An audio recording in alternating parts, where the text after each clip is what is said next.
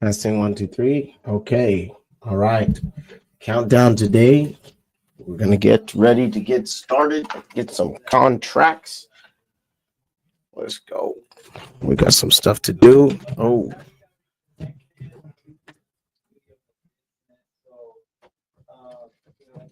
all right.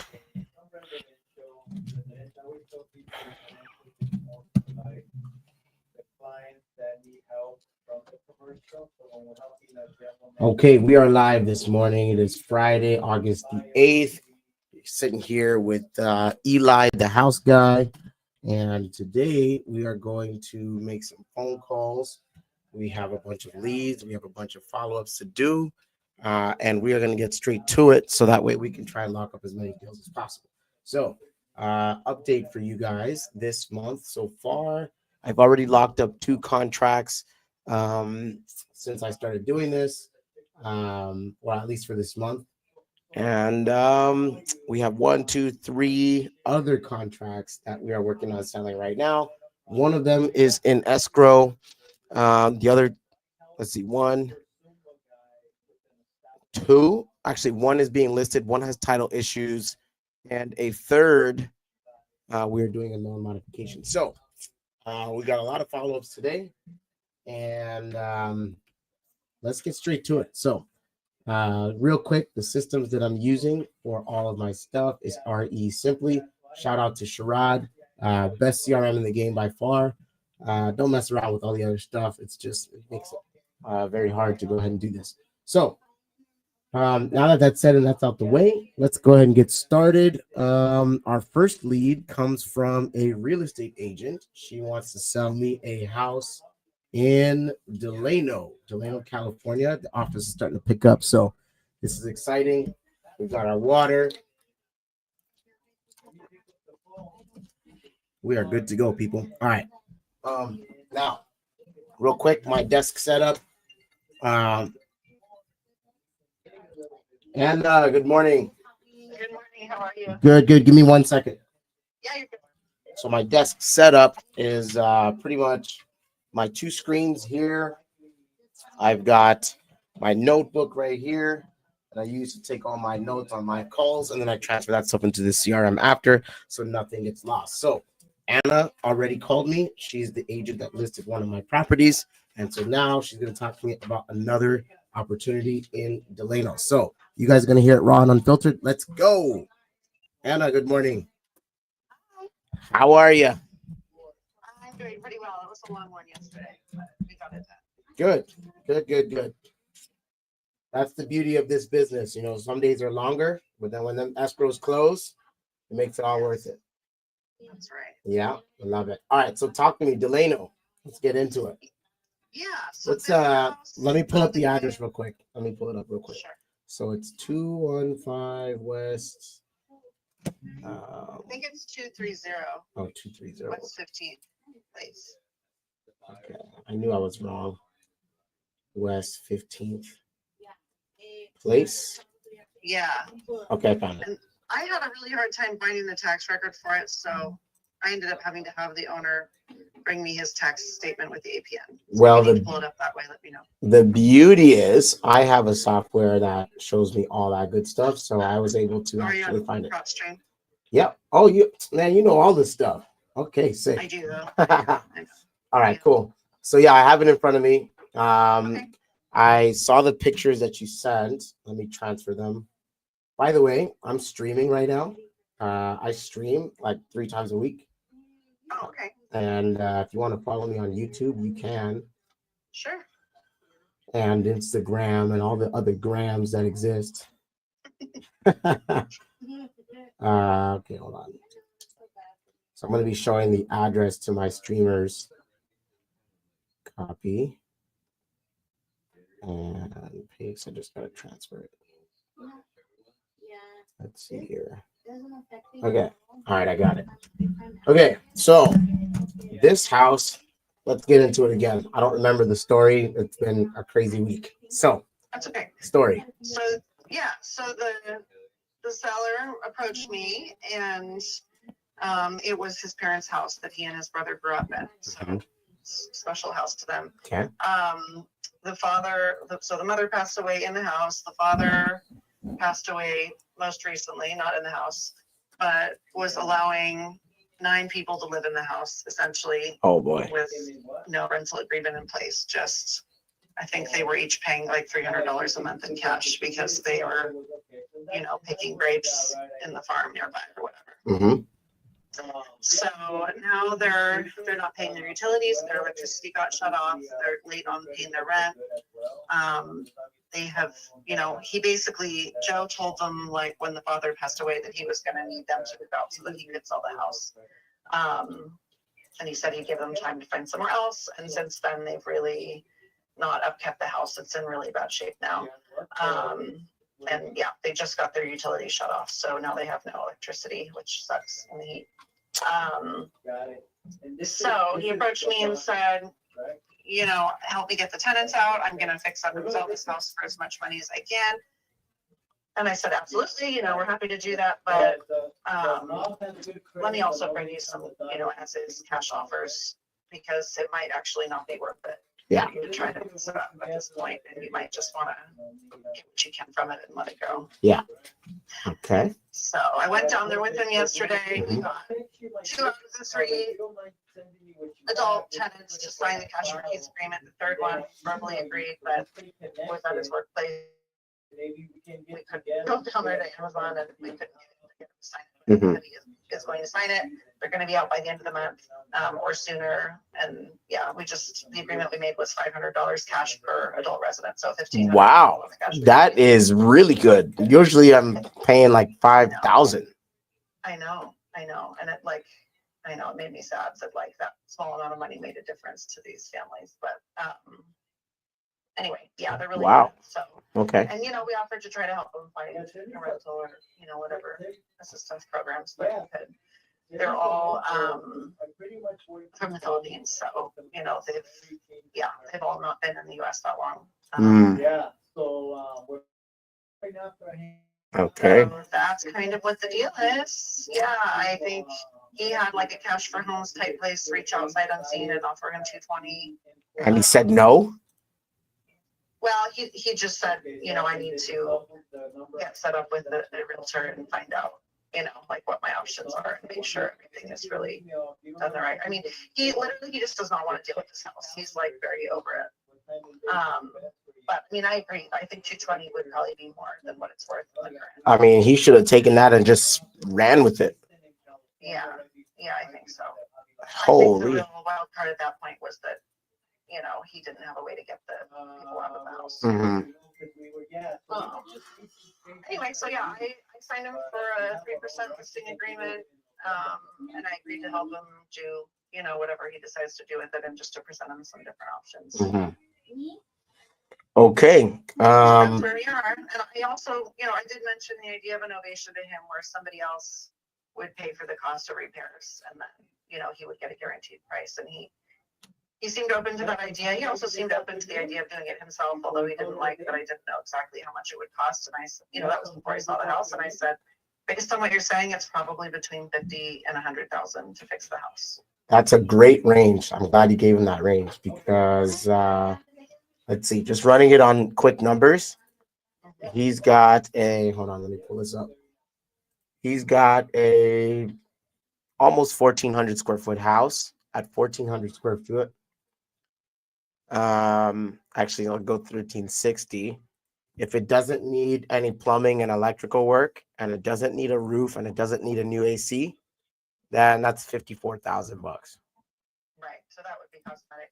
But I think it does probably need some of that bigger stuff. And then, as you can see, there's places in the ceiling that are falling in, and so I'm not sure what the cause is of that. So my thought is the ceiling. That's just popcorn ceiling. Where it's like just peeling off, but there is one picture I'm looking at that looks like the roof is sagging a little bit where the ceiling fan is. It's not straight. Oh, let me look. See if I can find that. That's going to be picture number, like 2 pictures after the bike. After actually the one with the lady in it. Yeah, I see it. Yeah, that looks like it. That's a broken fan or a slopey ceiling. It looks slopey to me. If you look at the paint line where it changes color, you could see that line's not straight. So that to me looks slopey. So I'm concerned. And then, Go ahead. can you see that kind of like metal screen door right there? Yep. What is that? So this is where they converted the garage. So they made this into basically another bedroom. Illegally, right? Of course. I think so. Of yeah. course. And so it's really unsafe. They've got this screen door in here, like strapped down with zip ties so it can't open. Mm-hmm. And then the only entrance and exit is through the side exterior door to the garage. Now, okay, yeah, this is the house. So that car was originally a 2-car garage. Now that wall that they did, that garage that they converted, is it? Yeah, like, wow. We were not able to see inside. That person was not home and the exterior door was locked. So was that part of, oh no, that would have been the garage because everything else is built that way. Interesting. Yeah, it's an attached garage. It's kind of an L shape. Mm-hmm. And then they just converted it, removed the doors, and added a window. Yeah, I think so. Okay. Which is pretty typical. Again, there's 9 people living in it, so they created tried to take space where they could take space. And the worst thing is that there's probably more than 10 cats and kittens throughout the house, and it just smells awful. Oh boy. Okay. Yeah, that's not a $50,000 rehab. That's probably more like 60, 65. Yeah. All right. So running those numbers. It might be 100 because I just don't know. No, it's not that much. 100 is like, You don't think no, it's not that much. But 100 would be like to take out all the floors and all the walls and like. No. 100 would be like your typical cosmetic stuff. And you got to do a roof, you got to do HVAC, you got to do electrical and plumbing, you got to do foundation work, and then like you're putting high-end products in that house. So you don't have to, you don't have to go that much. So what do you think it sells for fixed up? I think 385. I mean, that's what I told him. 385. Let's see. And I do have a CMA in there. I did notice your CMA, so I'm going to look at it in a moment.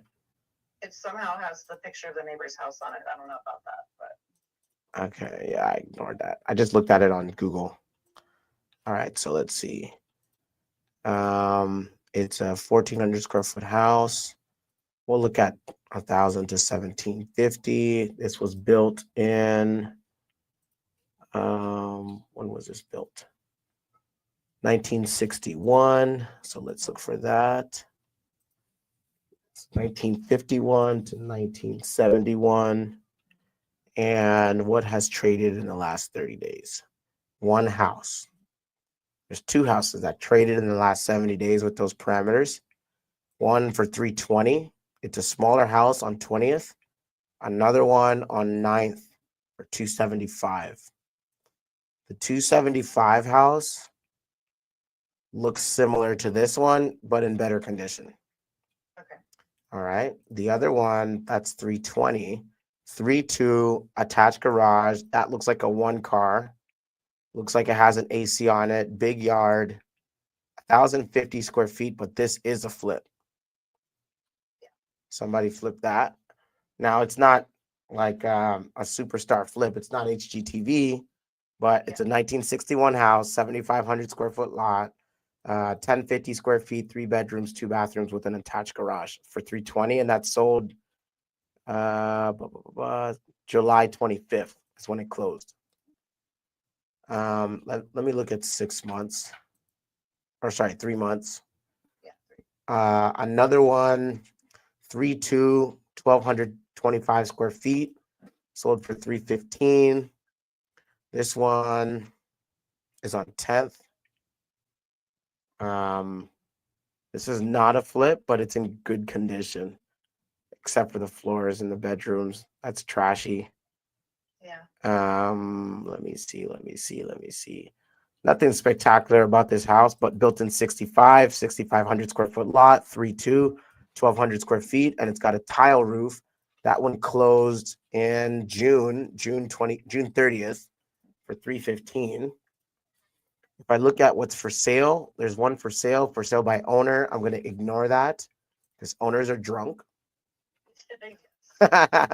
And then here's a pending one at 300. That one, 32, 11, 16 square feet. This looks like a flip. It is a flip. Yeah, it is. Clean condition for 300. And it's pending after 81 days. That's a long time. That is long. Let me see if they have any price cuts. Oh, they do. So what they did is they bought it for 188. They flipped it and tried to sell it for 297. Then they increased the price to 315. It went pending at 315. They then lowered it back to 305, and then they took it off the market. Then they just put it back on the market, and it's now pending at 299.5. Wow. So I'm thinking that ARV is probably 3 to 315, somewhere in there. I'd call it 305. I think that's low because you need to, in my opinion, you would take the price per square foot and apply it to the larger square footage. I wouldn't do that because the neighborhood commands a certain amount. I see. And so if your price per square foot for a particular house is higher than the neighborhood, you're going to have a really hard time trying to get that price per square foot for that neighborhood, especially in one of these small towns. People are just going to be like, well, this one just a block away sold for 315. Why am I going to pay you 385? Like, sit on the market for all I care. Or they'll come in with a low ball. All right. Yeah. I do it the way the appraiser will, but I get what you're saying. Yeah. No. So the appraisers, they're not wrong. My only thing is it's only worth what someone's willing to pay. So if you end up becoming higher than the neighborhood, it's like, and then there's two other flips. Remember, there's a 300 flip, and then there's the what did I say? Was it 320? Yeah, it's 320 and 300. Those are the two flips for the area. So off that, if I'm calling the ARV 310, let's go back to this 310, and we got 1360 square foot. I could pay anywhere from 130 to 160 for it. Yikes. Yeah. Okay. Yeah. I don't think he'll go for that. There's 80,000 owed on it. So. I mean, that'll put 50 grand in his pocket. I'll cover everything else. Is he not gonna want 50 grand? I mean, he didn't. He's not fixing it. He's not paying closing costs. The only thing he's paying is commissions. I'll increase the price for his commission so that way he nets 130. So what you got? You said 3% listing? Yeah. Okay, so that's 134. I'd give you a relist on the back end so that way you could double end it. But then for him, like the closing costs and all the stuff, I'll cover all that. So he doesn't, so he can net, 50 grand. Okay. I mean, look, I'll pitch it to him. Like here's my thing. He's got tenants in there. The cash for keys is halfway done. Okay, I'll give him some grace on that. I'm not trying to beat him up there, but the house is in really bad condition. Did you say it was red tagged? No. Okay. But the utilities are shut off. So if the utilities are shut off and anyone notifies the county or PG&E, that's going to get red tagged. If that happens, I take that risk, not him. I got it. You know what I mean? So I mean, it's got to be worth my while. I don't think I'll sell it for more than 310. Honestly, I don't. Okay. I don't. Yeah. I just don't see it. Let me see. Let me go back to what's for sale right now. So there's the $400,000 for sale by owner. There's 295 to the west, like kind of out in the boonies. And then there's 365, 1,400 square feet. That's for sale with a $5,000 price cut on it already. And it was built in 92. So it's 30 years newer, hasn't sold, and it's been on and off the market with a price cut at 365. So I don't think that 385 is going to happen at all. Okay. So yeah, I'd be at 130 and we can close it in 10 days. Or if he wants to kind of clean things up himself, I don't know what he's going to do. That's going to be worth 10 grand. I can come up 10 grand 140, and then plus your commission, so 145. And then I'll cover everything else. Okay. Yeah, I'll tell him. I mean, I would tell him that's with delivered bacon where we complete the cash. No, we could do it with the tenants in place. So like this is an exit right now. I see. Right now. Like there's nothing for him to do. This is like the stress-free, easy button offer. That's what this is. Okay, sounds good. I will give him a call. Thank you. Should I put this in writing? I can. Okay. I can text me your email. I'll send you like an offer template so you know what to put on the car form, and then send it back, and then we'll go from there. Thank Cool. you. No problem. Thank you. Mhm. All right, bye. Okay, first offer of the day. First one of the day. Juan is over here trolling me, guys. He is trolling.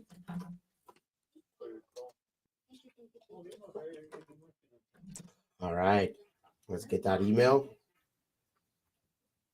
If I was any better, brother, that would be you, man. You're doing 3 plates on each side. Really? I didn't pick that up. We'll make sure they block you next time. I hope so. Thanks, buddy. I'm not your buddy. Oh, You know, you're more than my buddy. acquaintance. I'm telling you, these guys. Dude.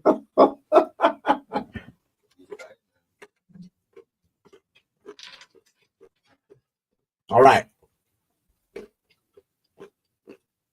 go back to this listing.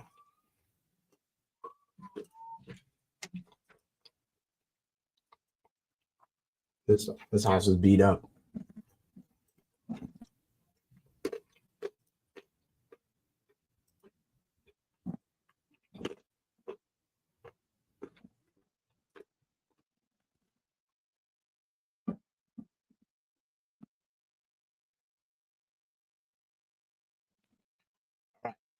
So as soon as this girl sends me an email, I'm going to send her an offer right now.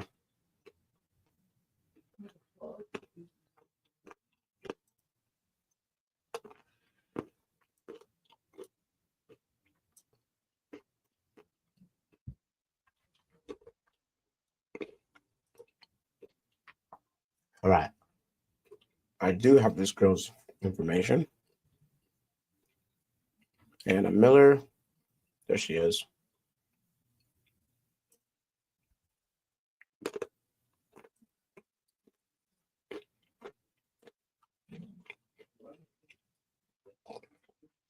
Just so you guys know, it's a really bad idea to eat while you're on the phone. Terrible idea. That's why I'm doing it now. Because once I get on a phone call, everything you record in this microphone is going to come through. So you don't want your sellers to think that you're a cow. It's no good. No good. Okay, first offer. Let's go document. So I'm going to show you guys this. I have a template that's already set up to send out offers to agents. I recommend you get one so you can write your LOIs very, very quickly and simply.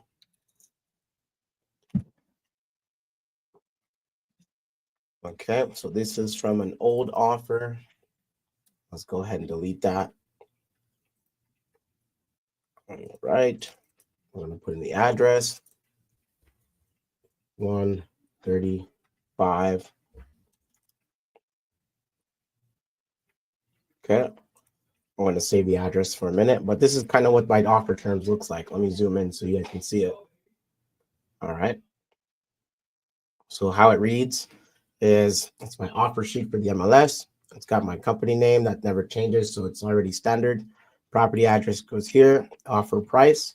Financing is always cash and or hard money, and I send a proof of funds attached. Sometimes I use a bank statement. Okay. If you guys don't have bank statements, you can get a proof of funds. Reach out to me for that. I can hook you up so that way you have that. Okay. Continuing on. Condition is as is. I want the title to be free and clear. So I want to be able to get title insurance. My inspection is only 5 days. So that's the time that if I wholesale this, I know I have a buyer if I get my offer accepted. My purchase price, my earnest money deposit is always 1%, and it's non-refundable after offer acceptance. All right. My EMD deadline is once I do my inspection, I have 24 hours to post the earnest money. The closing is always 10 days. The buyer side commission is waived, so that the seller doesn't have to pay that. And then the closing company is to be decided. Okay. Now, additional terms, all closing costs to be paid by the buyer, including agent commissions. So if I decide to pay my agent, that's my cost. The contract may be assigned for tax purposes because we purchase in multiple corps. This is true. Don't lie to people about this. Seller to deliver free and clear title. Property can be delivered or with tenants, and sellers may leave unwanted items for disposal. And then we're going to have the agent, if they want to represent our offer, they can go ahead and do so. So this is what it looks like. We're just going to send this out. That's my bank statement right there. And this is pretty much ready to go. So I'm going to put the address in here.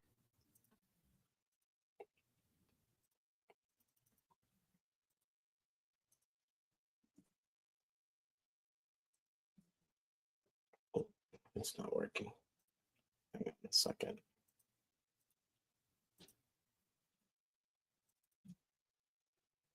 That's not going to work. Hey, you can order a box with just the green one. Oh, really? Yeah. What the? Oh, that's why. All right. Hey, Kelly, you have anybody for a buyer for 216?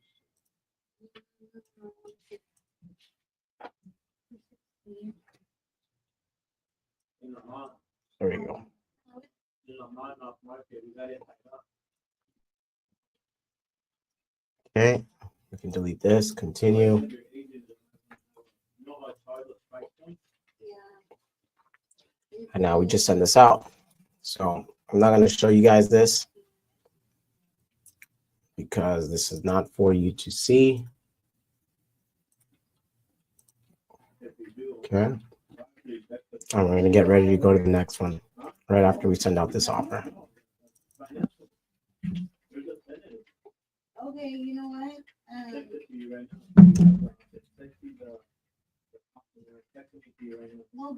Because I have some clients, it's off market. Yeah. I have some clients that really want to buy an investment property and they have to go lower. So, I think that they might like this. I send you, the name of the street, Bonita. Okay. You tell me how Bonita, Texas, or Western. Tell them it's off market. That's a send it already. Tell them to drive by. I expect you to Western. Sorry, guys. I had the template. I had to fix that up. There we go. There we go. All right. Now we can send the offer. Continue. Now that that offer has been sent out, we are good to go. All right, we're going to go to the next lead.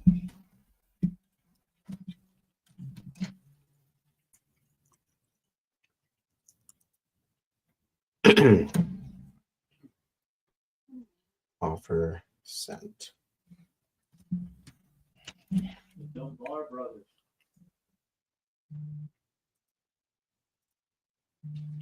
Juan, do you have Amazon on your phone? All right, cool. We're all done here. Let's go to the next lead. Ontario. All right, our next lead comes from another agent.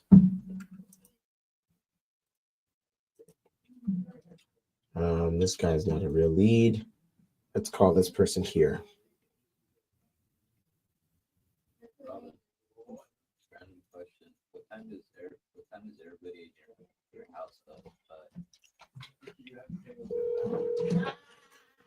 Good morning. Is Sylvia there?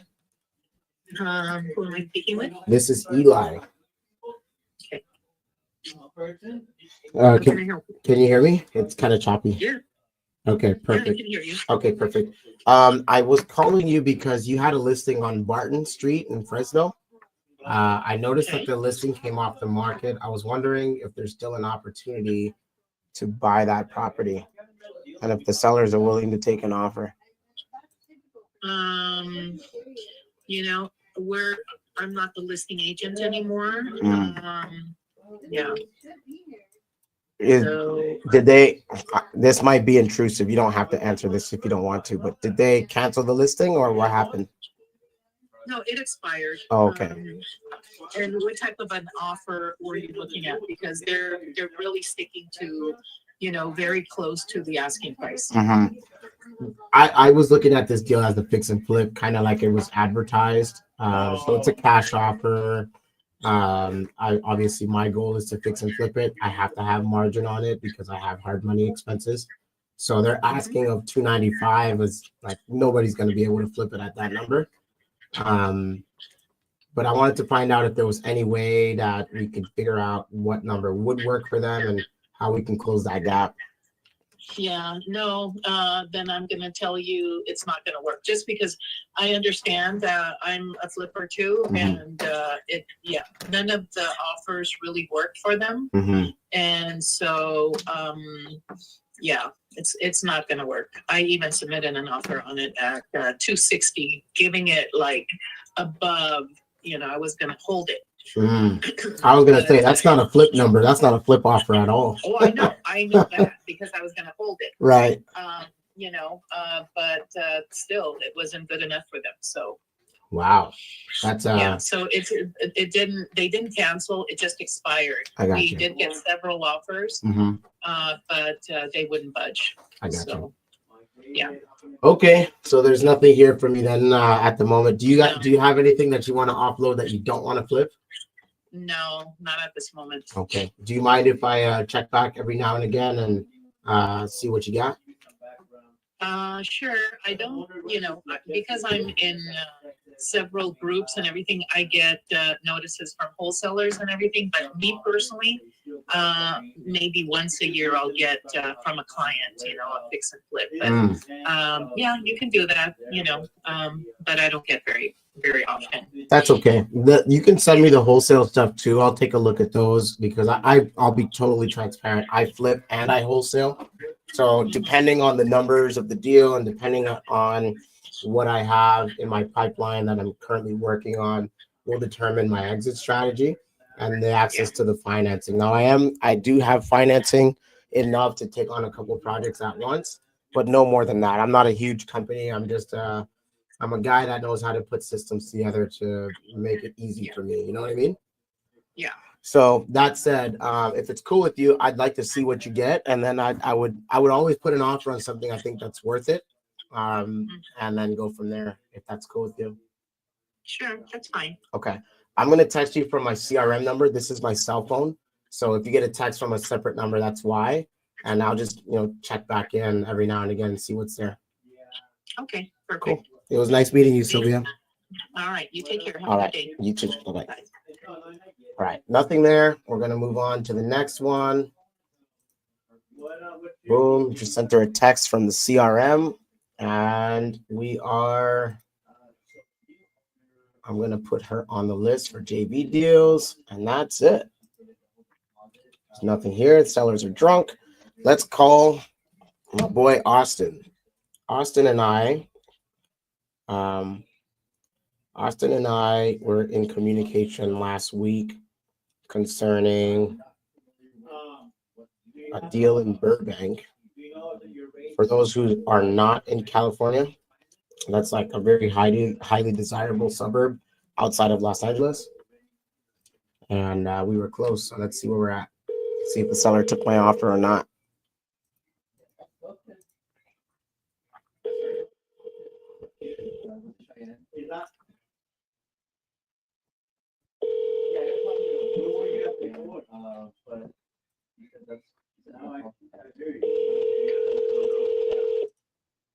the address where were you at before? Oh, so it's just whatever the lease is.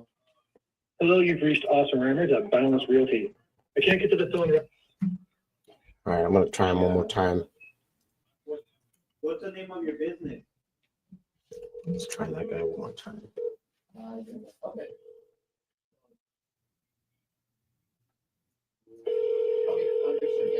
I'll pick it up actually. I appreciate it. Oil, iron. What? Okay.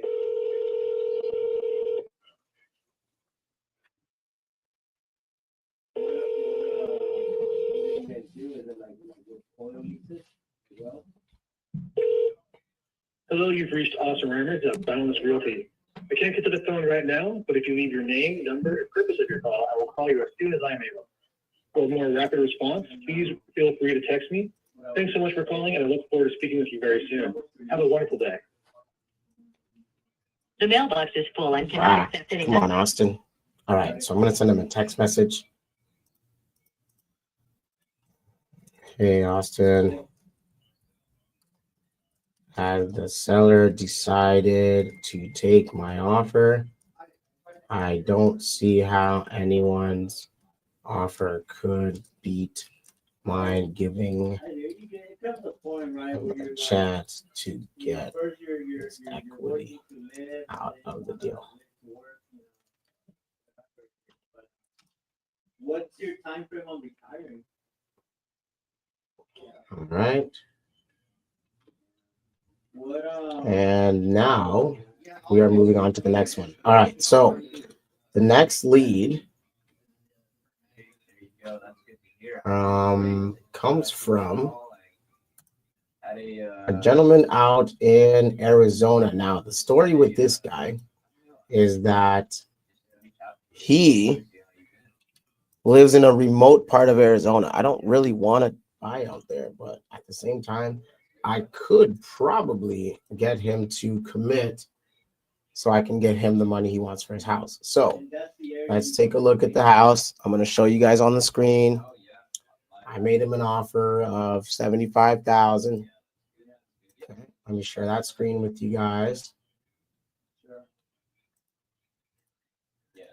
All right, that's the house. So let's go ahead and give this guy a call.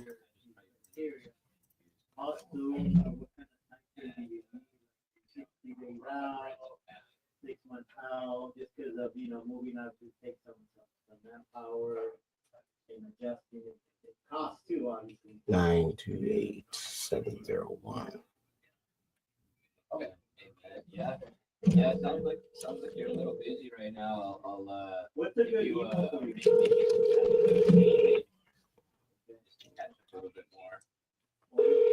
So usually my first couple of hours in the day, I am prospecting. That's every day. I try to be as consistent with that as possible because of the fact that if you don't stay consistent with that, then what ends up happening is you don't really get any traction.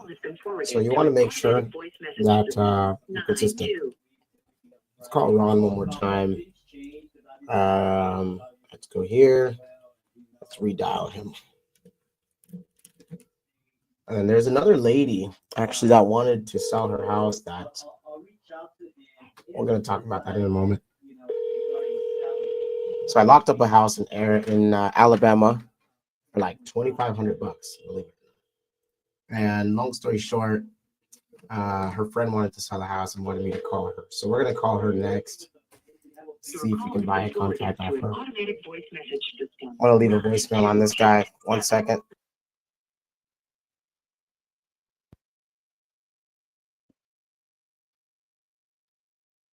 Finished recording. You may hang up or press 1. I'm going to restart the drip campaign on this too.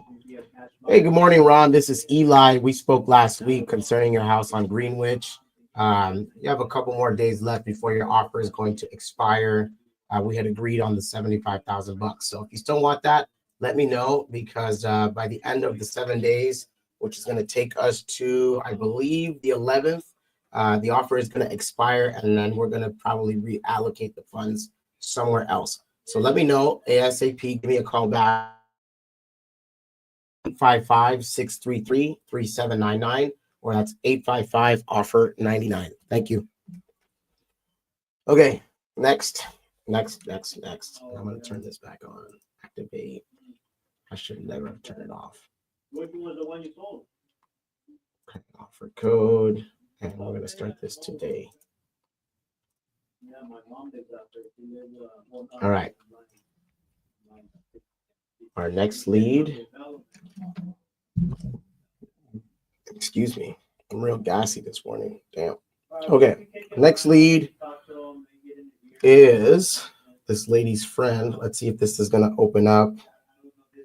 It's not opening for me. It is not opening. All right. So we're going to have to do this another way.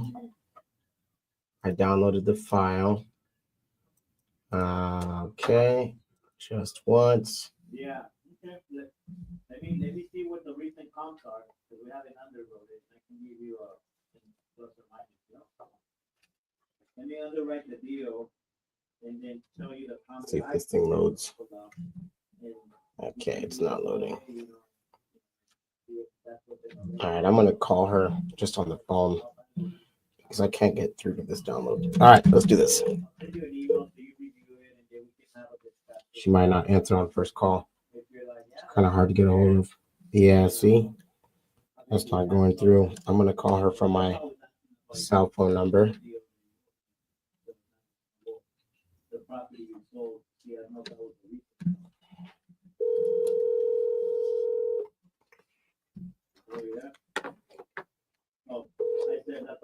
Hi, Eli. Good morning. How are you?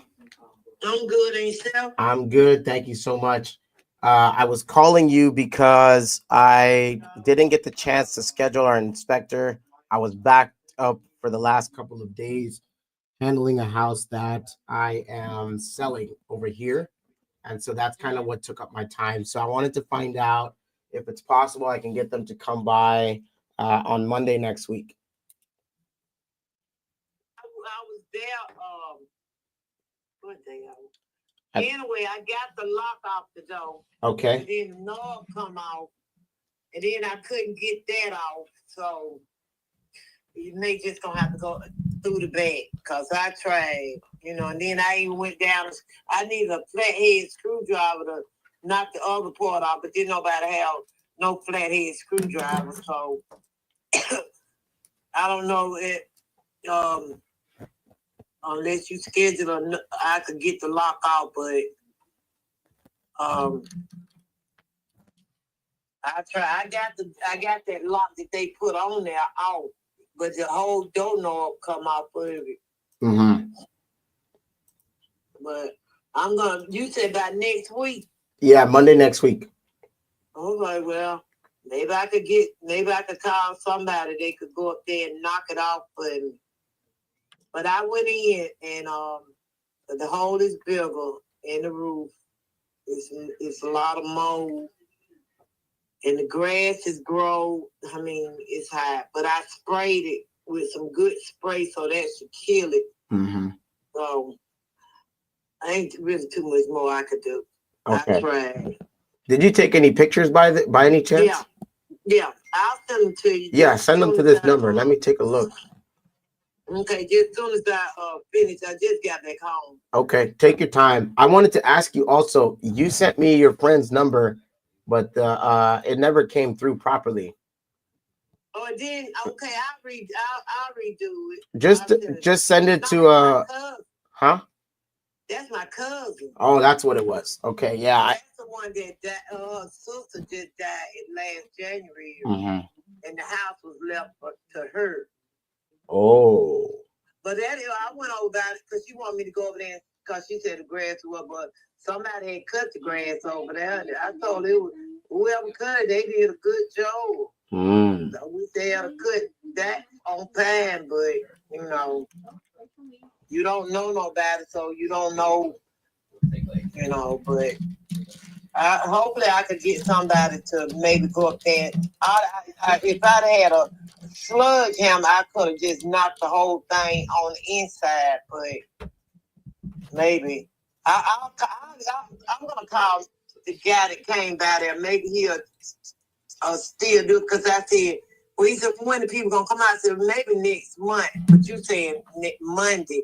So maybe he'll go up there and because he the one that cleaned out the house mostly. Okay. Yeah. Well, whatever is easier for you, just stay in communication with me. I will. But then if you can text me your cousin's number and her name, it didn't come through properly.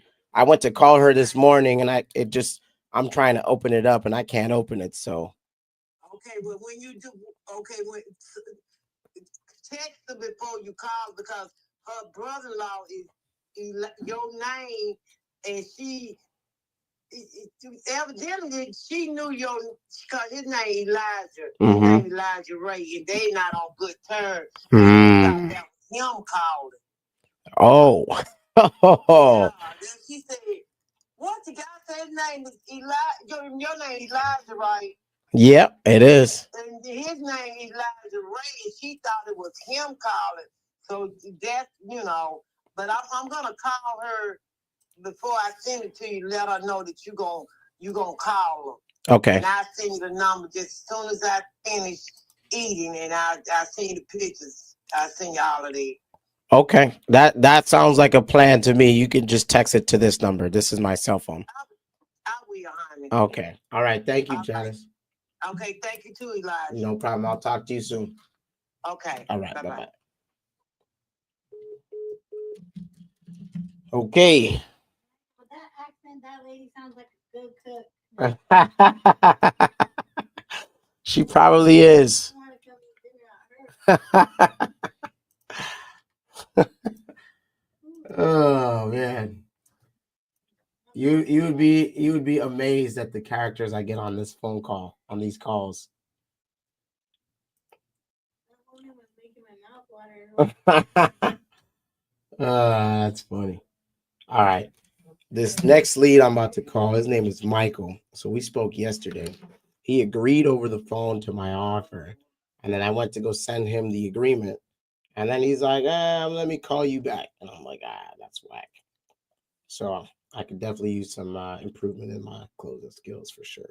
But let's go ahead and get him on the line. Let's see. Let us get him on the line.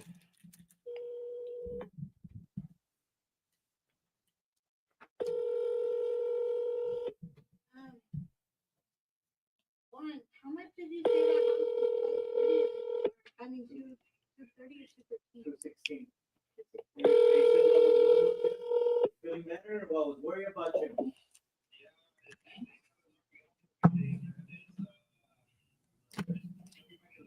Hello?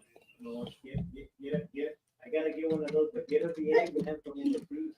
Yeah, he picked up. This dude definitely picked up. Let's see here. We're in the same business. Ultimately, right? Some of the night work. Most people are calling you or texting you. Okay. What's going on? So he just texted me back. He said he's at work. He would call me when he gets a chance. Most of them are like, where are we at? What's enough? What do we got? So all that stuff can be leveraged. Yeah, you know what I mean? Like, yeah, do they cost cheap? I gotta get one myself because most of the real world conversations are very limited. Those true like conversations that we need to have, right? So most of Okay. all right, what's the update on So I'm gonna call him back later this afternoon. I basically told him that my team is kind of waiting on a response from him. There is nothing that I can say, and I'm just kind of playing the middleman on this deal here. So, anyways, all right, let's go to the next lead. Next lead comes out of Palmdale, California. For those of you that listen to rap music, if you guys know that song Code 45, this is the Palmdale they're talking about in Code 45. I haven't heard that song in years. But anyways, that is it. We're going to call this lady Jacqueline. Actually, she texted me. She said that she's going to get back with me on this on next Tuesday. So I'm going to schedule an appointment to call her on Tuesday right now because I will forget. One thing about me, guys, is if you do not if you schedule something with me and you don't make it to my calendar, I promise you that the appointment is not happening. The meeting, the conversation, phone call, whatever, it's not happening. So I rely on my calendar. If we ever talk and we're planning something, if you ain't on my calendar, it ain't happening. Now, this lady, I'll give you some context. She wanted me to buy her house about a year ago. And she ended up saying that, oh, yeah, I got somebody else. I was like, all right, cool, whatever. So I leave. And when I leave, what ends up happening is she doesn't sell the house. And so where it's at now is that, code 45 and 2 zigzags. I don't listen to that kind of music no more, nor do I smoke or drink. But not long story short, this lady, she said that she had another house that she wanted to sell, or a house she wanted to sell. She didn't sell it. The buyer didn't buy it, and I've just been following up with her, and that's kind of where we left it at. So you got to follow up with your leads, people. Got to. Okay, our next lead comes from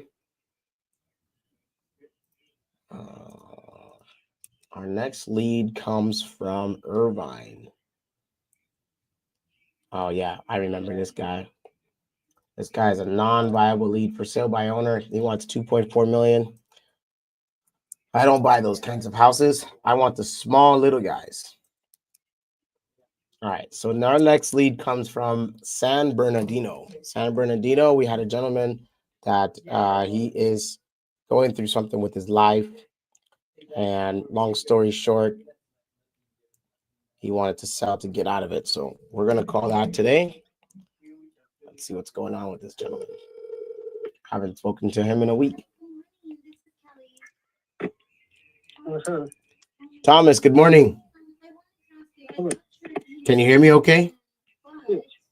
Okay, great. This is Eli. We spoke last week. You told me that you were tied up. I called about your house on Modesto. Mm-hmm. You filled out a form on my website wanting to sell it. Mm. Do you still want to sell it? Yeah, it's for sale. I don't recall putting it on the website though. So. Okay. How much are you looking to get for it? I'm asking 500. You're asking 500? Yeah. Okay. Tell me a little bit about what you got going on with it. It's got the built-in pool, in-ground pool. It's got a brand new roof, brand new carpet throughout the house. It's a 3-bedroom, 2-bath with the garage converted into a larger bedroom, so 4-bedroom, 2-bath. Okay. That garage conversion that you did you do it with permits? Yeah, we done back in like the 80s, 89, I think. Yeah, it's permitted. Okay, perfect. All right, so that is permitted. That's great. Tell me about it sounds like a nice house. Why sell it? Got you. It's an extra house. Wait, that wasn't clear. Can you come again? You have to sell it. It's an extra house. It's an extra house. Yeah. Got it. Have you thought about maybe just renting it and making money off it? Oh yeah, I thought about it. You don't want to do that?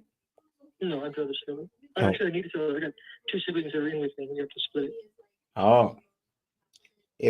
I hope the siblings are not like fighting with you about it. That wouldn't be cool. Trying to. One of them is. Yeah, I can see how that. I'm the executor. I'm the trustee. So. Okay. Oh, so you're the one that's responsible for all the decisions on it, and no one's going to give you any headache about it. Absolutely. Okay. All right. Let's take a look here. Now you obviously have options when it comes to selling the house. You could put it on the market with a real estate agent. Have you considered? Go ahead. I'm actually at work right now. If you want to take a look at it and then maybe throw me an offer or something, that'd be cool. Typically, I make offers right over the phone. Is now a bad time? I mean, if you want to throw an offer, that's cool. But if you want to, I don't have time to talk about it right now. I'll get to it later.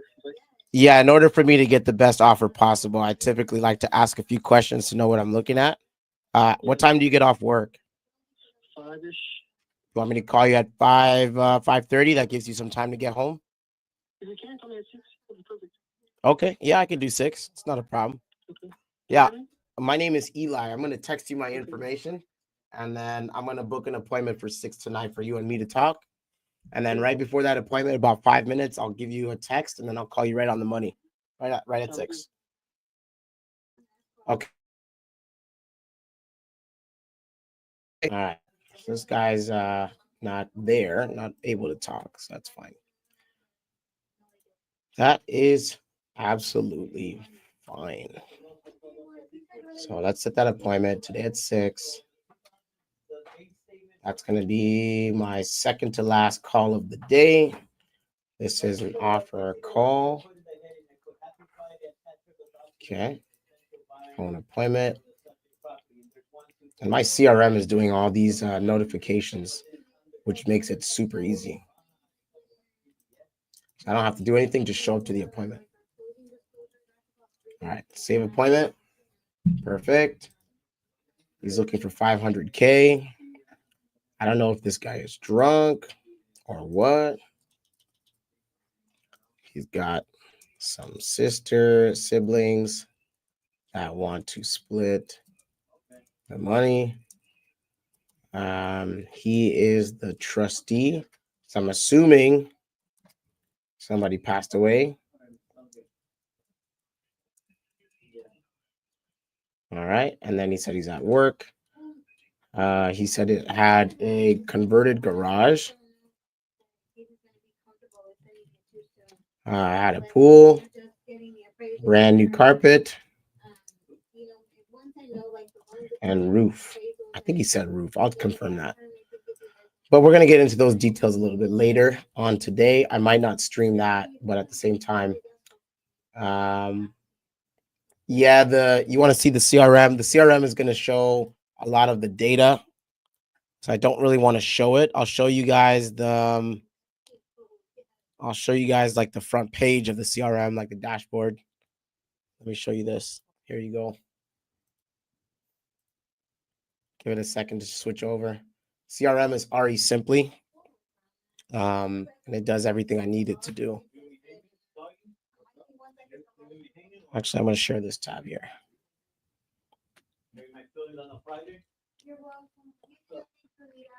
Give it a second. RE Simply. RE Simply is the name of the CRM.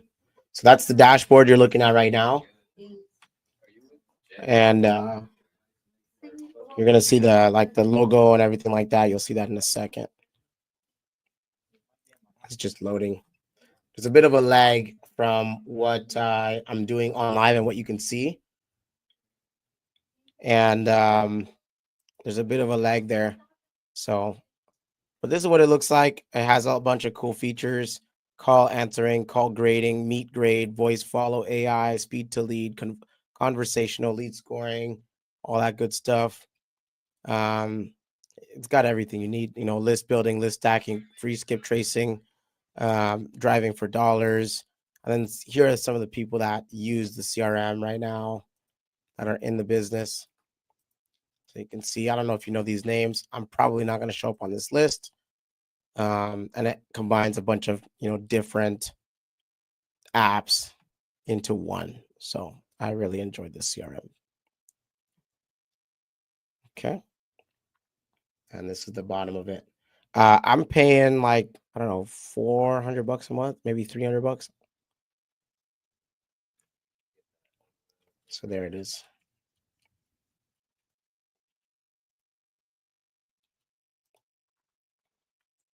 I would not be able to operate my business without this, honestly. It's too robust of a system that if you're not using it, then you're definitely missing out for sure.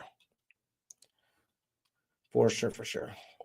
All right, let's get to the next lead. Next lead comes from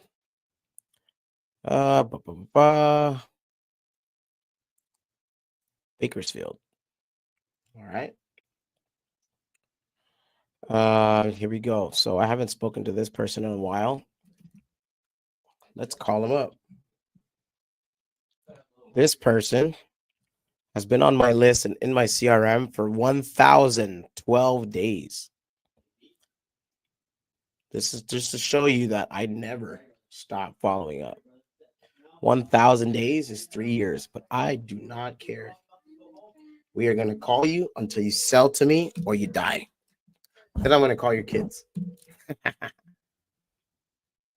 up, baby? Say what up to the stream. This is my boy Mikey Melendez. Am I on there? Yeah. What are you gonna come back? Oh, there. Right there. So this is IG and this is YouTube.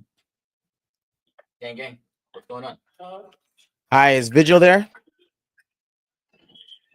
Hello? Hello, can you hear me? Mm-hmm. Is Vigil there or Viviana there? Who is this?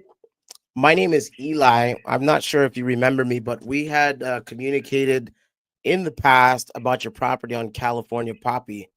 I wanted to know if you're still interested in selling it. No, please don't call. What changed from the last time we spoke till now?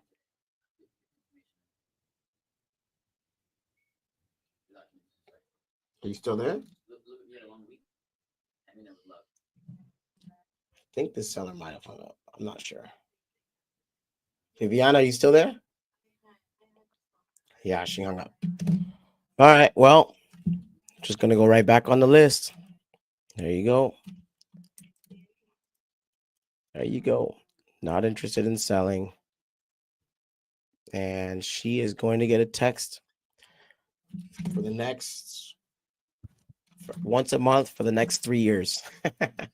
So this is part of the game. This is just part of the game. You just got to always follow up. All right, next lead comes from, let's go back and answer some of these text messages here. Okay, nope. He doesn't have anything. Cool. I'll call back. Jacqueline. Oh, this is the one for Canalita?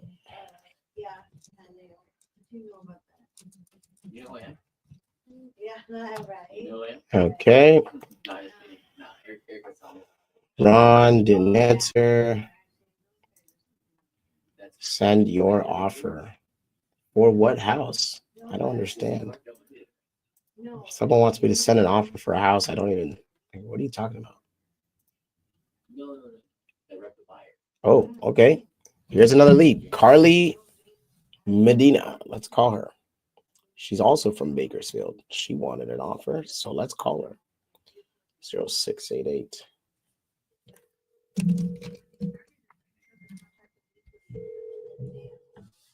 Your call has been forwarded to voicemail. The person you're trying to reach is not available.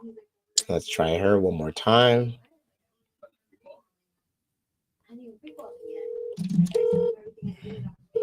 Your call has been forwarded to voicemail. The person you're trying to reach is not available. All right, so she's not responding. I'm gonna send her a text message.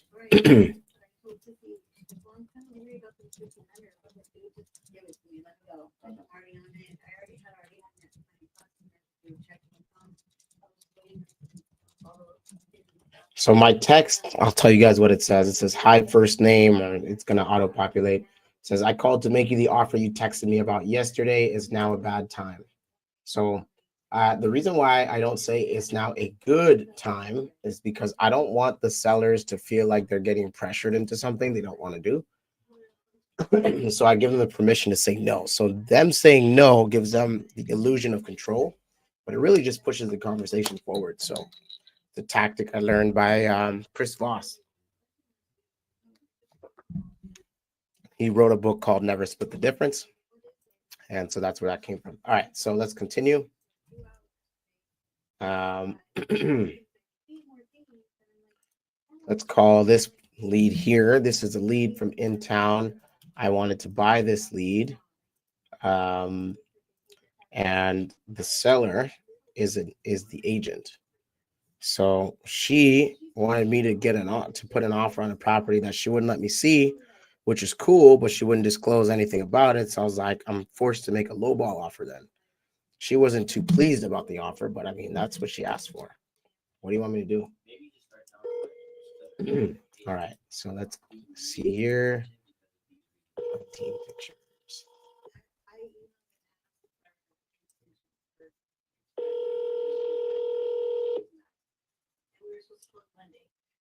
Your call has been forwarded to voicemail. Man, I can't stand it. Agents, you guys are in the business of selling houses. Answer the phone. Craziness. DP Maura can't take your call now. Oh my God. I don't understand what's wrong with these agents. Pick up the phone. Nobody knows more.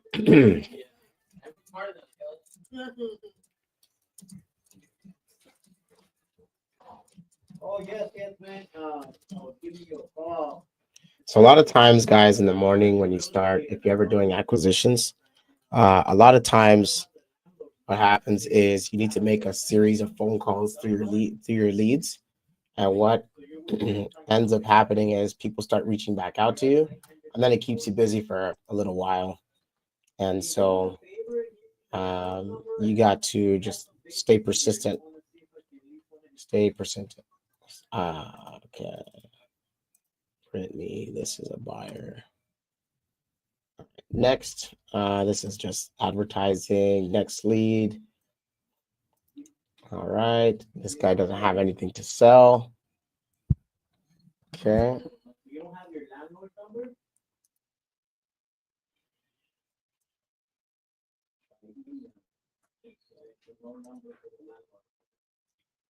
You think you can text me if you drive up? Are you at your business? Oh, no worries, man. I don't want to do a job. Okay, no worries, man. Appreciate it.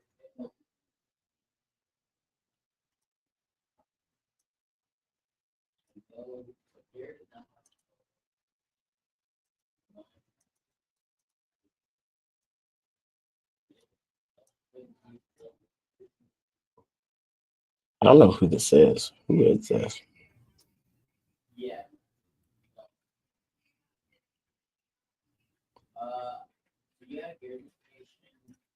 So let me tell you guys a quick story. There's a deal that I did, and this deal that I did ultimately cost me a lot of money. I lost money on the deal. Long story short, an agent for the seller was saying to me,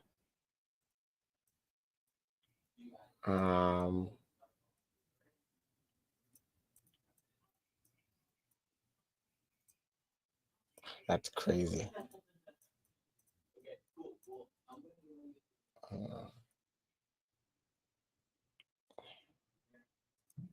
Okay, hang on.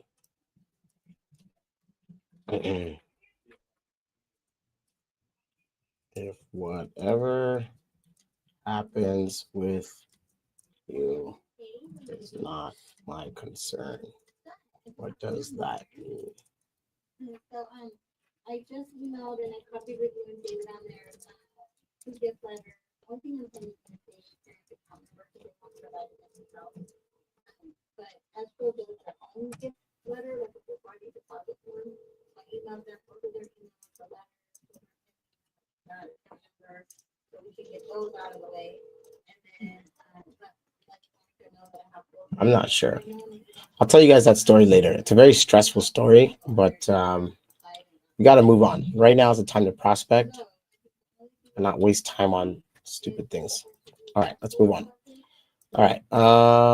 Here's a lady who wanted to sell her house. She's been on the market for a long, long time. I think it's like 300 plus days. She hasn't been able to sell. She's here in Bakersfield, where I'm at. And I want to buy this house so I can flip it. She's been on the market 553 days. All right. If she's not motivated to sell by this point, and I don't know what this listing is up for. I don't see the point. What is the point of putting a house up for sale and then not at least talking to someone who wants to buy it? It just makes no. Okay.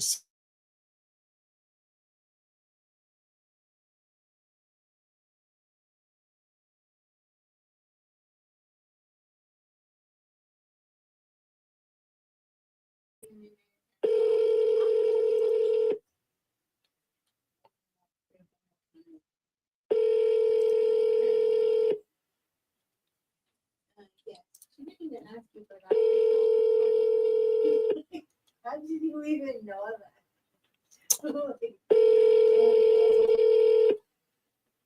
Your call has been forwarded to voicemail. The person you're trying to reach is not available. At the I think tone, my live video on Instagram ended. I'm gonna restart it. Oh, she did? Oh, okay. I was like, Okay, let's try her one more time. oh, okay. I was like, you're not my job, just take it. All right, I am ready. Let's go pay the payment.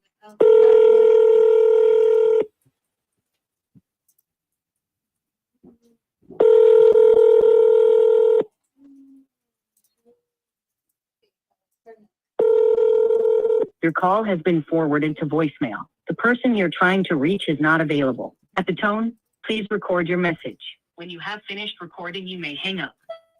Hey, Nancy, this is Eli. I was calling about your house on Stacy. You had responded to me in a text just yesterday. And so I am just calling you back so that way we have the ability to figure out what is going to be a feasible price for your house. Give me a call. My number is 661-727-5335. Again, that's 661-727-5335. Thank you. All right, moving on. Moving on to the next lead. T Pizzo, I'm going through my leads right now, looking for someone that's going to answer the phone. I get leads from agents and also from sellers. And so that is what we're looking to do right now. We're gonna get something to close today. I promise you. I promise you. You just got to keep searching. All right, next lead. We're gonna call David. I've been working on this contract for a minute. Let me see if this guy did what he had to do. So the seller here is in foreclosure, and long story short, I put him under contract already. That was this week. And what we're looking to do is get him to sign documents and scan them back to me. I got to just check in on that really quick. So let's give him a quick call. And your mom said she would, okay, yeah, this is going to be the they might, if they find letters in the back, that's fine.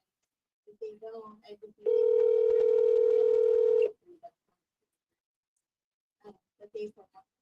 Yeah. Morning, David. Good morning. Just wanted to check in. Did you get the chance to go down to UPS, Office Max, or anything like that?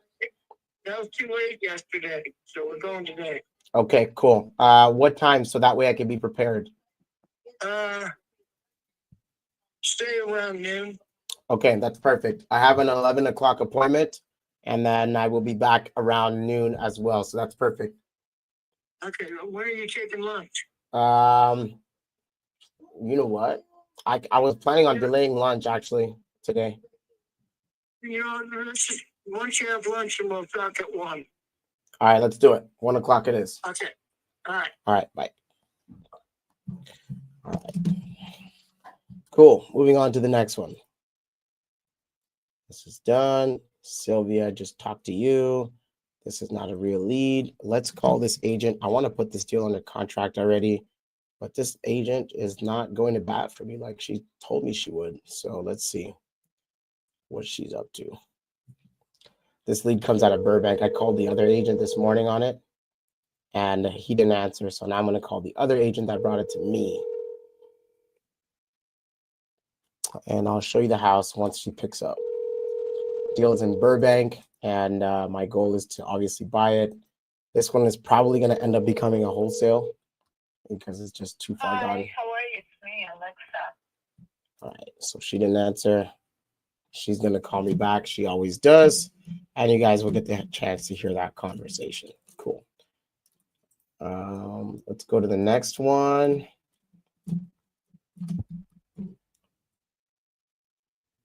All right, that's all set.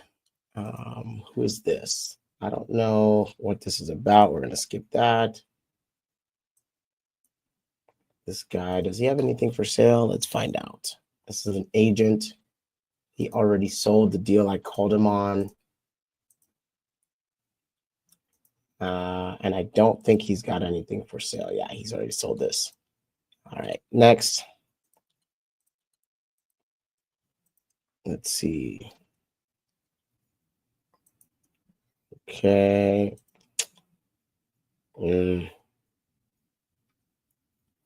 Signal Hill already sold. Okay, I'm going to take this guy off my list. We can try pass.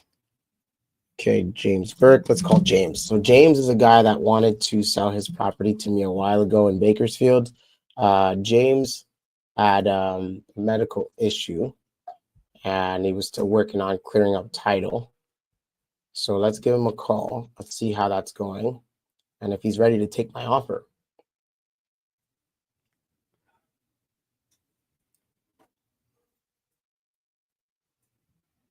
Let's do this.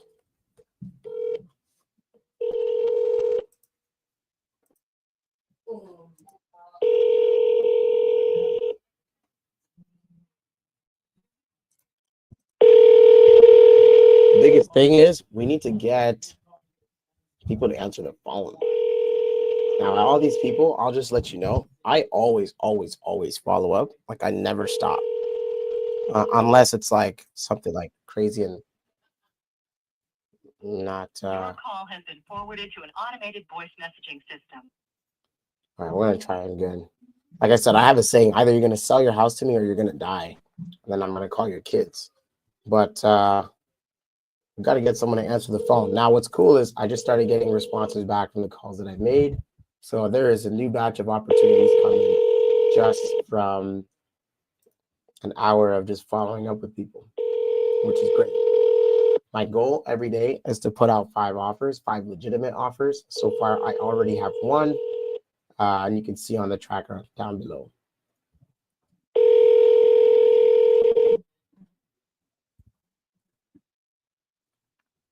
Your call has been forwarded to an automated. This guy's not answering. On to the next. Okay. Is that guy on a drip? Let me make sure. So every person I get off the phone with, I make sure they're on a drip sequence. If they are not, that's how you get your leads to fall through the cracks. So you don't want that to happen. All right, next lead is out of Indio. If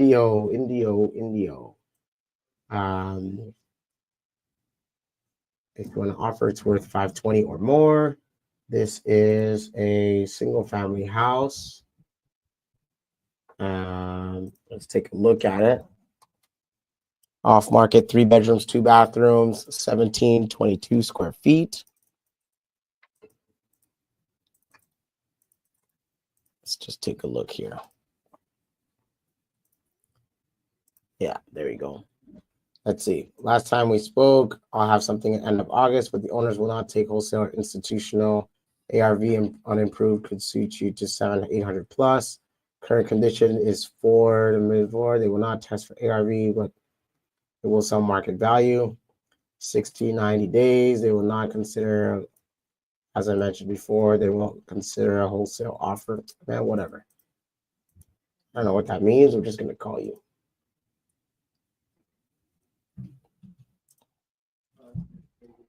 We're just going to call you.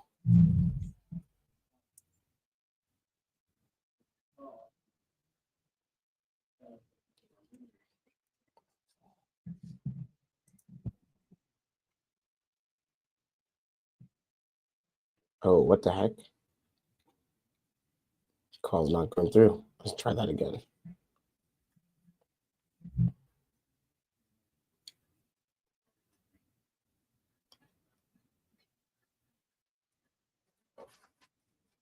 There we go.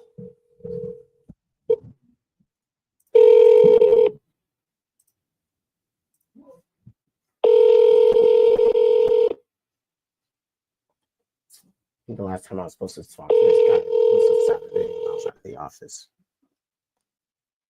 Yeah. There's Alexa.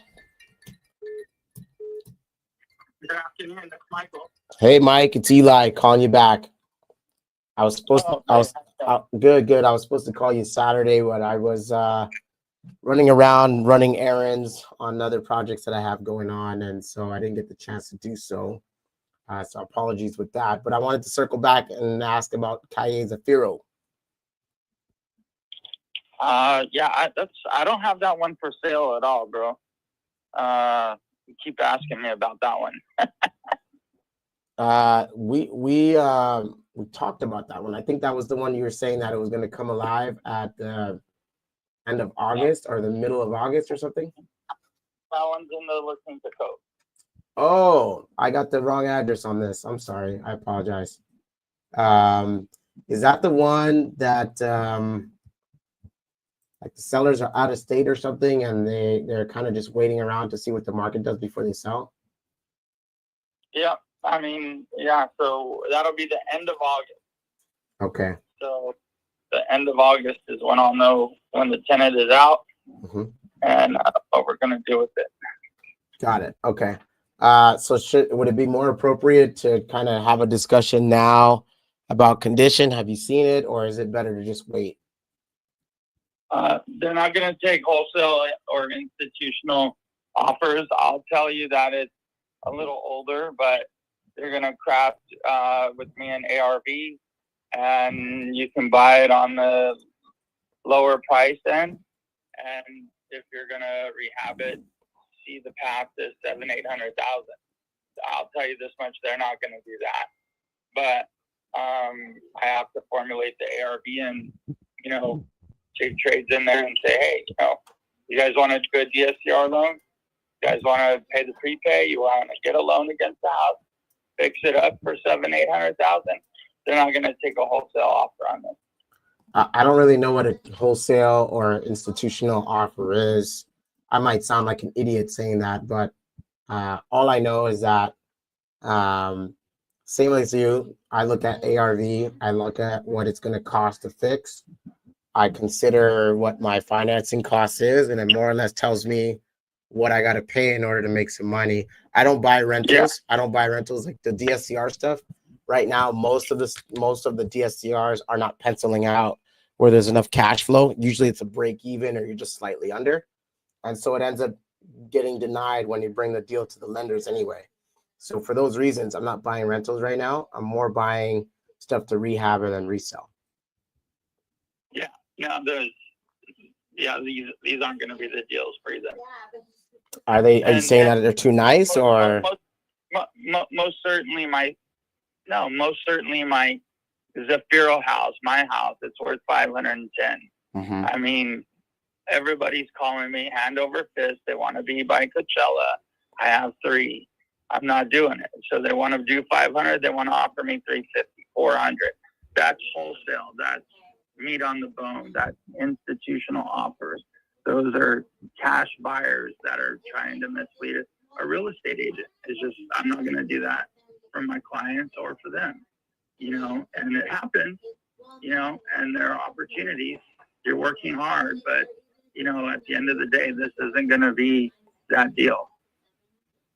Got it. How many fixer-upper deals do you get in a year's time? Is it between 0 and 5, or is it like 5 and 10? 5 and 10. Okay. I've been following up with you for quite a while now. As you know, I'm always looking for an opportunity.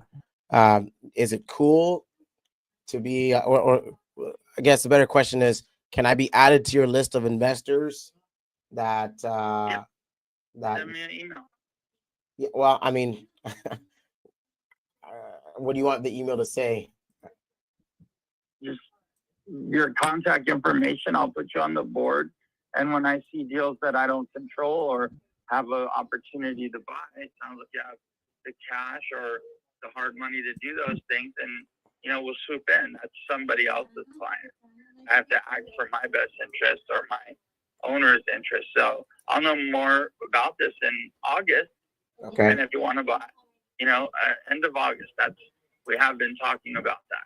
Yeah. And I have preached the same thing on Calle Zafiro.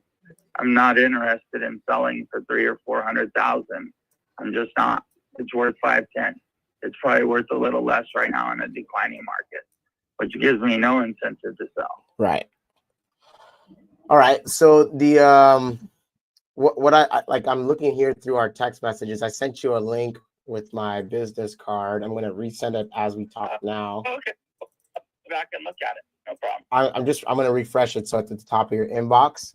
But I'm always looking for fixer uppers. Like, so whenever I hear like, hey, I got a house I want to sell, if it's a nice house that'll qualify for conventional, typically I'm not gonna even want to offer on that house because I'm competing with the homeowner. You get me?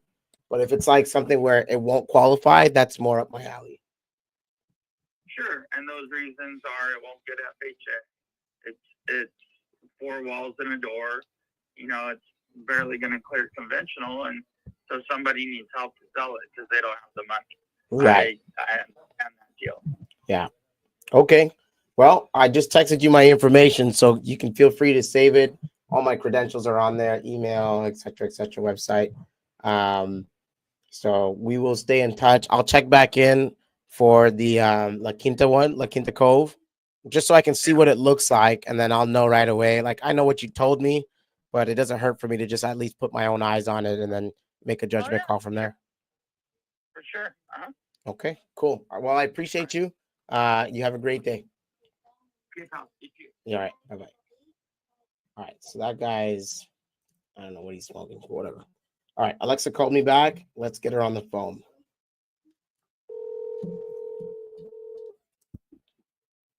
Cody. Hey, Cody, if you're still on here, let's talk about your deal, bro. Let's get that lady to sign a contract. I want that deal. I didn't tell anybody about it, but one thing that is for sure, the more I think about that deal, the more I like it. Because again, it's a great neighborhood. So there's definitely opportunity there. Hi, how are you? It's me, Alexa. Please leave your message. Come on, Alexa, call me back. Tag your it. LOL.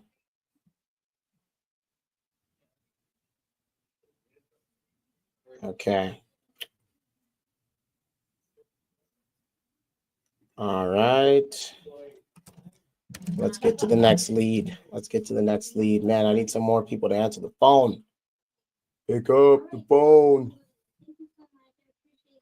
All right. Before I get to the next lead, I have to get that address right because the seller of this deal,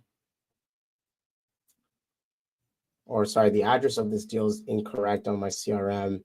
So he says I keep calling about the wrong one. I'm like, oh, damn. It didn't. We didn't hit it.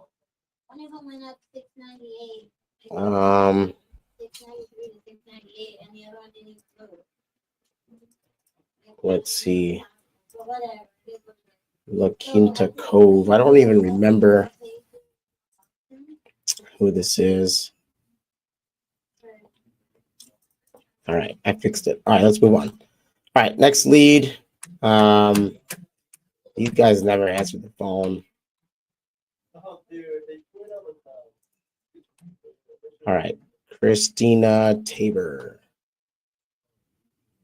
She's got nothing for sale. That's an agent. Next lead is Richard Stevens. Actually, there she is, Alexa.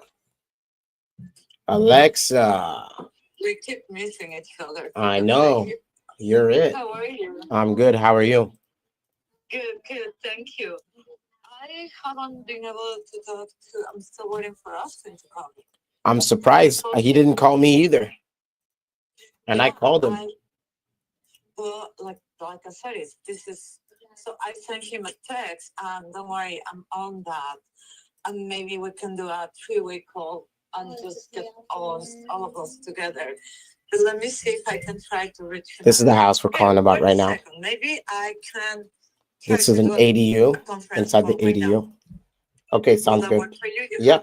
Yeah, I got time. Okay, so let me try to see if he can pick up. This is an ADU. 1 second, don't hang up. And this is not permitted. This is grandfathered. It's a huge bathroom, and that's what they're showing. This is not the real house.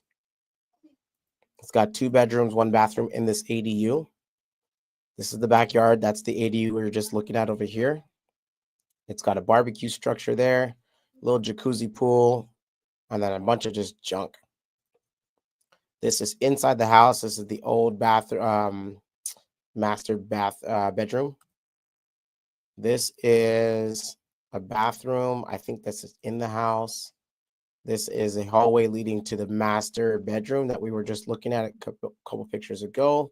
I actually walked this house, so I actually know what it is. This is the front door. This is looking in from the front door. That's the kitchen back there. Hello? Okay, now we're all on the call. I can't believe I found us. Amazing. Pigs must be flying. I'm good. I'm good. Hey, Austin, what's up with your seller? Yeah, I heard back from him late last night, and he's really wanting more money. You know what I mean? He said he feels like he needs to net the 350 at the end of everything after an additional $400,000 for the lawyer, et cetera. So your offer is just not going to work for him, I don't believe. All right, run that back by me one more time. He said that he wants more money on top of what? Well, so the situation, he's got to pay this lawyer to remove those UCC filings. Yes. Right? Yeah. How much is the lawyer? He estimates as much as $100,000. $100,000 to get the lawyer to remove the UCC? Yeah. Yeah. Okay. And so he's feeling like he needs to net 350 after that, which puts him up at your offer would have to be like 950 to secure it. I just have a question. Does your client know that, the chances for him to get that amount of money that he's thinking are really slim? Well, he feels like they're better than no chance. Okay, hang on. Austin, let's rewind for a second. Let's talk logistically, okay? Let's say I increase my offer to 950, all right? Where is he getting? That's when we close, right? Right. So then the UCC is going to stay on there after we close? No, for this deal? Yeah. For the sub two? Well, it only makes sense for me to do a sub two with little down. So to come in with $100,000 and he has to pay his commissions and I'm covering everything else. Right. I don't know what this guy is smoking. Like, I'm not trying to be rude, bro. I'm really not. But he's got some premium stuff. But believe me, I am in agreement with you. I've been dealing with this guy for months and months, going on a year now. There you go. He's doing everything to scramble back as much as he can, but he, in the meanwhile, just has put himself into deeper and deeper of a corner and is back against the wall. So I do have a question. Yeah. What if we wait until okay, so the court date is on the 17th, correct? Or the 20, the 17th or the 23rd. So why we don't wait for that and see what the results are, and then he's gonna realize that he has no more options to sell it or lose it. Right. Yeah. And then he might have a different decision. You know what I mean? Does he know that a bird in the hand is better than two in the bush? He said these, not said, but he texted me that, if he could get up to the 350 after his lawyer, So that's $450,000. That's $450.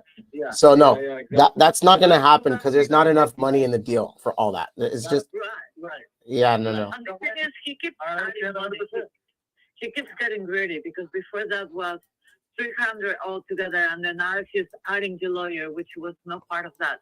He's putting himself here, and at this point, he's ridiculous. Honestly, I don't know if this is I don't. Time. So the offer would have to be at 950, right? And that would net him what he want, right? Roughly by the end of everything, about 470 or so for the mortgage, and then And then if the UCC, when the UCC filings get cleared, then, that would net him the 450 and then minus the 100,000 for his lawyer. So 950 would be the number that he would be. That was the offer. That was the offer that my past clients put on. Yeah, but that was all. But in that circumstance, he was having to pay the UCC filing out of his proceeds. That's why he dropped down to 102,000 or whatever it may be. Right, because he had to pay those UCC filings that are on the property. So the sub 2 would work. He would take the 100,000, to start. And if you can get to 950, then he's ready to move on. That's ridiculous. That's basically. And she's not willing to negotiate for. He let the house get red tagged. Yeah. The holding cost on this is going to be at least $60,000 before we get to even really do construction. Is he going to refund me? Tell him I'll do the 950 if I get a refund. The refund on what? Honestly, I'm being a jerk saying that kind of a comment, but I'm just. I get it's frustrating, man. But I can't make the guy do what I know. want to do. Right? I know. All we can do is try to convince him, and I understand his position. He's his family house, of course. Hold on, right? Yeah, I get He's it. emotionally attached to it, and it is unfortunate that all this stuff came from him deciding to take shortcuts and allowing this other construction company to, do a bad dealing with him, and he's getting screwed. He got screwed hardcore. Okay, here's my question. That's where he's at. You're not the client, you're not the seller. What do you think will be the best approach to move forward on this one, even if it's not today?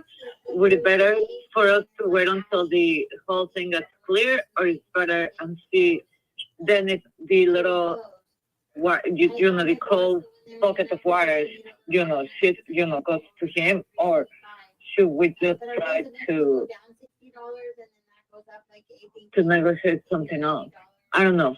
I'm thinking. Here's my thought, Austin. Here's my thought. He needs $100,000 to pay off the lawyer.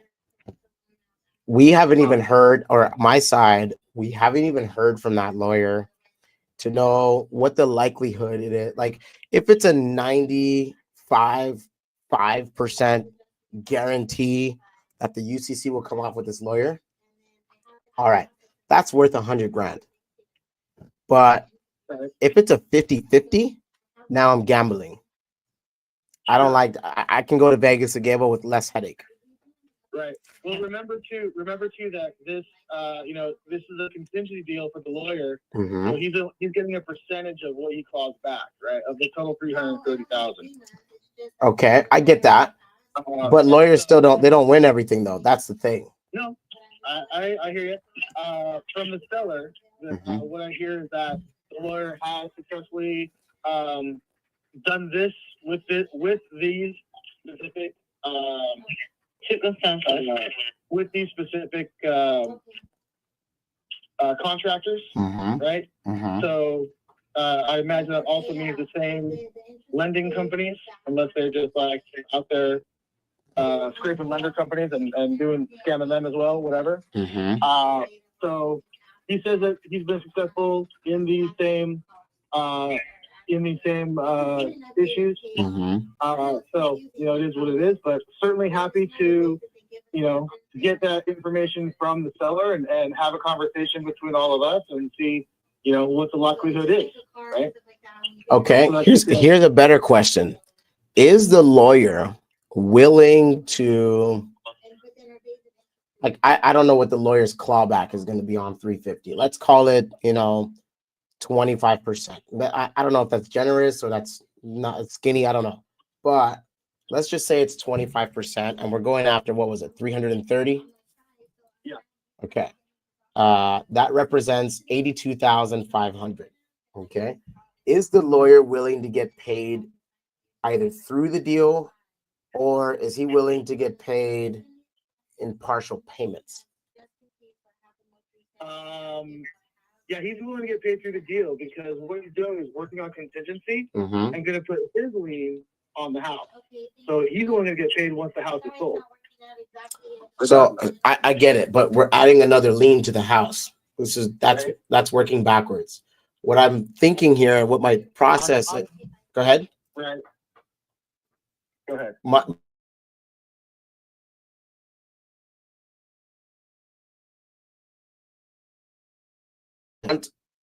And we save him from foreclosure. And we do this deal, right? What is his payment right now? Do you know what it is? I'm sorry, what's the question? Do you know what his payment is on the loan? The mortgage Yeah. is like, I think it's under $2,400. All right. So if the loan cost is $2,400 and he's defaulted on every other loan, correct? Yeah. All right. If those liens don't get paid, those are all in second, third, and fourth position to the original mortgage, correct? Uh-huh. All right. Can any of those lien holders foreclose? The UCC filings, I don't know. I'm not clear on that. I would have to ask. Put UCC aside. He's got franchise tax board. He's got a couple of other lenders like Ally Financial or something. I'm not looking at it, but he had a couple of other like liens on there. There was like a $4,000 credit card deal. And then the franchise tax board, which is pretty easy to negotiate once you get into a payment plan. All right, but ultimately, those guys are all in second and third position. Like the mortgage is in first position, and if the mortgage gets to the point of foreclosure, everyone else underneath gets wiped out. Right. So, what if we do this? He owes, I think it was like 30 grand in default on the mortgage. Mm-hmm. Right, and he has a $2,400 a month payment. That holding cost now. Okay, wait. Walk with me through this. So $30,000 catches him up. He's got a $2,400 a month PITI. And then he needs some money for the lawyer. So let's say that $100,000 is what's required for the lawyer. Why don't we pay the lawyer 10% down? So that's 10 grand. And then we give the seller, let's give him 10 grand. So now I'm into the deal for 50 grand, which is very attractive. Okay. But then the entire deal rests on the contingency of the lawyer to remove that UCC. If the lawyer removes that UCC, there's that seller's equity. And he's getting 300 and however much money that is left in that deal. Right. The other liens that are on there are not that substantial that it would make sense that you guys could be paid. So now I have to add your commissions into this, right?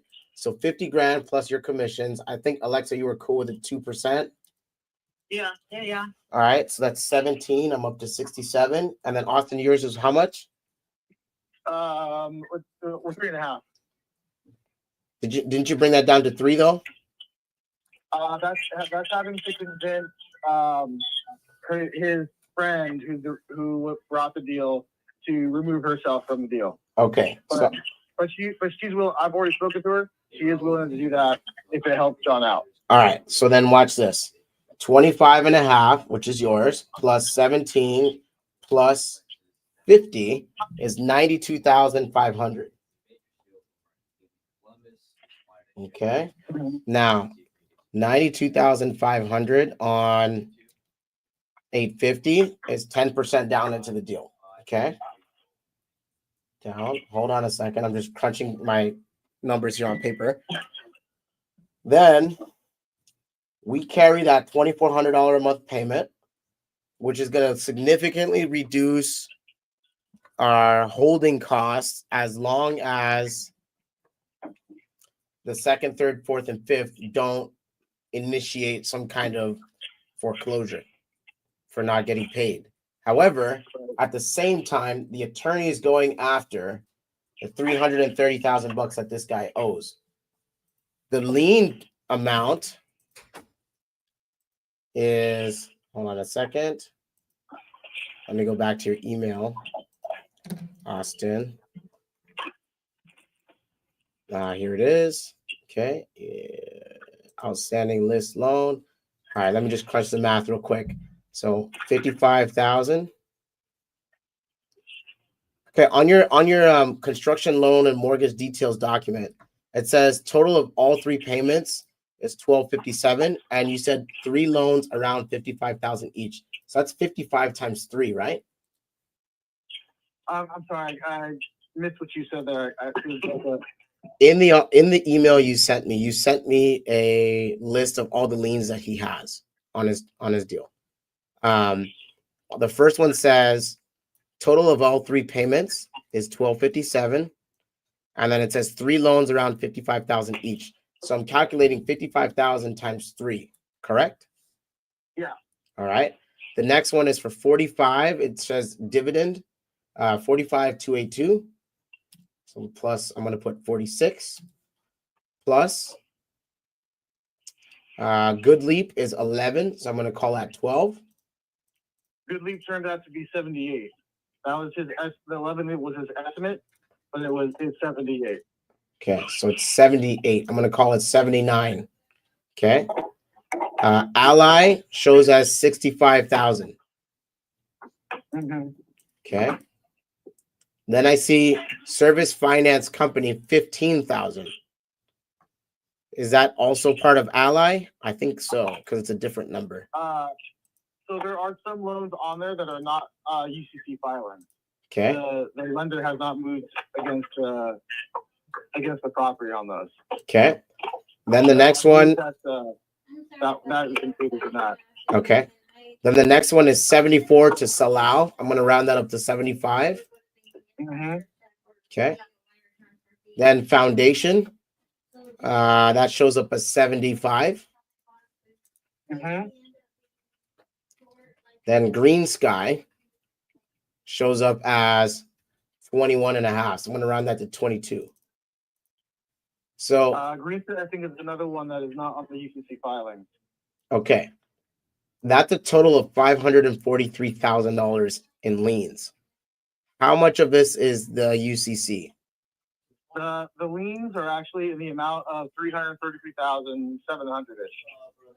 Okay. So should I ignore this list? The other loans are not part of that, right? But he's, of course, going to be trying to get rid of all of that through the bankruptcy or through the lawyer. Okay.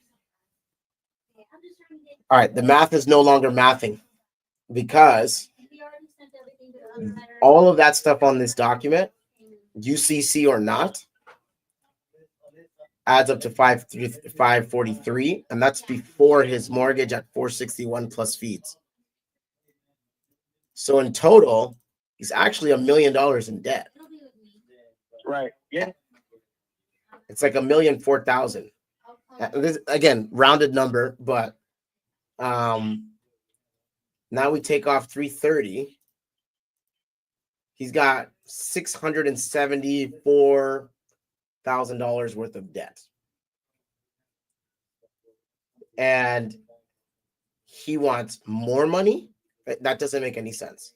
So if he's got 674 in total debt minus the UCC, and he's very confident in getting that removed, what I would be willing to do is, so that in that you've got total of 5% for agents commissions, and we've got a point for closing costs and title.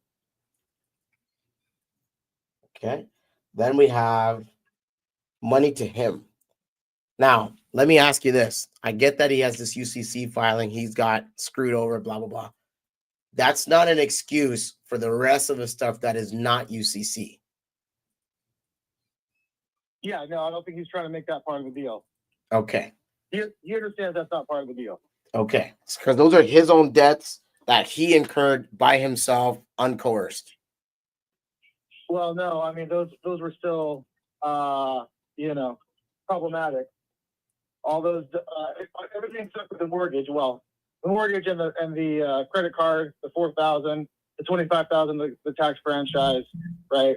Those are definitely all his. But the UCC filings and the additional loans from those lenders were part of the fraudulent deal that he got himself into. Okay.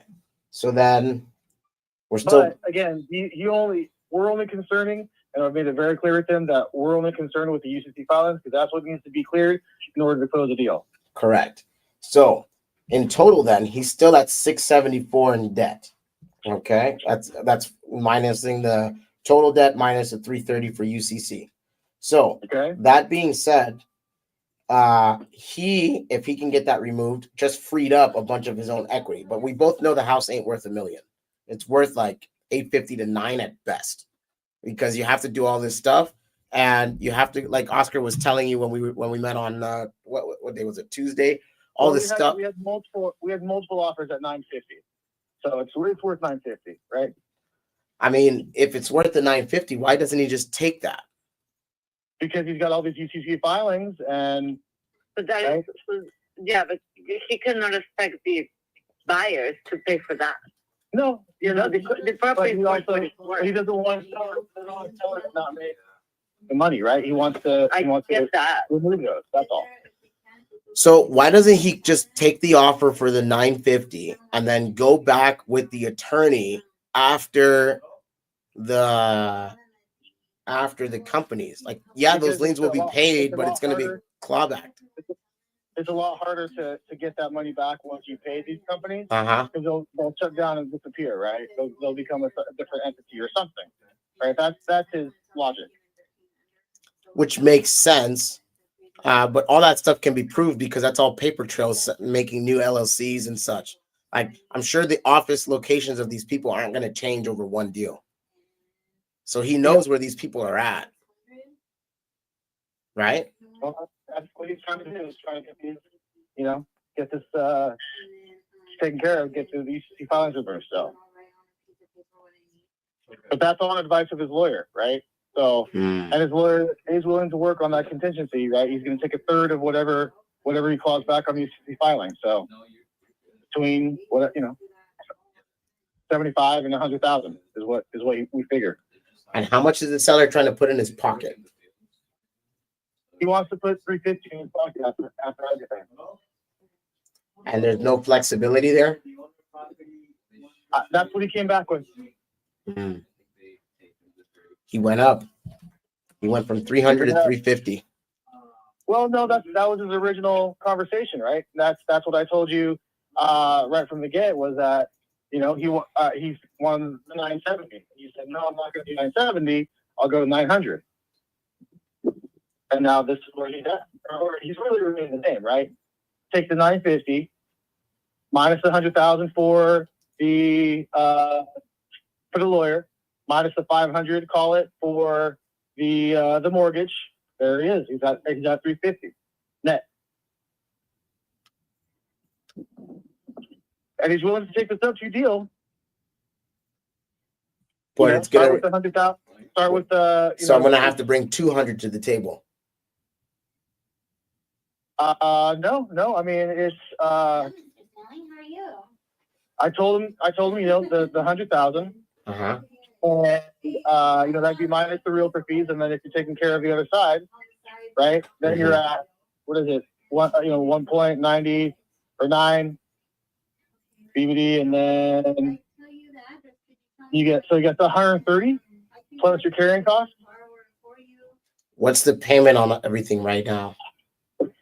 Well, he's not paying any of the UCC filings, so it's like less than 2,400 for the mortgage.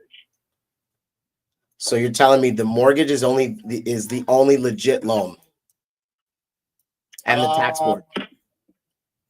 The tax board, and then there's that little credit card, like a $4,000 credit card. Well, he could pay that off himself. I'm not giving him $4,000. Yeah. No, I'm not. Listen, I'm just telling you where he's at. I know. I get it. I didn't mean to be combative or come off that way. I don't want to. I know. Well, I don't want to be nickeled and dimed. We're all trying. Oh no, absolutely. Yeah. Like I said, he's trying to at the 350. That's where that comes from. And listen, it has to work for you too. Absolutely. I understand that. there's no rancor in that. So 130 grand The whole point down. is to make money, right? So you have to 130 make sure grand that ahead down. of time. Yeah. So 130 grand down is what's gonna get the deal done. Is that what you're telling me? Well, I mean, if you want to go to 950 and let him clear that 350 net, yeah, I think he'll take it. That's what he told me. He said that he would take that deal, right? So let me do the math. So 130 down, 950 offer. That means that there's a remaining balance of 950 minus 130. That's a remaining balance of 820. He gets back 350, and that's 470. I need him to be flexible. Can we do it at 9 at 130 down? I need him to be like the biggest thing for me, Austin, is since the city got involved already, that's the nightmare. Yeah. That's gonna kill the deal if I hold it too long. Right. Yeah. No, I understand. Absolutely. Like I need him to be flexible. Like I'm not asking him to be 100 grand flexible, but like, damn, throw a dog a bone. I'm trying to help you out here. No. Let me To be a little flexible with us. So if he, in fact, I don't even really like the number 9. I'll come up. Let's come up to 875. I'll do well, 8. You're already at 9. I don't like 9. 9 is risky, but I want to close the deal. So I'll come up. He's at, I think you said his bottom is 9, right? No, his bottom is really 950, right? That was what nets him to 350. After the 65 are removed. Flexible with that? Can he try to negotiate or just not interested? I mean, this is what negotiation is, right? I mean, how can you get closer to the 350? Can you go to 325 or 925? And that way maybe he'll bite. Leave it at 100 grand. Okay, 20 or 915, and maybe we'll both on that. 350 is too much. It's just way too much. I was originally offering him 200 grand after everything's all said and done, but that's obviously not going to work. I can come up from 200 grand net to him to 275. That's a very reasonable jump. I'll put it forward to him, absolutely. So he'll net 275. That would mean my purchase price is at 875, but that's what's going into his pocket net, and I'm carrying 100% of the risk. Like I got to be able to be sure. Here's my thing, Austin. If that UCC filing doesn't come off, then I get stuck with all of his debt on a sub 2. I need to be able to get a hard money loan that a lender will be comfortable wiping it out, and I can refinance out. That's my risk, and he's not going to give me a refund on it. That's why I'm asking for that number. So coming from 200 up to 275, he's squeezing me here, but I think I can get that done at that number if things go south. Because remember, in a sub 2, and you know this just as well as I do if you know sub 2, that there's what's called a due on sale clause. So if the sale doesn't happen, or if the transfer happens and the lender calls that loan, I don't have I have the liquid cash to pay the deal, and just wipe it out. But I want to be able to have the chance to clear the entire thing with a loan, so I'm not trapping all my money in one deal. Sure. You know what I mean? Yeah. So I think that's reasonable. I'm carrying the risk. I'm doing the work. I'm dealing with the city. He gets out scot-free. He puts 275 in his pocket, and we call it a deal. I'll bring 130 to the table, so that way it allows the what's it called? Let me walk through that 100 grand again. So $30K to clear the default, 10K to the lawyer to start. So I'm fronting the lawyer cost as well. So that's 40K into the deal. Then you're 25 and Alexis 17. That's another 40K. Right. So that's 80 in. And then we want to give him some money in his pocket. I mean, would he take 20 grand now to start or 10 grand now to start? I doubt it. He's pretty behind on everything, but Something's better than nothing. I mean, he's been stretching dollar bills for a while now. Yeah. So I mean, like this is going to him up front. You know what I mean? And then he has some breathing room for his life or whatever. Like I'm trying to be reasonable here, you know? Yeah. So at 100 grand down, that covers pretty much everything to get into the deal. I might not even need to bring in 130. When 100 down, that gets him started, gets the ball going in the right direction. He gets a higher sales price at the 875. He'll end up netting if everything goes his way, like he's confident that it will. Then he'll put 275 in his pocket. That's enough to go buy another property. If is he a working man or what's his life like? Yeah, he does insurance appraisal. Oh, okay, cool. So at least he's not like like borderline homeless. That's the main thing. So 275 gets him at least another place to start over, and he works normally, and it kind of sucks, but it's better than getting zero. You know what I mean? Yeah, sure.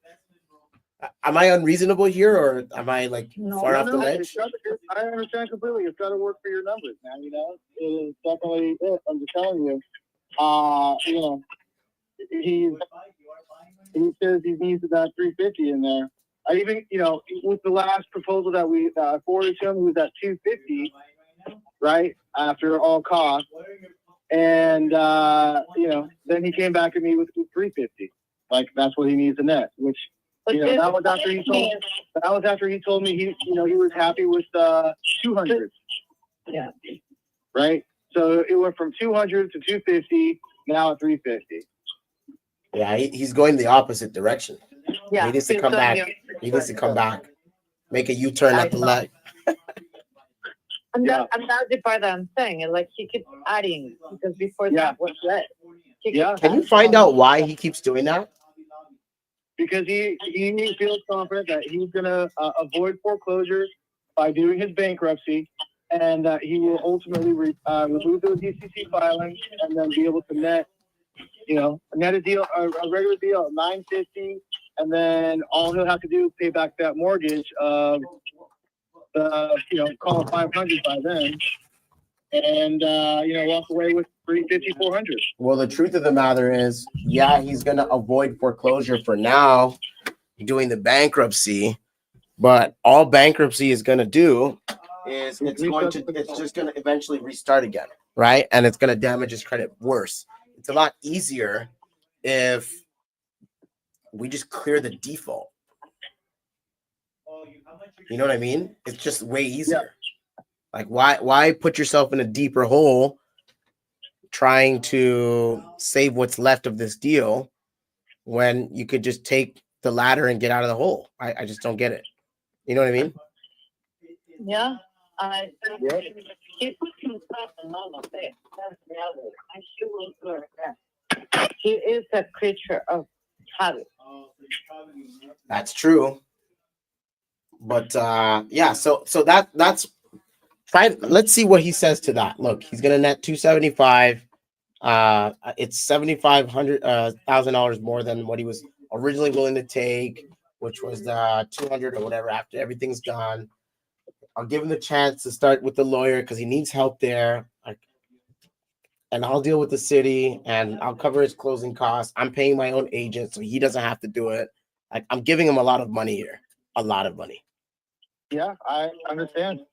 Yeah, I let him know that at the 900 mark, he was gonna net the 250, which is, more than he said he was willing to take. But, as soon as he heard that, we went to 350. I think that might have just been a reaction then.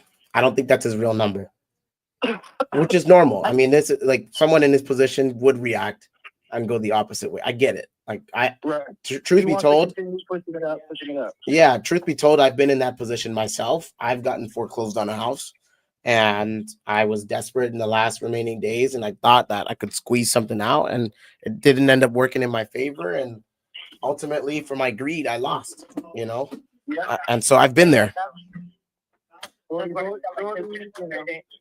he's already shown that he's willing to roll the dice, right? He tried to save some money by doing the work unpermitted, and this is the result. Yeah. He got red tagged. The construction company stopped doing what they were doing and absconded with the money. Yeah.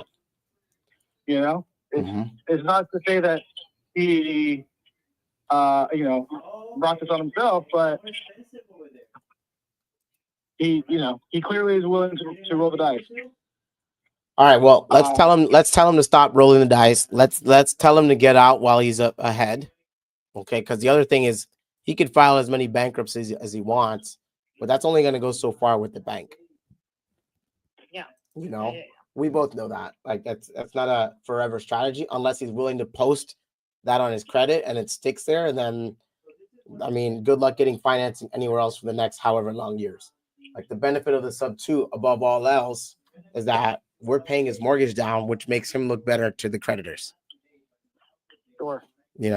That's the overarching theme of sub 2 when someone's in a pickle like this. So, well, here's the thing. I think that we're going to have a more constructive conversation after we know what's going on with the bankruptcy and if they're going to, protect the house from foreclosure, right? Ultimately, and what that structure looks like, because that might change his mind as well. Because if he needs to start paying all of his money to pay back these creditors right away, then he really wants to be out of that deal. You're talking about a chapter 13? Yeah. Okay. All right. Well, when's that conversation meant to happen? His date is the 21st of this month. Yeah. That's my birthday, bro. That's a great day. That's your birthday? That's my birthday. So you know what I'm doing on my birthday, right? Birthday present for you. Oh, I love it. On the phone again, right? Isn't that what we're doing for your birthday? Hell yeah. We're putting a deal together. Yeah, hopefully, right? Get everybody presents. There you go. I would love. Nothing would be greater than a project on my birthday. Yeah, right. So that's it. All right, so let's do this. Let's circle back on the 21st. Let's see how that conversation goes with the bankruptcy attorney. Let's see what they have to say. If it completely drastically changes the situation, it could change my offer as well. But ultimately, the biggest thing is we want to know what is going to happen with this guy and how much time he has left to kind of try to figure it out, because the bank is just going to do what the bank does. They're just going to motion to foreclose every single chance they get a chance to breathe. You know what I mean?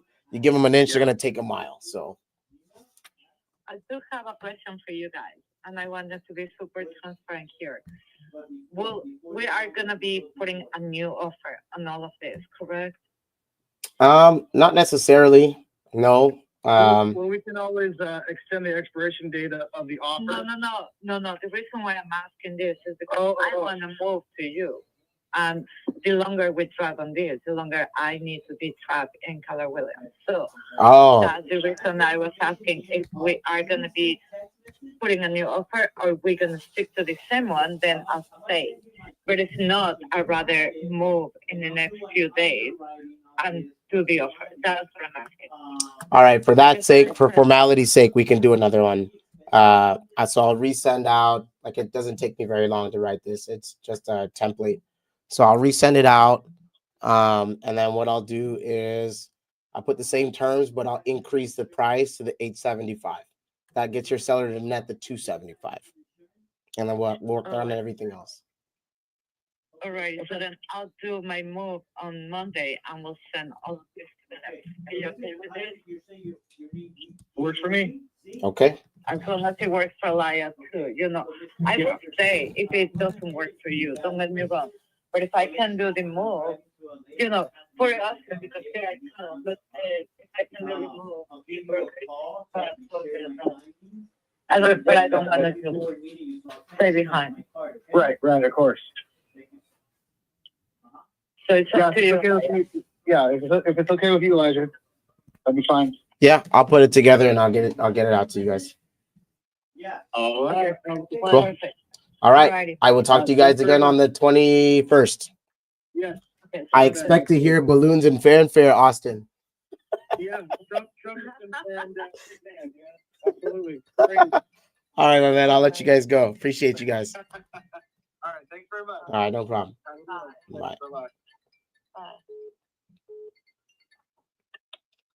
Hello, this is Eli. Hi, it's Jean White. I was just calling to follow up with you on. Oh, Jean. What's up, girl? What's up? All right, I'm glad you called. I was thinking about you yesterday. Okay, cool. What's going on? So I found out that we absolutely positively do need to go through a real estate attorney. There's no way around it. I don't have anyone in my arsenal that can help with that. Okay. I know of a few. One I know is in Nevada. He's actually helped me with some personal stuff. In California? No, he's at no, the properties were both in Nevada too, but he could probably help or refer you to somebody who could. So let me work on that and I'll try to get back to you with a recommendation. Let me talk to Scott too, because I know Scott is a paralegal. He might be able to pull some strings and figure out a way to do it through him. What are they saying is an attorney needed for? So long story short, I contacted the attorney that put this thing together. I contacted the notary. I contacted another third party. I don't remember who it was. I have to go through the file to know exactly who. But long story short, I got everyone that shows up on the paperwork to answer me, and I was able to ask them what's going on. The notary is about to die. She's very old. The other attorney also on his deathbed, very old. The third attorney that's from here, he said he had nothing to do with that file, and he needs to go out and he needs to the seller needs to go and read his email that he sent over to get him documentation. The seller hasn't really done anything concerning the documentation. And so that guy's like, he's got his hand tied, but it's not really going to turn into anything like valuable. So I was like, well, then I don't need to really talk to you then. He's like, yeah, you're right. I'm like, oh, okay, cool. Done. Bye. So that's where it's at. And then so after everyone I spoke to, I found out the family of the Blue Sky Trust creator, all of them are dead, and there is no trust documents to be found. And so without trust documents, the only one thing we can do is I think it's called a surety bond. I think that's what it's called. But I don't know how to do that, and that's like attorney language. That's above my pay grade. Yeah, but that's where so Scott might be able to help with that. Let me talk to him. Okay. I know he's traveling this weekend, so he's due. He is part-time in Vegas and part-time in Oregon. So I know he's due in Vegas on Monday. So let me get with him today or over the weekend and see if he knows anything about a surety bond and if that's something that he can help with. Let me get you the actual word of it. I don't think it's surety bond. Okay, sure. Let's see. And is that no? That's not essentially like in place of the trust documents, or no, it's not. No, it's here. Let me pull it up. I was looking at this. Sure.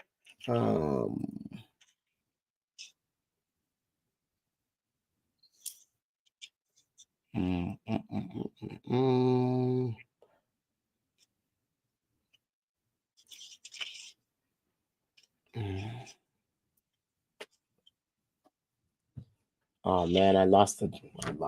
Okay, so let me just go here. What do you need? Source documents.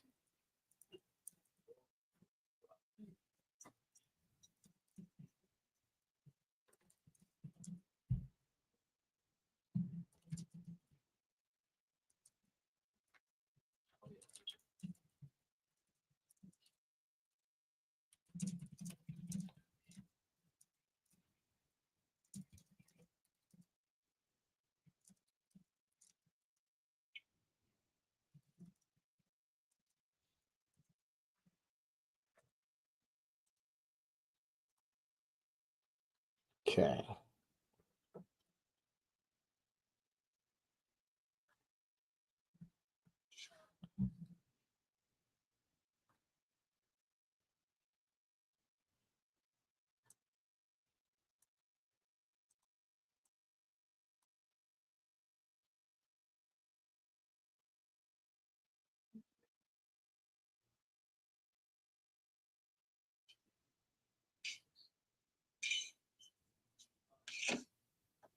Is it the title company that told you that you need this? No, yes, it is. Yeah. Okay. So I had a checklist here. So I had the Mhm. deed from the county recorder. I have the name of the trust.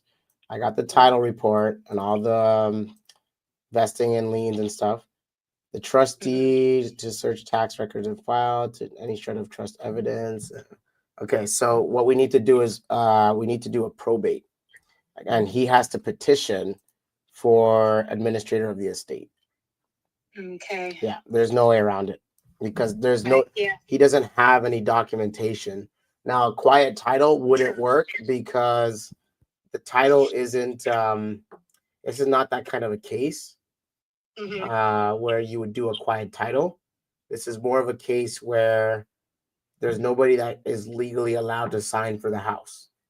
And that's what this Yeah, is. that's where I think Scott might be able to help unravel this a little bit more. So let me talk to him and I'll give you a call back probably on Monday. Okay.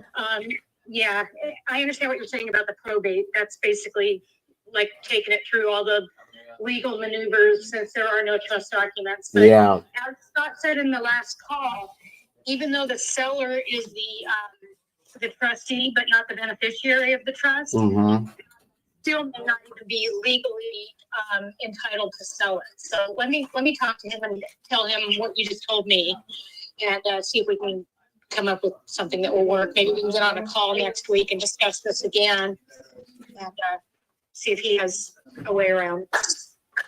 All right. Hold on one second. Here's the notes from that day. The trustee doesn't own it. It's owned by the trust. Attorney not subject to bankruptcy. Ties trustee Matthew not a part of this. Title coordinator. Channel front. Okay, keep going. Really trying.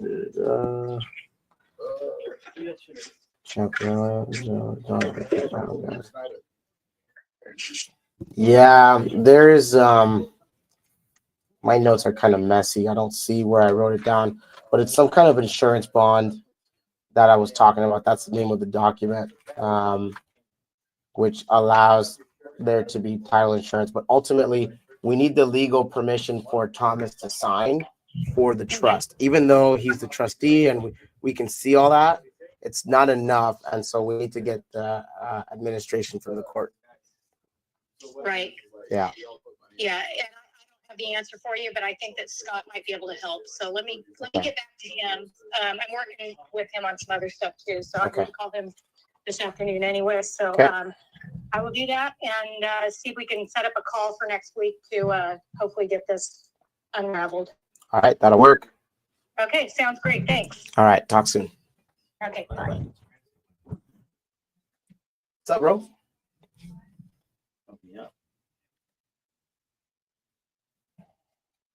What's up, big dog? Say what up to the people, man. You're too tall for the camera. Happy Friday. You're too tall for the camera. See, there's your head. The real men wear pink, but I say real men wear purple. I don't call that purple. I call it lavender. There you go. Whatever.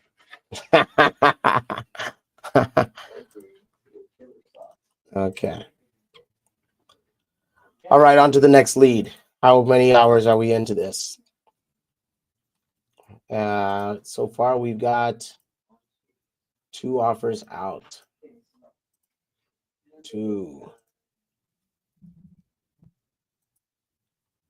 Okay.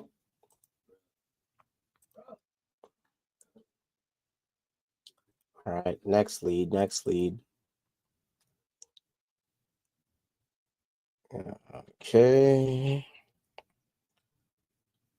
Hey, the people paid Angel. Yeah.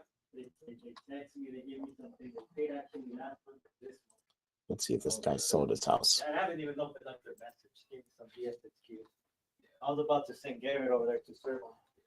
What, my server notices? Yeah. You're good at that, bro.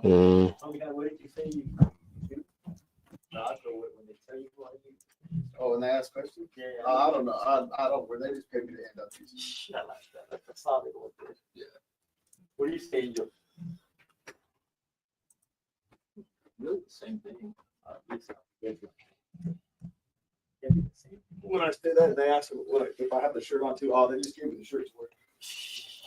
You're solid, dude. I don't really wear the shirt when I serve. I get paid to ask questions to those people. Huh? Hey, your boy doesn't want to do push-ups. You messed up his chest. Ha ha ha ha ha ha. You gotta re-tear the tears, bro. There you go. Quick 20, bro. Hello? Man, why did you pick up and hang up? This is so annoying. Answer the phone. Just talk.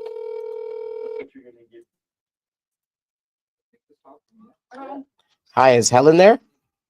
Yes, yes. Hi, Helen. My name is Eli. I was giving you a call because you submitted a form on my website about a house you wanted to sell in Kingsway. Oh, I changed my mind. Thank you. Okay. Can I ask what happened? Just the rates are too high. I find myself losing more than I'm gaining. I'm gonna pay $6,000 closing, and I don't know what the other fees are for, and it's just not worth it for me at this time. Actually, let me say this. I'm not an agent. I don't pretend to be an agent, and I don't list properties. I typically buy them myself. If you did do a deal and sold it to me, you wouldn't have to pay any fees on that. So, I mean, is the house in really good condition? This is a very good condition. I appraised it at 113. Okay, and what prompted you to want to sell it in the first place? Because my neighbor is moving and it's a duplex. Mm-hmm. Yeah, on the other side, I just don't want to do any upgrades for her. Mm-hmm. I'm just tired of it. And I just want to get out before I'm 64 and I just don't want to stay. I put a lot of work into it and I just don't want to stay here and continue to not pay. I got you. My sister's ill and I'd rather just go ahead and move out, move to Arkansas and take care of her or whatever. But I'm just going to keep it and come back and forth because the majority of my family lives here. So I'll move there and just come back and forth. Because it's just too much money to give away to sell it. So, and I have like $77,000 for equity in it. So it just makes no sense to me. Mm. It sounds like that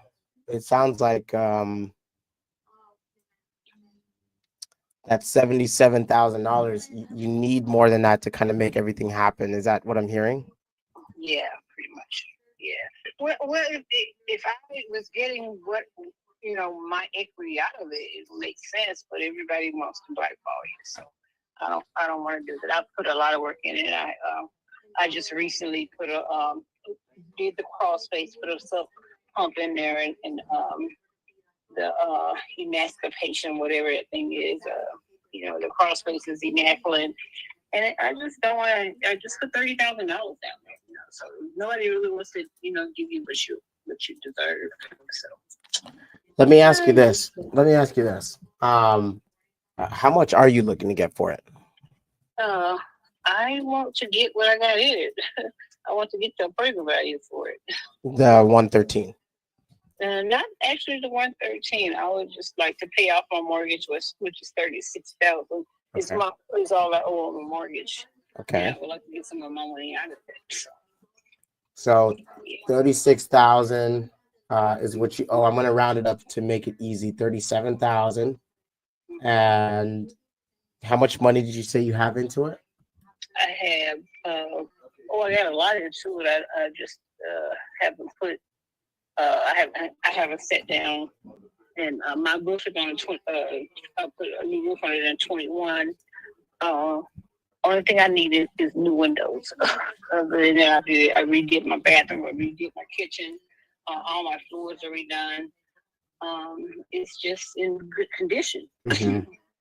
Yeah, so I mean, I'm not a realtor, so I don't know how they do the appraisal and stuff like that. But I know I put a lot of money into a house, and I can't just walk away and give it away. My utility, my mortgage company was going to send a appraisal company out here, and they was going to do it. But like I told them, I said, well, I would expect you all to be trying to help me instead of trying to rob me. You all want to take my $36,000 mortgage all the way up to $55,000. I don't think so. Where is my money going? I mean, I see you getting $6,000. You paying off my debts, which is $6,000. Then where's the other $7,000 going? I don't see it. I'm gonna get $6. They're gonna get $6 for closing. How are we coming up with this $55,000? So wait, I'm a little bit confused. So you wanted them to appraise the house, and they were taking another $6,000 to do the appraisal, or no, just for their closing costs. It's gonna take additional $6,000 for the appraisal costs. Mm-hmm. Apparently, they're saying that, but for the loan that I took out to do the work, my bills totaled out to $6,000. That's my credit cards in that bill. Mm-hmm. That's 12. Okay. My bills $6,000. The closing cost $6,000. So where is the rest of it going? Because that's only 46, 47, 48, 49, 51, 2, 3, 4, 5. That's additional 13, 14,000. Where is that? Where are they coming with the figures? And this is for some kind of a loan, right? That's to refinance my house. Got with it. My mortgage company. Got Yes. it. Okay. Now it's making sense. I was a little bit confused there. So yeah, where is this other 13,000? So those are standard for loans. Like loans have closing costs because the lender has to get paid, their officers have to get paid, they charge points and fees on the stuff. Like that's kind of what eats up all of the the money. And it's probably the right number. It's just a lot of fees are involved with doing loans and working with real estate agents. That's the thing. Okay. So let's start from the top. How much are you looking to get for the house? I just want it to be fair. I want it to be fair. I want to pay off my mortgage, and I want to walk away with where I put it into it. I got $77,000 with equity in it, so and I owe $66,000. I want to pay my mortgage off, and at least walk away with $50,000 or $60,000. I don't want to just give it away. I got $30,000 in my car space alone, and I just did that 3 years ago. So, all right. I just can't do it. I got you. And you said the appraisal came in at No, I didn't allow the appraisal to come. Oh, I got you. Okay. Yeah. All right. So if I'm doing the math correctly, all right, you owe 37,000, and you mentioned to me that you got 77,000 worth of equity in the property, right? Mm-hmm. Okay, that represents 113. Exactly. That's what you were looking to walk away with? No, I was expecting to walk away with it at least 92. That's including the that's what I was asking totally for my house, the 92. Because when I first talked to my mortgage company, I told them that my last appraisal came in at 92. I didn't even have a clue that it came in at 113. But when I looked at my mortgage statement, that's what it said. It valued at 113, and then it showed me where the equity was 77,000. So it was like, wow. And then they said, well, we're showing 120. So I'm like, okay, you all giving me some information now. But I said, well, I was only asking 92.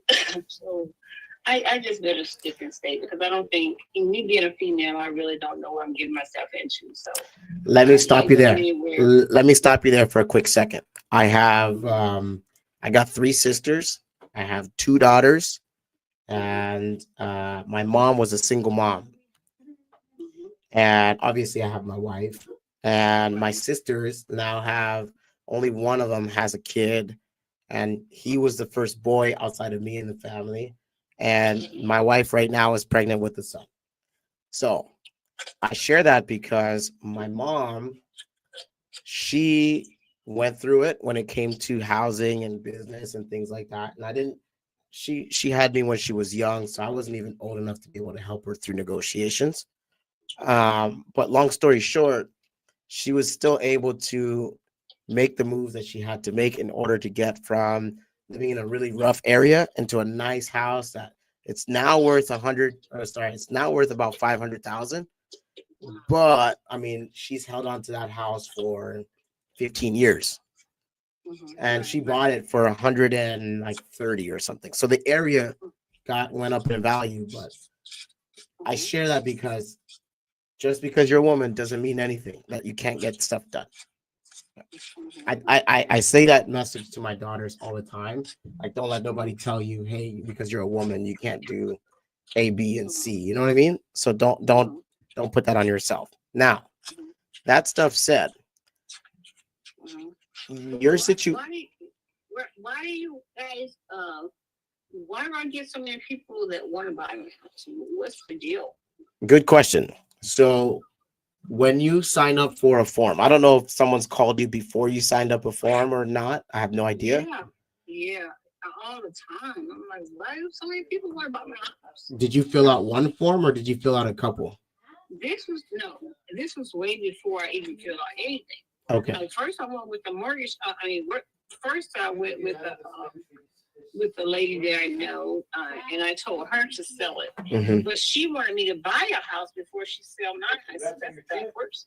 I want you to sell my house first, and then I'll buy a house. She goes, well, where are you going to live? I said, I have options. I'm not worried about that. I live on the road pretty much. I travel. I'm in my house maybe 1 week out of the month.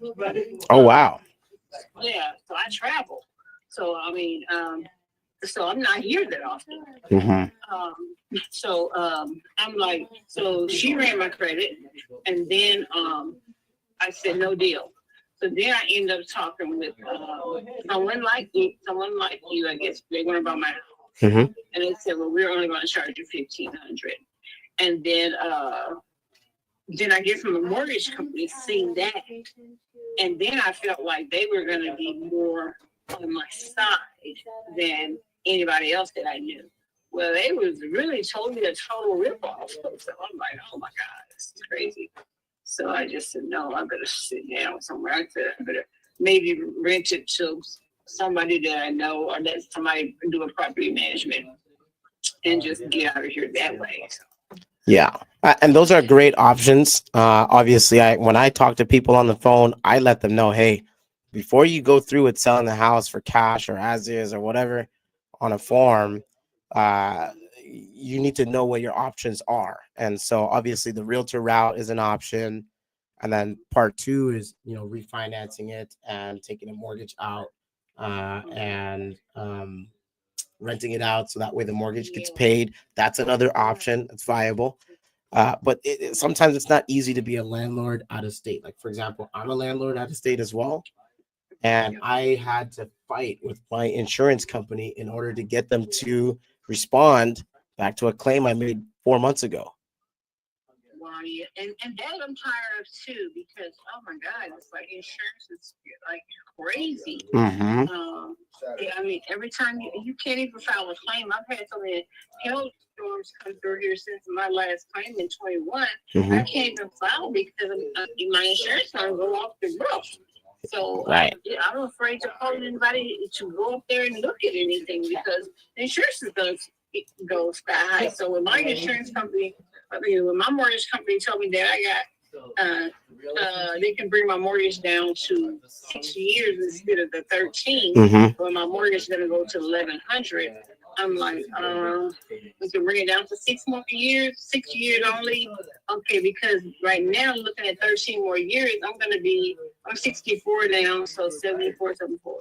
I'm gonna be honest. You don't sound like no 64. You sound young. Yes, yeah, I am. I'm 64. So by that time, I'm 78, 79 years old. So, or am I gonna make it? Who knows? You know. So it's scary. It really, I have no children. I'm just out here. You know. So it's scary. It really is. So I called the appraiser and said, "Well, hey, I cancel this. I don't want to deal with this."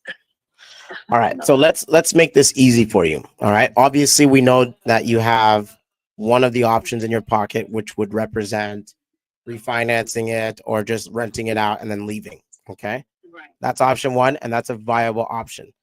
Let's look at option two, just for a second, and I'll walk you through it. I'll make it easy because I like to talk in third grade English. I'm not a crazy institution or nothing. I'm just a guy that buys houses to feed my family. Okay. So when I look at your property, it shows me it's a 1,300 square foot unit. Is that accurate or is it smaller than that? No, it's accurate. Okay. So the entire house or the entire structure, it's 2 identical units for 1,300 square feet, correct? No. Okay. No, it's a duplex. I own only one side of it. Got it. But the other side, the other unit though, is the exact same model as yours. It's just flipped. Yes. That's what I was asking. Yes, Okay. it belongs to a realty company. Yes. I only own one side, which is my side. Perfect. All right. So when I look at that, that represents 2,600 square feet for the entire building. Fortunately, there are lots of duplexes that match up with that, with at least that size range within 20% that exists in your neighborhood. So we're going to talk about that in a second. You already told me it was in good condition. Now, going backwards to what we were talking about concerning the appraisal and what you want for it, things like that. I know you owe, and I'm looking at the numbers here. I can see here that you owe roughly 36, 37. Actually, it's rounded to 38 on my end, but let's put that to the side.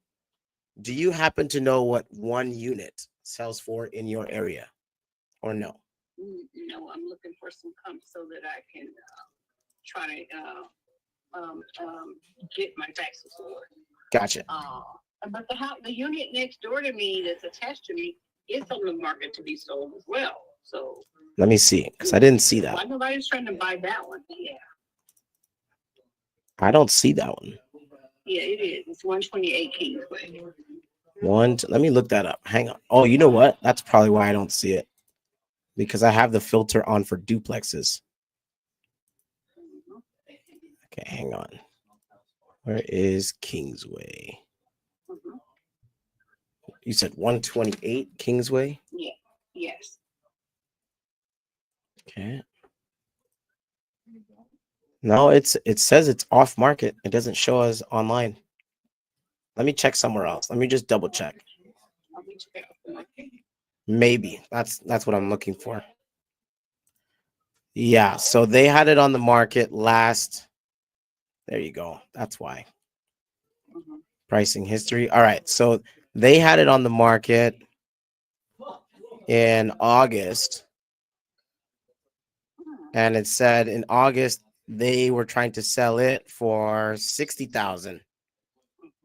And let me check Redfin because Redfin might have more data, but my MLS for this area, what it shows me is that it was on the market for 163 days. And yeah, for 60,000. Welcome to this 2-bedroom, 2-bathroom, single family villa, perfect investment opportunity. Please note showings are not available until a contract is accepted, ensuring privacy and minimal disruption for the current long-term tenants. For detailed rental information, discuss terms, please call the listing agent. Don't miss this excellent opportunity. Okay, cool. So I'm looking at it. And yeah, it says that it was for 60,000. Yeah. And then it expired on December 31st last year. So that's what I see. And the agent was Laura Wenis. Weenis. I don't know. Is that okay? I don't know. The lady's been there 33 years. Mm-hmm. She's just had to pack up everything because he said, well, you got to move out because I gotta do some upgrades and you gotta go. Yeah. So everybody has been coming up here to look at it to buy. It needs a lot of work, and I want the work done because in fact, I just put 30,000 in my cost base. Right. He's bid is 50,000 because he never did any work on it. Mm-hmm.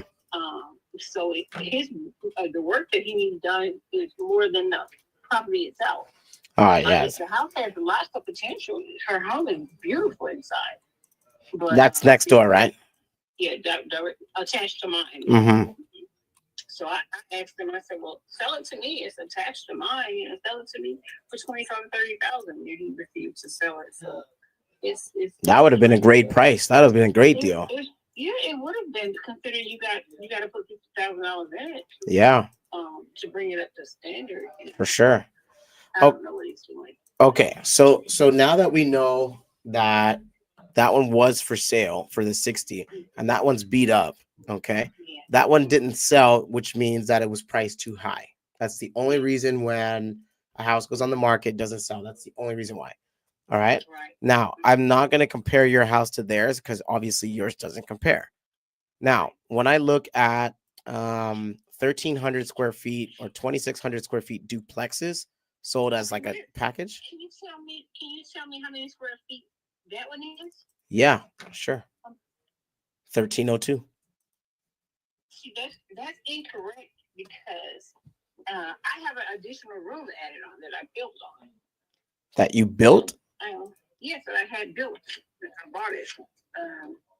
When I bought it, I closed in my deck and I made an additional room. You did that with permits? Yes. Mm-hmm. So I have a whole. Now my taxes flew to the roof. That's another problem that I have. Okay, so let's take a look. It shows me you're paying roughly $1,929 a year. No, it went up 21, I think. Okay, so this didn't it didn't update. Oh, okay, but it's gonna update because I've already got the bill. Got you. So it's crazy. Yeah, this house it's good. It's good. Okay. So you wanted to put all of your equity in your pocket, correct?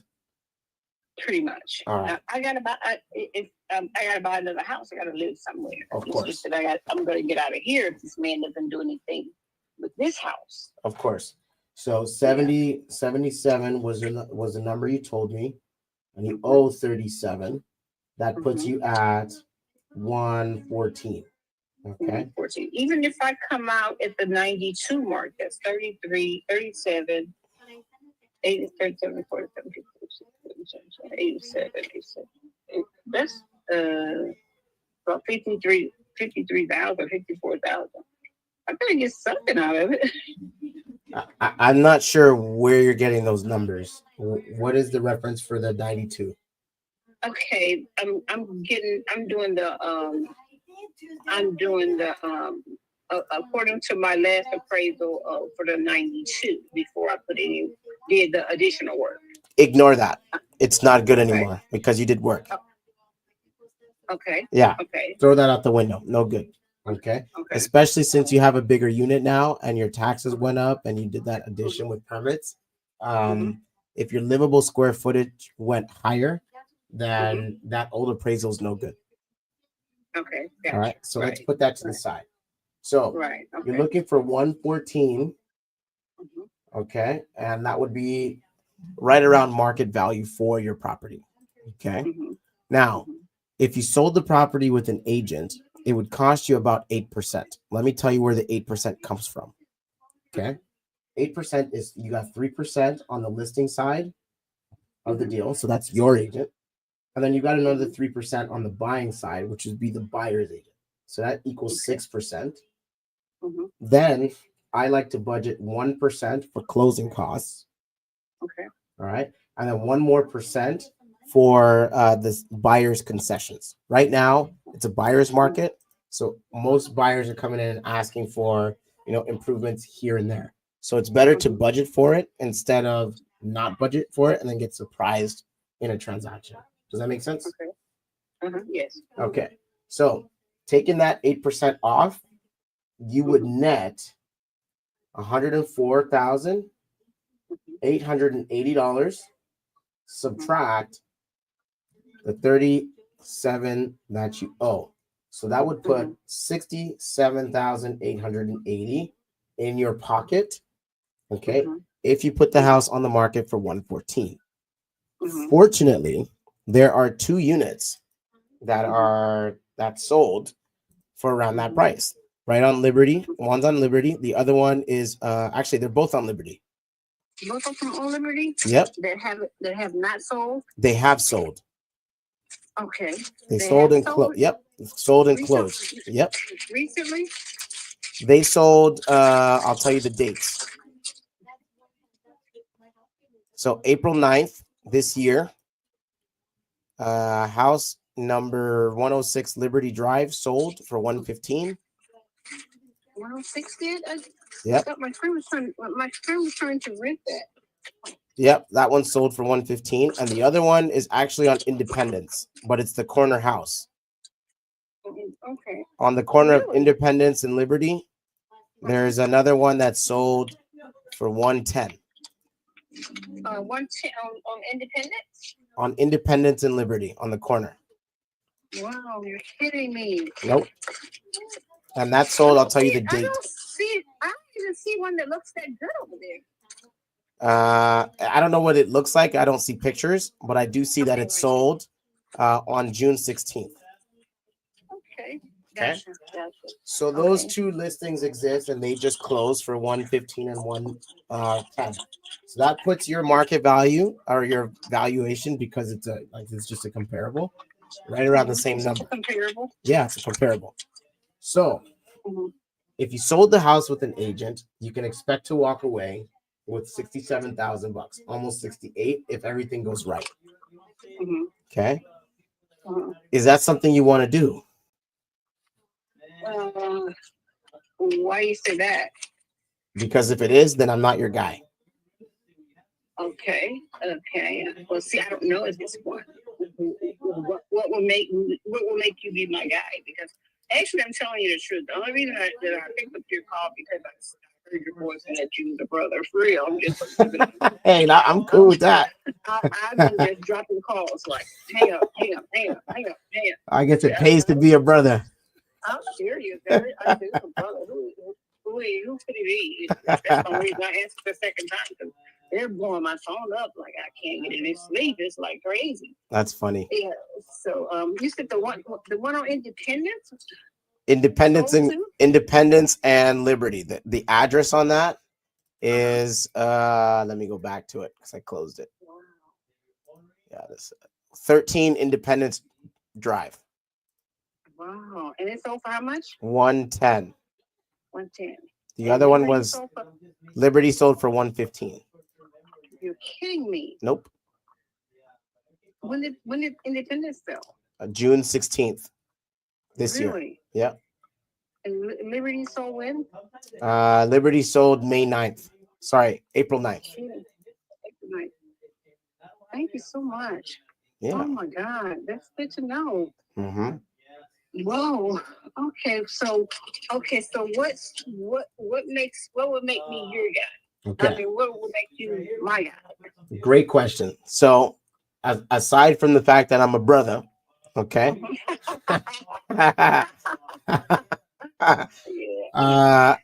Aside of that, my whole thing is if I'm buying a property, I'm buying it for the purpose of investing. It's an investment property for me, so it's got to be a money maker.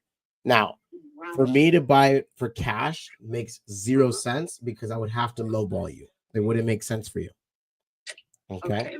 And the property's already in good condition, as you say. Now I'd have to verify that, but if it is as good as you say, then hey, there's no money, there's nothing for me to improve. It's already done. Okay.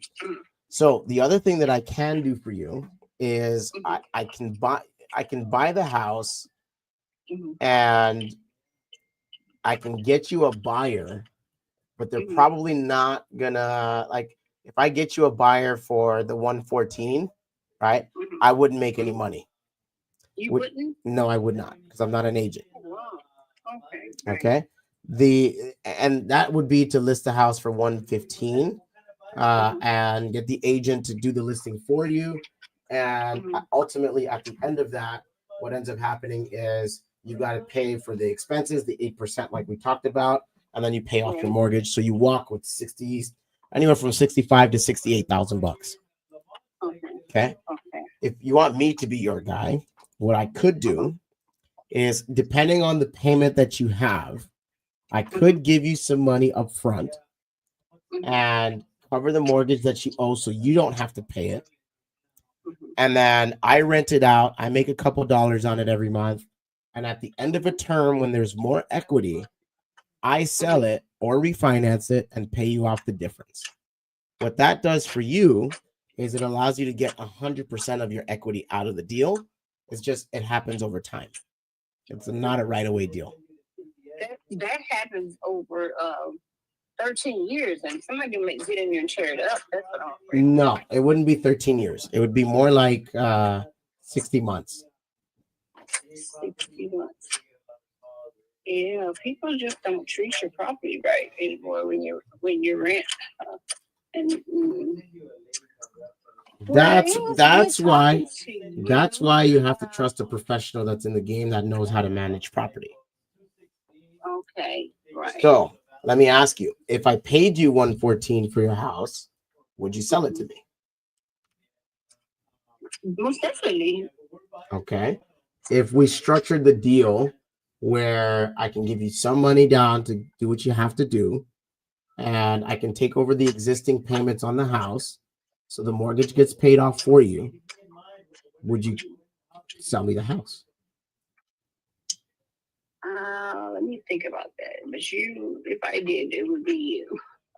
Let me ask you this, because the loan has to be good. So what is your payment on 37,000? 664, but that's only for a few months because my taxes went up. So I've already put 1,800 in on the 2,100. So once I pay that 2,100, then it goes back to five something, which I've been paying for you from 85 points. 5 points. Okay, and also why I didn't go with the real estate company is because my investor, because they came in at a 6.3, but I got a good credit score. My credit score is 7.5. But why did you come in at a 6.5 and I'm at a 5.75? You can't beat my interest rate. So I said, well, no good. So. Yeah, that sounds like a ripoff to me. So it wouldn't make sense for you to go and get another mortgage. That doesn't make sense. So so right now your payment is 664, but it goes back down to 90? About 5. Yeah, 5. No, lower than that. I've never paid 590. I'll have to look at my payment scale and see what it was, because it's only 664 for a little while. And if I go in and just pay that little, whatever it is extra that the insurance is, it'll go back to 5 something. All right, let's call it 550. Now, when I look at the area, what I'm looking at is what's for rent and what I can get for it every month. Okay. Now tell me, you've got 2 bedrooms and 2 bathrooms, or 2 bedrooms and 1 bath? 1 bathroom. Where do you get that 2 bedroom, 2 baths? That would be nice. Okay. And your unit's the one on the right, correct? Right. Oh, the right, coming from which way? If you're looking at the house from the street. Paulette. The main street is Paulette, I believe. Yes, on the right. The second unit on the right. No, that's not what I meant. Like, if I'm looking at your house and standing in the driveway, yours is the one on the right. Yes. Okay, yes. I got you. Yes. All right. So when I look at the area for 2 bedrooms and 1 bathroom, I can expect to get anywhere from $9.95 to $11.95 a month in rent. Is that accurate? Yeah, that's accurate. Everybody around here paying $11.50 or $13.50. All right, so Which is crazy. I'm gonna call it $1,000. I would do Mm-hmm. $1,050 just to be on the safe side. Okay, because I'd have to do more due diligence to know the actual number, but I think that's a good ballpark number to shoot for. Okay. So if my payment is $1,050, or if my rental is $1,050 a month, and I'm paying your mortgage at $550 a month, okay, that leaves me with $500 a month to make. Wow. Okay. Wow. Now, the real question is, now this is going to determine, whether or not this is a feasible deal. When you go to Arkansas, have you looked at what housing costs? No. Okay. I know I haven't. No. All right. Do you have an idea of what you would want to spend over there? No, I'm probably gonna rent. I'm not gonna buy again. Okay. Do you have income that would cover the rent, or how would you cover it? Yes, I have income. Okay. I'm disabled. Okay. Roughly, how much would you spend on rent? Roughly around the same price as you're paying now, or more? More, probably. I'll pay up to, like, if I would have went through with the deal here, I would have paid $900 in rent for a 2-bedroom. All right. Yes. And your disability income covers that easily, correct? Yeah. Oh, definitely, yes. Okay, perfect. So I'm going to put it at 1,000, just for conversation's sake and worst case scenario. Right. Okay. So, in order to move, how much would you need in your pocket? In order for me to move, I don't know. I would have to hire 2 men in a truck, and plus I would have to have I would have to know where I'm moving to, and what status I'm moving into. I haven't even thought about any of that, and nobody has really brought me this kind of knowledge that you're bringing to me. I haven't even thought about that much. Don't worry. This is the difference between me and everyone else. This is why people like selling houses to me. So, question. Where is your family stationed in Arkansas? What city? Searcy. Okay. I've heard of that place once. Searcy, Arkansas, yes. Hold on. Searcy. Oh, there it is. Okay. Small little town. Okay. Small little town, yes. That is. Somebody bought my sister's house. I was trying to buy it. She's been in it 45 years, and her kids lost it for a $12,000 loan. Oh, wow. It breaks my heart. That's terrible. It is. It hurts my heart so bad. Okay. Searcy, Arkansas. So from Searcy to Belleville, where you're at, that is a 5-hour drive. So 2 men and a truck cost. Let's find out what that is. Okay. And you're going from a home to a 2-bedroom or 1-bedroom in Arkansas? 2-bedroom. Thought so. Okay. And let's go from Belleville, Illinois, to Searcy. Oh, Arkansas. There we go. Okay. And confirm. Let's just say you wanted to, when were you planning to go to your family?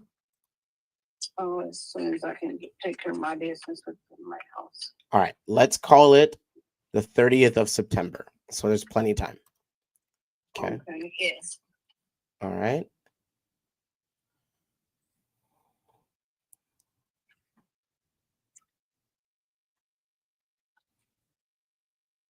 Okay.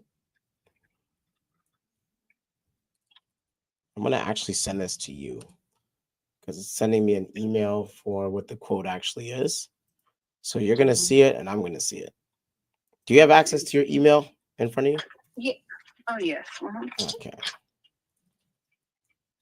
How do you all get all the information? I'm sorry? How do you know? How do you all get all the information that you get so fast? How do you know what I'm doing? I use software that tells me everything that I need to know, and then I just confirm it. Yeah, because how does so many people start calling me and why? I'm like, what is going on? What do they know? I haven't talked to these people. Yeah, so when I can talk about when you fill out a form. So when you fill out a form, it goes to a couple of different places, but on that form at the bottom, there's a section where it gives you an opt-in message and basically tells you, hey, somebody's going to call you from such and such number, and we have the permission to do so, and you approve it. So once that happens, typically what ends up happening is everyone's going to start calling you. Now, in the past, what people were doing is they would pull a list of owners that are above the age of 55. And long story short, what ends up happening is if they have equity in the house, there's a good chance that those people are downsizing. And so people will call those people knowing there's equity in your property, and they'll try to offer you on the house. Agents do the same thing because they need equity in order to get paid. Exactly, right. Exactly. Yeah.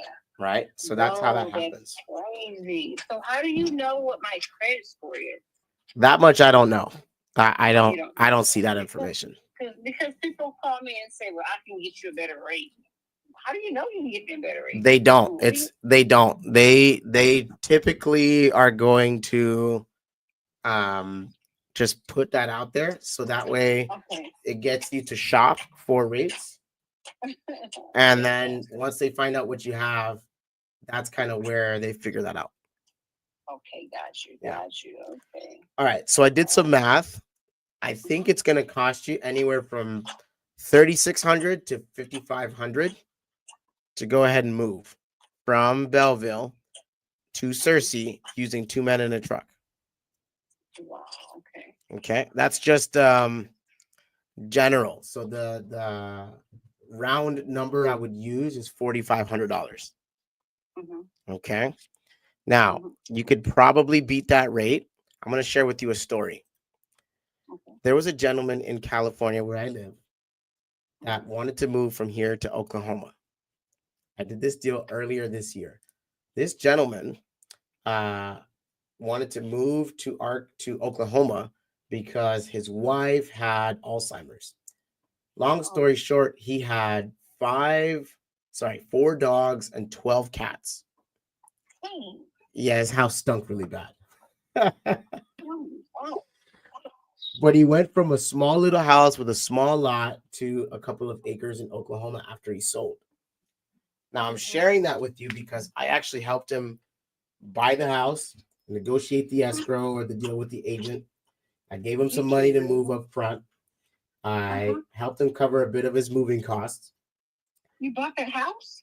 I helped him buy it. So he took the money from the sale. No, I'm talking about the house with the cats and the dogs. Oh, yeah, I bought it.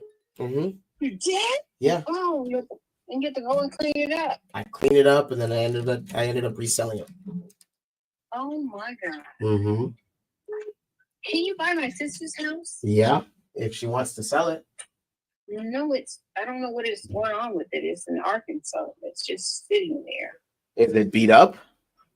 No, it's not beat up. It's just some people moved in it and they just was using it. They were like farmers. They was like putting like corn in the front yard. They had a tractor and they made a move last week. And so now it's getting ready to be empty again. And we can't find out what's going on with it. So that's what I was like. I was trying to buy my sister's house, but nobody would give us any information on it.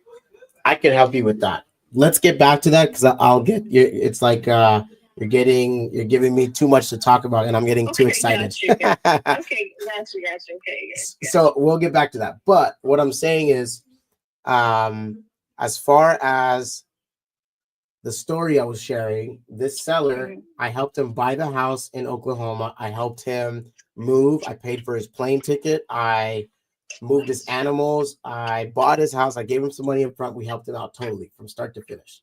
Okay. Long story short, I could do the same for you. Talking about with him because you have a much shorter distance to go rather than crossing a bunch of different states. Okay. Right.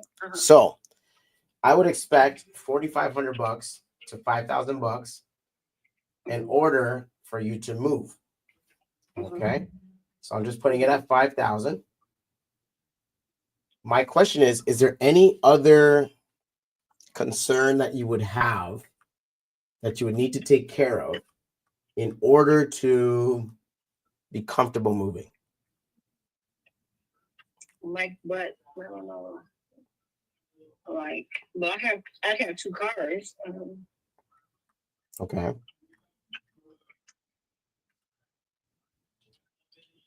So you would need help moving the cars? I can probably drive one. And I can probably pull one, or I can probably come back and get it or whatever. Okay. All right.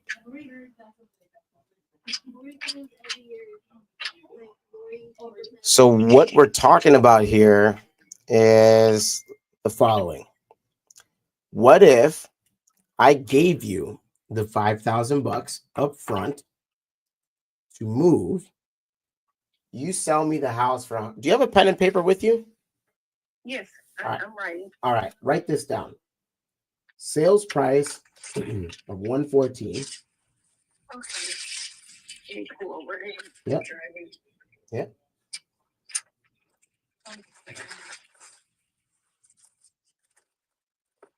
Okay, 114. 114 sales price.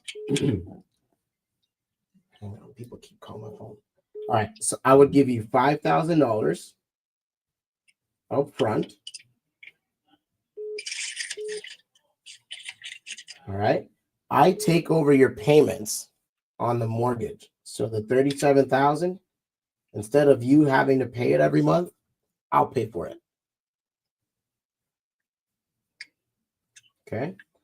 And I pay for that mortgage for a total of 60 months. 60 months. At the end of 60 months, I refinance the house and pay everything off.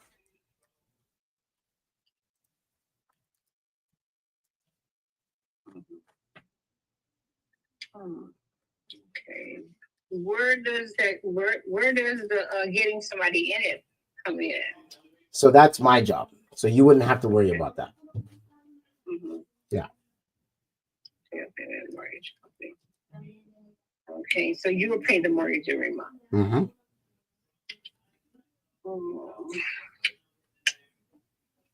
Oh, gosh. I didn't think about that. First, I got to decide whether I want to, where I'm going to go in Arkansas. If I'm going to get me a little house, or if I'm going to rent a little house. I don't know. So I haven't thought that for yet. Or when I first initially came on this journey, I was going to find me a 2-bedroom here, and it was $900. I don't know yet. What's your name? Elijah. Elijah. Okay, Elijah. Okay. Oh, it sounds good. But I can't really give you that information. I can't give you a yes right now, but you would be my guy if I decided to think that way. Can I have a phone number? Yeah. I'll get your phone number. I'm going to give you everything. As a matter of fact, I am calling you off of my cell phone because my office line is down, but I'm going to give you all my information right now. So Elijah, spelt the Bible way. Last name is Joseph. Okay, Joseph. All right. My cell phone. Like in the Bible, Joseph? Yep. Okay. My phone number for the office is 661 466 4995. Mhm. Okay. My cell phone is 661 615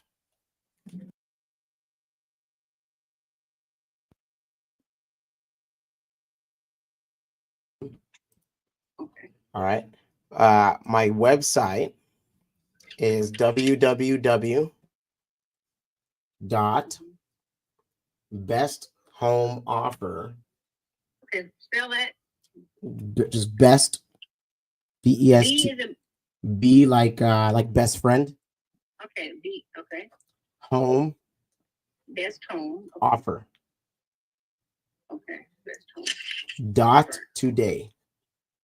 Dot today. Mm-hmm. Dot today. Okay. And then I'm gonna, once we get off this call, I'm gonna create a new thing for you, and then I'll send you my business card so you can put a face to my name. Okay, gotcha. All right. But I would be willing to do this deal at the 114. I give you $5,000 up front. And I pay the mortgage for 60 months. So there's equity. And then I refinance it and you're done. And you get 100% of what you want out of the house. It's the only way. It's the only way you're not going to have to pay any fees, commissions, closing costs. The only thing you have to pay for is what belongs to you in terms of your taxes for the, like, once the sale happens. Excuse me, and the cost of moving. Okay, what about okay, yeah, well, my insurance is in on my payment over here. Yeah, Mm-hmm. I'm in escrow. Okay, got that. Mm-hmm. Okay, I have to keep checking to see if I can find out who owned my sister's house. That's where I want my sister's What's house. the address on that? Let's take a look. 600 West BB Caps. 600 West BB Caps in Searcy, Arkansas. BB Caps. BEEBE. That's a very unique name. Yeah, it just looks terrible right now. It's I found it right here. You found it already? Yep. Oh my God, it looks terrible. I'm so embarrassed. Oh, I'm so ashamed of what they've done to myself. It was paid for. She's been there 45 years and she passed away. Her son she had a $12,000 loan on it. She just couldn't live without her husband and she passed away. 600 West BB Caps. Uh-huh. Yeah, that's not showing up. That shows up as an expressway. Okay, it is an expressway. 600 maybe 600 BB Caps. It used to be West Mulberry, and the expressway took over, so it's 600, maybe 600 BB Caps. Is it the one? Excuse me. Is it the one with the red roof? Yes, with the deck on the end. Okay, I see it. It looks terrible now. They just dogged it out. It's a lot of crap around there. We don't know what kind of people moved in it, but they just. Whew. Okay, let's take a look.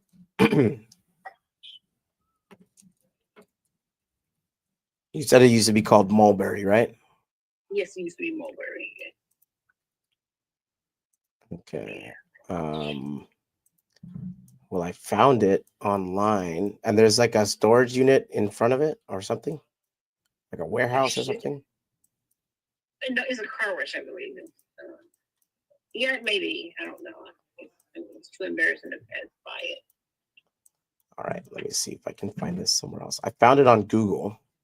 You did. Mm-hmm. Some people sent me a picture of it last week after the people were forced to move out of it.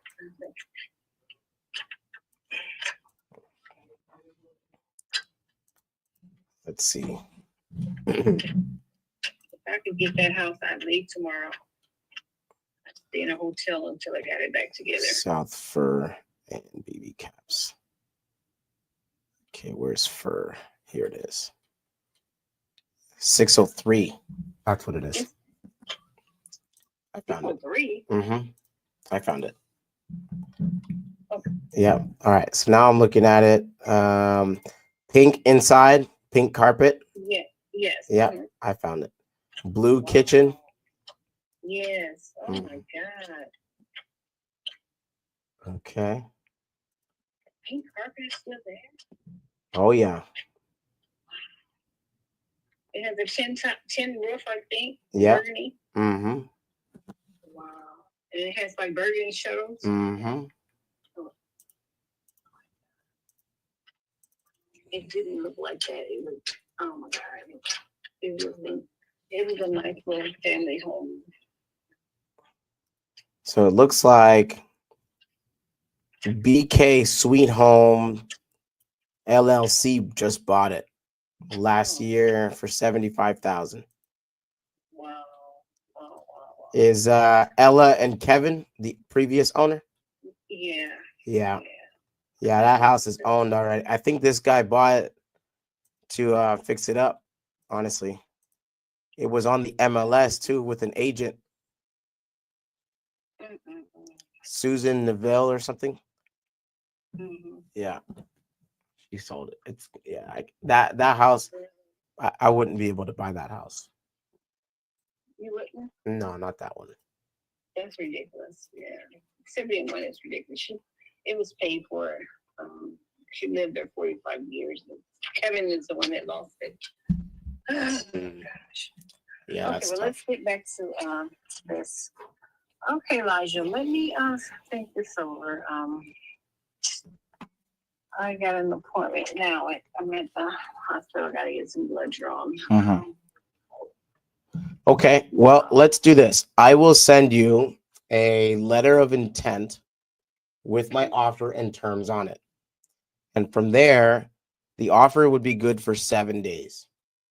That's typically what I'm allowed to do because I'm looking at houses all the time. From there, you have the time to go out and make sure this is something that you want to do. And if it is, then we can move forward. If it's not something you want to do, then that's totally okay as well. But I want you to be educated and I want you to know what's available to you. You have educated me. Thank you so much. My pleasure. Wow. Okay, you have a great rest of your day. Okay, and let me just make sure I have everything right before I hang up. Let me go back to this. Are there any houses in my area for sale anymore? I would have loved that house on Independence. Yeah, there's a few things on the market in your area for sure. Let's go back. Yeah, there's a couple of houses for sale, but they're selling for around the 200 mark. 190, 165, 200. Yep. No, I don't want to do stuff like that. I'm 64. I don't want to be hung into a mortgage that long. Okay, Elijah, we'll be in touch, okay? All right, sounds good. I will I'll check back with you in about a week's time. You will get notifications from me every day. It's just an automated thing that I have to help me remember everyone I talk to. But like I said, the offer is good for 7 days. If you don't want it, it's okay. If you do want it, then we'll talk about the next steps and specifics, okay? Okay. All right, Helen, it was a pleasure talking to you. You too. All right, bye-bye. All right, y'all. So long story short, filled out a form on my website and she wanted to sell, then she didn't want to sell. And I pretty much told her, hey, in order for you to do anything, you got to let me know what you want. And so she was saying that a bunch of different people that were helping her were confusing her. And so I had to kind of take a step back, break it down, and get her to see that, hey, this is not really as difficult as you think. And I kind of walked her through different scenarios. And this would turn into a great, a good rental for the portfolio. Now, I would probably still sell it to another investor because I'm not looking to build my portfolio right now. But this would be a good one. ARV on that house is the 114, which is why I told her she's going to have to carry that for, 60 months because I need the opportunity to refinance out of it. So let me show it to you like this. Okay. Share the tab. Actually, I'm going to do it like this. Give me 1 second. Remove. Okay. I'm going to go like this. Stop. I am going to show you what I mean. All right. So what we're looking at here is an ARV of 114 to 115. Now, keep in mind, that is if her house is as good as she says it is. If it's not, then obviously we're going to make an adjustment and such, so that way I'm not overpaying, okay? But she's got a decent rate where there's enough cash flow on the deal to be made. So this is how I structured the deal. $114,000 sales price, okay? Minus $5,000 upfront means I only owe $109. Now, I don't know if in this pitch that you caught, but I told her I would just take over the payments and I would pay down the mortgage for 5 years, which means she's getting 0 monthly payments and I have 0 interest on 109. So what you got to do is you take 500 or 550 times 60 months. It's $33,000. So now if I take off $109,000, I only owe 76. Okay, 76,000 divided by 114 is 66% LTV. So when I go to refinance this property at 70% LTV, I'm going to put cash in my pocket at the end of it. Oops. 114 times 0.7 is 79. So if I only have to pay off, what was the number? Like 66, I think.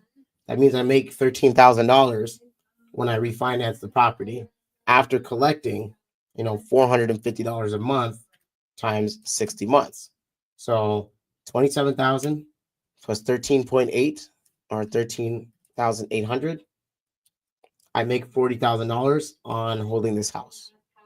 Now, if I decide to wholesale it, I'm only into the deal for $5,000 plus closing costs. So we'll call it, $6,500. Well, I know an investor will pay 10% down for this kind of deal because 10% of 114 is 11,400. Now, on 11,400, if you're making $450 a month, that represents times 12 divided by 11.2.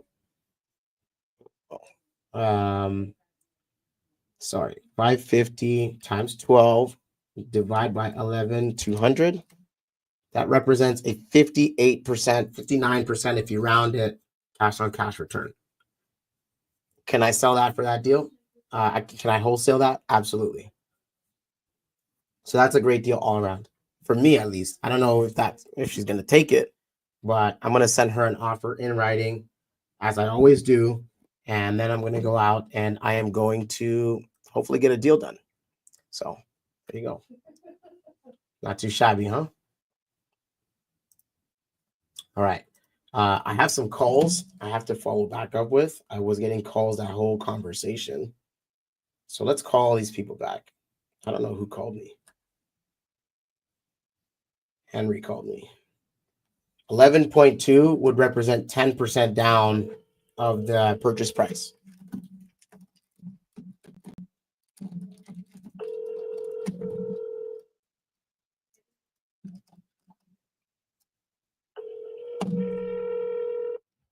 So I'm going to be writing that up.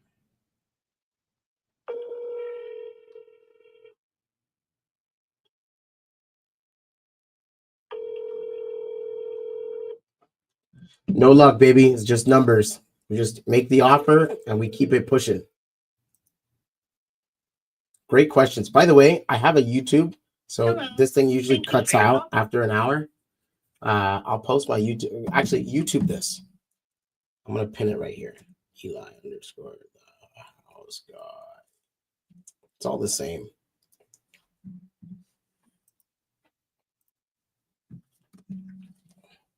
Maybe there's an underscore. Maybe there's not. I don't know. I'm new to YouTube, but I'm streaming this on there. I'm just building up my content. So follow my YouTube. All right, let's call the next person. They called me. I don't know who it was. Let's find out. At this time, either our offices are closed. Okay, that was a spam call. Next one. Please hold while I try to connect you. That was the movers. And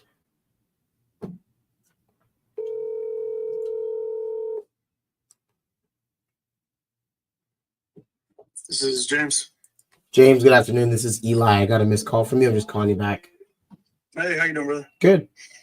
Hey, this is James of New Western. I was calling because you got transferred to me from another agent who's no longer with the company, and I just wanted to introduce myself.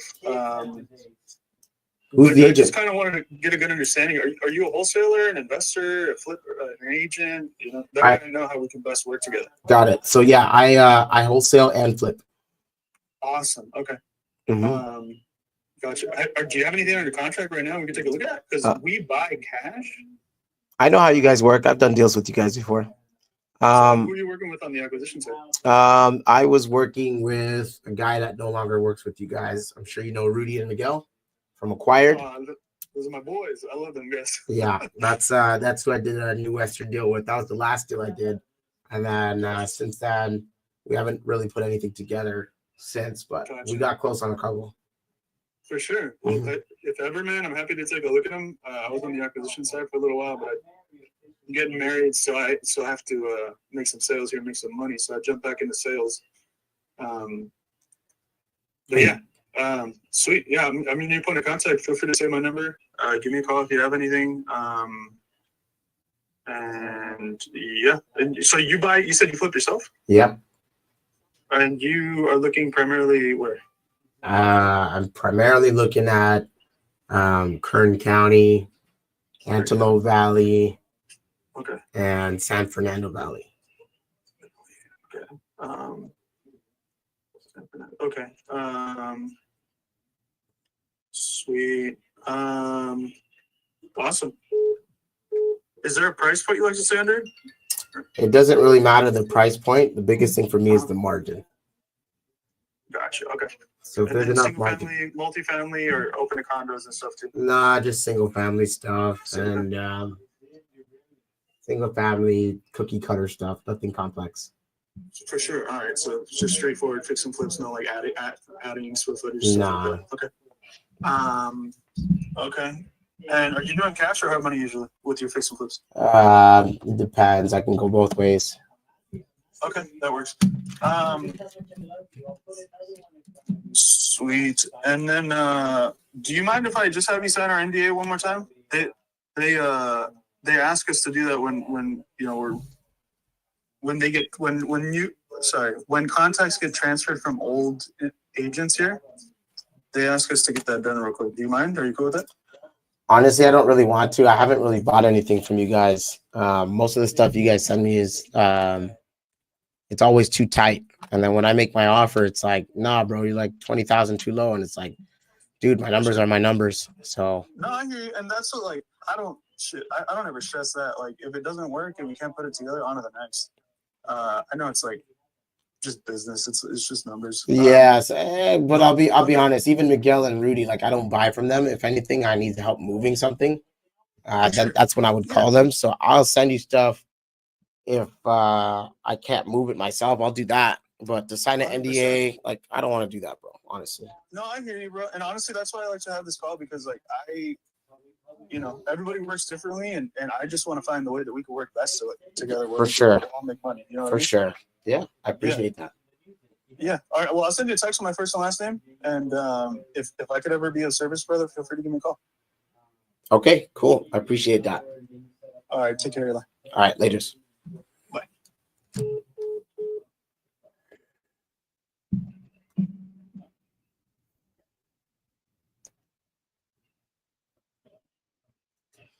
All right. Hey, good news, guys. FHA buyer coming to the open house tomorrow, wants to do the FHA rehab loan. So one of the houses I have for sale is getting an offer. Nice. Okay.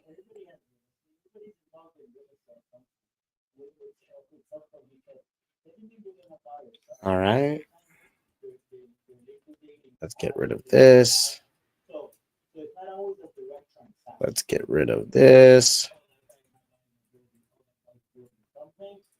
You gotta get through the gatekeeper to the research. Sometimes it could be have a good attorney. Sometimes it could be my lease has messed up. I'm gonna look it over. Sometimes it could be, you know what? Like, Give me a second, guys. property. It's so many things. It's not like, hey, bro, like this guy wants to buy or sell. If you're thinking like that, then yeah, it never really happens that way. Look, I was just to give you a real life example. So I was at the I sit up, bro. All right, I'm gonna take a quick break. I'm gonna end this video because I would like to use the bathroom. So BR to the B. Dude, very humble. He came up to me. He came up to me. He's not even tell you what I'm selling my property. You want to list it? That would never happen.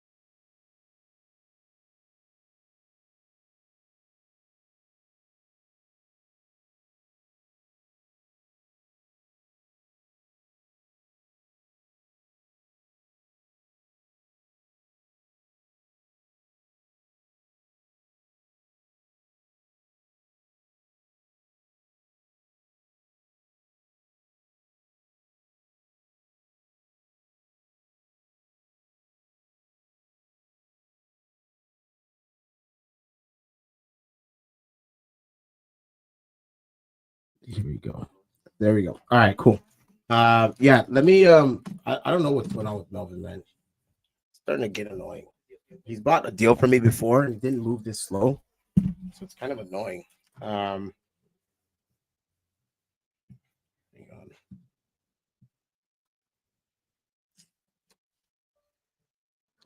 Oh boy. Let me give him a ring and find out what's going on and get a receipt for you guys. All right, I'll text you back in a sec. Bye.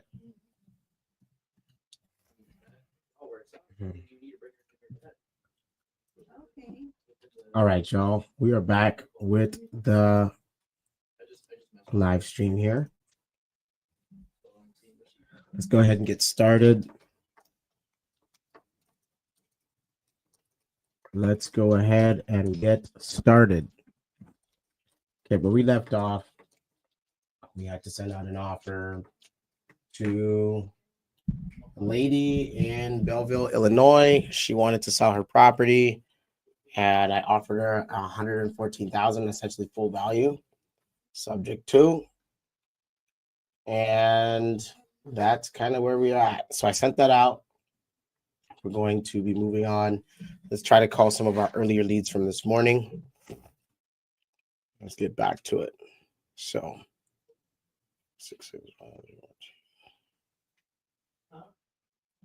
Let's try this girl here. Your call has been forwarded to voicemail. All right. The person you're trying to reach is not available. Long meeting. All right, that's cool. Okay. Let's try this other agent. She is not responsive. It is so annoying. It's okay. That's why she doesn't get a lot of business. Yeah. All right. Veronica has a deal in Burbank, my favorite place.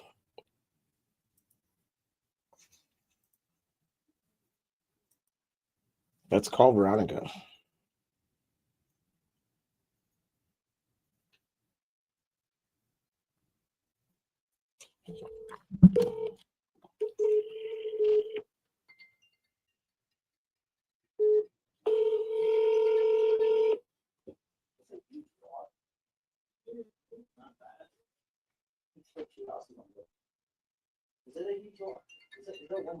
Angel, what up?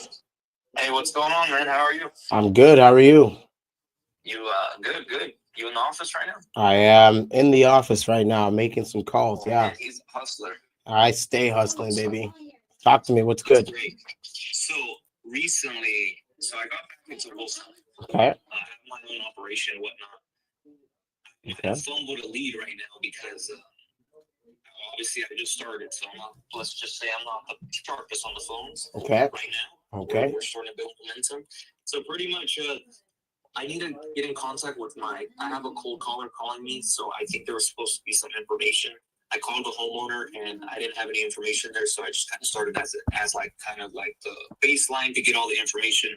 And then she got kind of pissed because I was asking her questions about the property and stuff like that. And she was telling me, she was like, yeah, that's fine, whatever. But then I was trying to build some reports. She was like, oh, you like investing in Nevada or whatever, because that's where the wholesaling. And then she got pissed because I was going right there.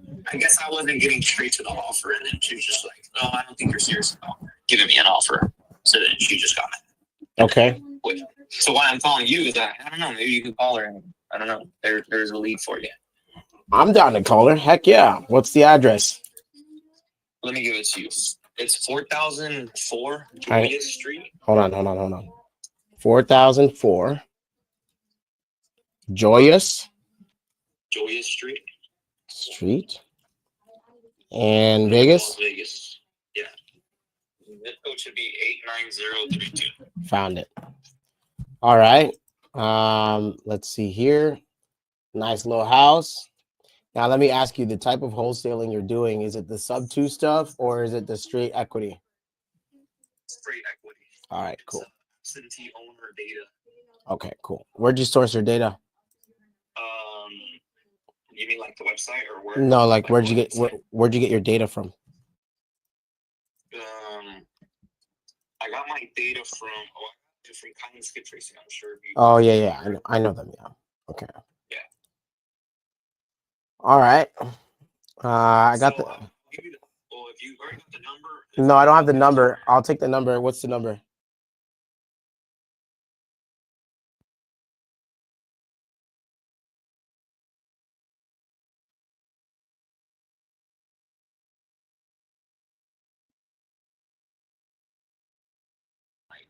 Not really serious because she's hit me with this at the end. Like once I started to get some like report, because apparently my cold caller. So I need to get with my team about this. My cold caller is supposed to gather information. These are my first set of leads. Okay. And she asked them like condition like property, and she's like, I told him yesterday, and I was like, well, I don't have any notes on my end, so I'm gonna have to ask you the same questions. Is that fine? And then she was like, yeah, sure, go ahead. So she was already kind of like pissed that she's not getting an offer today or right now at this second. So I was like, I just need questions.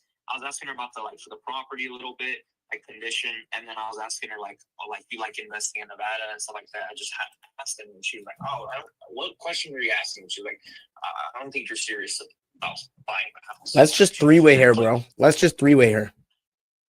Three-way? Yeah, I'm gonna do it right now. Right now. Let's do it.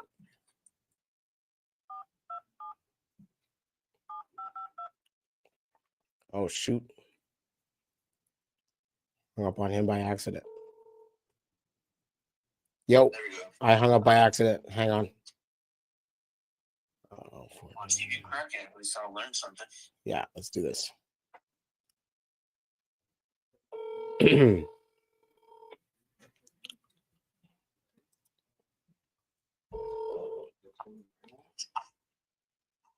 Hello?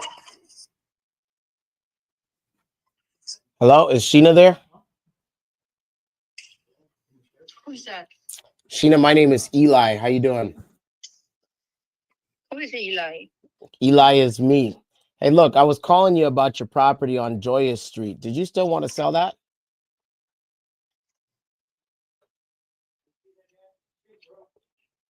I have so many of these phone calls asking so many questions. I don't want to spend my time asking you a bunch of questions. I just want to find out if you want to sell. If you do, I'd be more than happy to give you an offer for it right now. Okay, I am. Okay. How much you looking for? How much you want to offer for?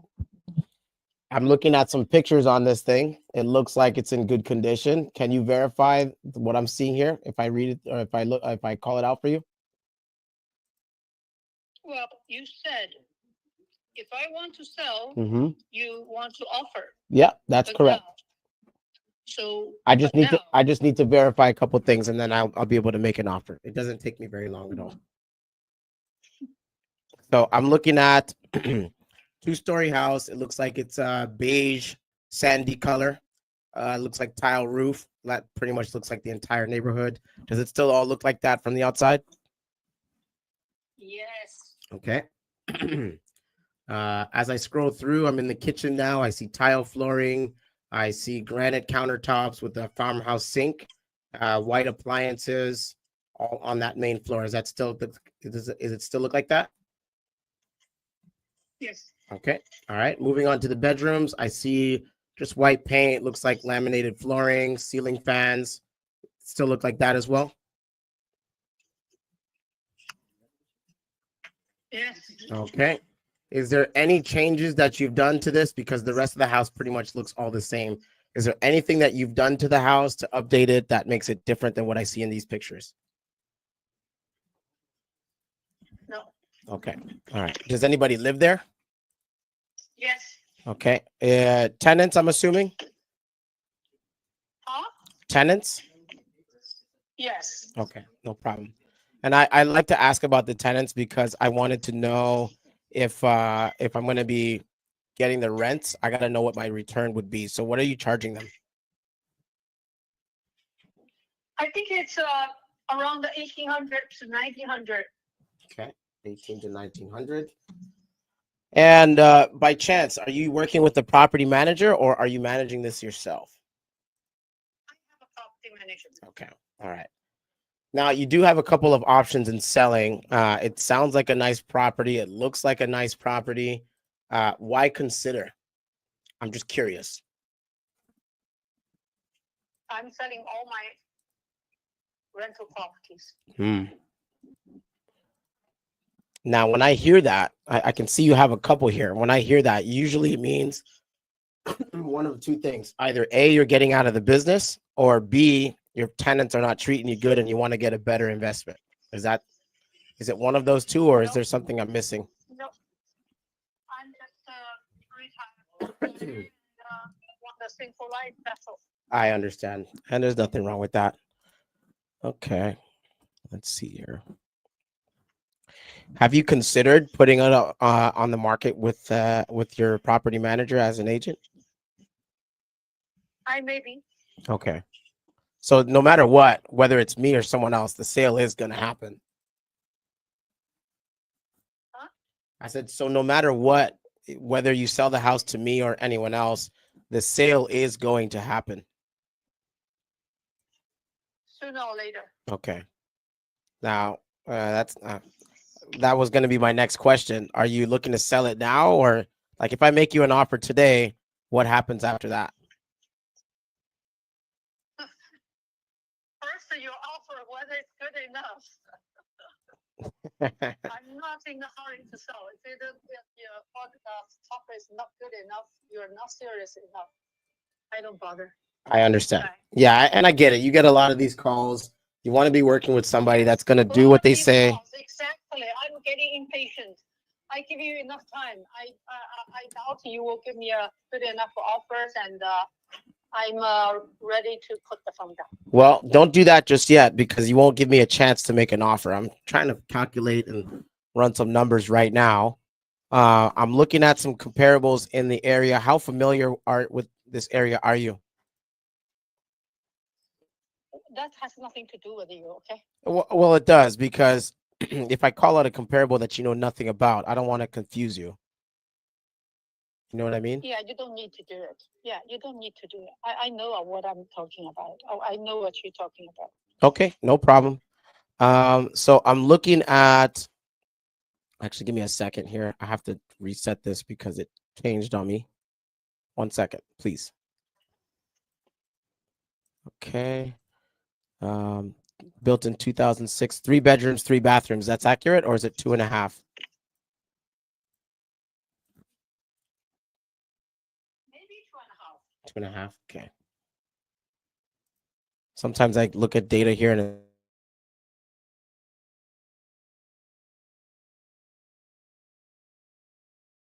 okay.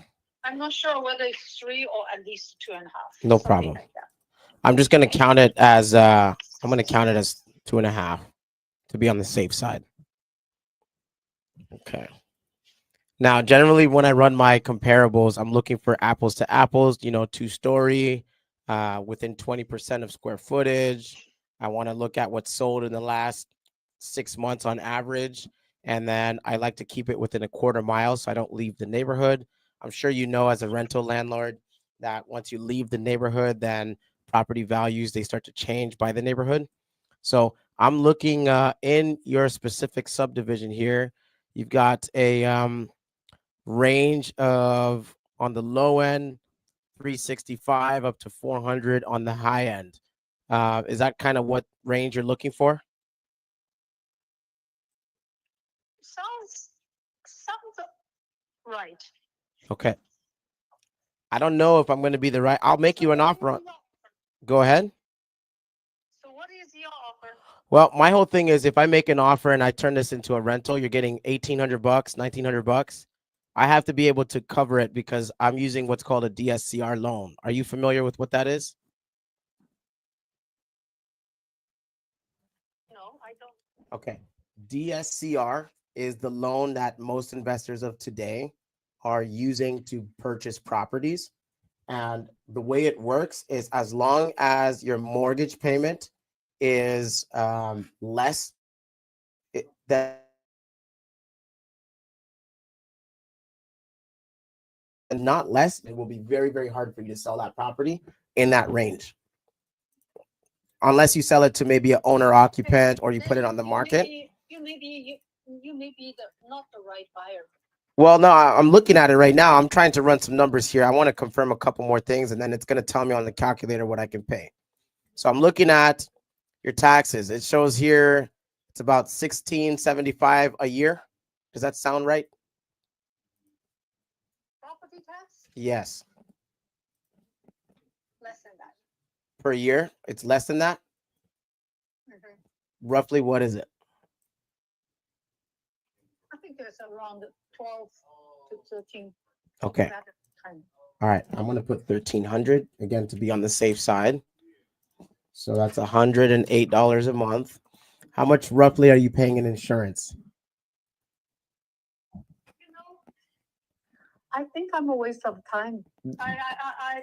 You have too many questions, and Well- I think you would have a serious offer. Well, let me ask you this, Sheena. Let me ask you this. Whenever you're going to go buy an investment, back when you were doing it more aggressively, didn't you want to have all the information to make a sound offer? Look, I don't want to waste your time. Look, when I do this, I hire an agent to deal with you. Okay. well, I don't bother to deal with these questions. let me ask you this. When your buyer comes along with an agent, what do you think they're going to ask you? They're going to want to know all this information too. Except the difference is there's less cooks in the kitchen.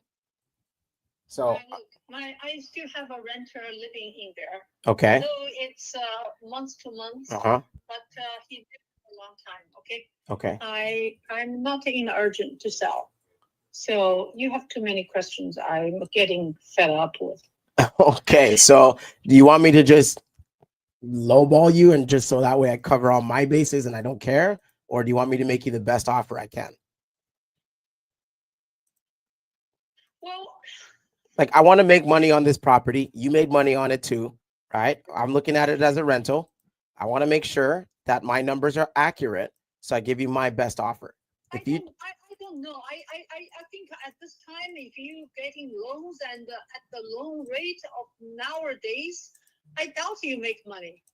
That's why I'm asking these questions to see how much I can pay. Unless you do 1031. If you do 1031, that is a good option. Uh-huh. Good choice. It's going to be difficult to 1031 into a small single family asset. You typically 1031 out of a single family, not into a single family. Right? So what we can do if we're talking 1031, because I can do it, is if you sold more than one, because I can see you own a couple, right? I don't have so much time with you. You have already spent quite a many times. What do you want more? Sheena, I want to make you an offer for your property. You said you want to get out of the business. I can see you own several. I don't even know how serious you are, who you are, and what company you are with. I don't know. So I'm going to tell you who I am. My name is Eli. I'm a single guy that buys properties for my own portfolio and investing. This is how I feed my family. I can send you a proof of funds so you know you're not wasting your time with someone that can't pay. Okay? I'm not with. What's that? Why you pick up this property? Because it's an investment for me. I flip property for a living and I need to buy as I flip so I can reduce my tax liability. That's why. So how you find my telephone numbers? Great question. I use a service that helps me farm phone numbers for owners in the area, the same as what real estate agents would do. I used to be an agent. I stopped being an agent because I wanted to do my own investing. So I kept my skills. Getting so many phone calls. I'm sorry? No wonder I'm getting so many phone calls. That could be true. I'm not sure about anyone else that you talk to, but I'm definitely interested in buying. Yeah. Okay, I give you last one question. Whether you offer or not, I'm done. You know what? It doesn't really seem like you want to sell it to me or even talk to me anymore, honestly. If we can't have a real conversation, like I said, I'm a real buyer. I can send you my information. You can call me back if you want to really sell it. If not, then it's okay. You tell me. I talked for so long time. Sheena, I like to know who I'm doing business with before I start paying hundreds of thousands of dollars. So again, if you don't want me to talk to you, it's fine. I'm just going to go give the money elsewhere. If you want to do a transaction, I have cash. I'm willing to go. You tell me. You're not having cash. You're talking about the loan. Yes, but in order to get to do real estate well, you leverage the cash that you have to go buy deals. That's how you scale. That's how I do it. That's just me. And what is your loan rate at this time? DSCR right now is 6.8. 6.8. Mm-hmm. Wow. That's the loan rate right now. Yep. You think with this loan you can make money? It's possible. I do it all the time. It's possible. But that's where, I like to find out if there's an opportunity for me. And that's why I have these conversations. I know they sound the same. I know everybody's beating you up on the phone. It's already for quite a long time. You should be able to do your numbers now. Look, I can go on the MLS. Big issue. If you do all the time with the houses, and you know how much this insurance could be, and how much you may be able to shop around and get an even better deal. Yeah. You don't have to ask me about it. It's just a list of questions for anyone that owns rental. It's standard. It's okay. If you want me to guess, that's okay. No problem. Yeah, you can guess. Don't have to bother me with these. I have other things to do. You just jumped out of the blue, and I don't know who you are, and we already spent this time. Yeah. Okay. So that tells me you're not really that interested. I would, if you want me to. I doubt you are really serious buying. Look, I wouldn't spend my time on a call that I'm not serious in having. My time is worth more. So if you're not interested, me too. Okay, well then. I've already spent this time with you. It's only 15 minutes, but we spent the last 4 arguing. So, Sheena, I appreciate you. Thank you so much. I hope you have a great day. Good luck with your properties. Angel. That lady's not motivated, bro. Yeah, but she's very impatient. Dude. She's not motivated. She doesn't have a pain point. She wants to get out of the business, but that's not deep. That's not a deep enough why. Well, I mean, the thing is, I barely got any time with her, so she clicked on me before I was able to even get too much information. I just know this was sent then through one of my cold callers, and then they gathered the information, but she was upset that she already gave the information.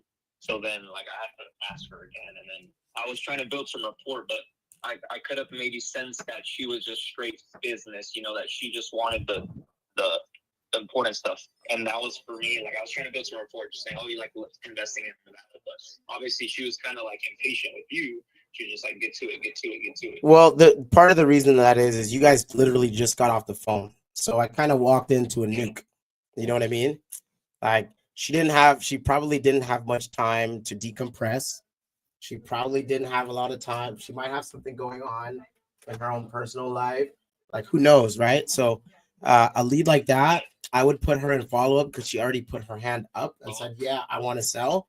But when she's ready to have that conversation, then you go back and you talk to her. But if she can't answer the most important questions, she's not a client worth digging into. What is your time worth? That's my philosophy, bro. I have a formula I follow. I think I might have shared this with you while you were working with me in the office. I always say SW3 equals N. That's a fancy, overly mathematical way of saying some will, some won't. So what? Who's next? Obviously, you want to love the person you're on the phone with and treat them good and try to, help them out as much as possible. But if there's not any motivation there and there's nothing to really go off of, if you're going to shoot a lowball offer, she's never going to answer your phone call ever again.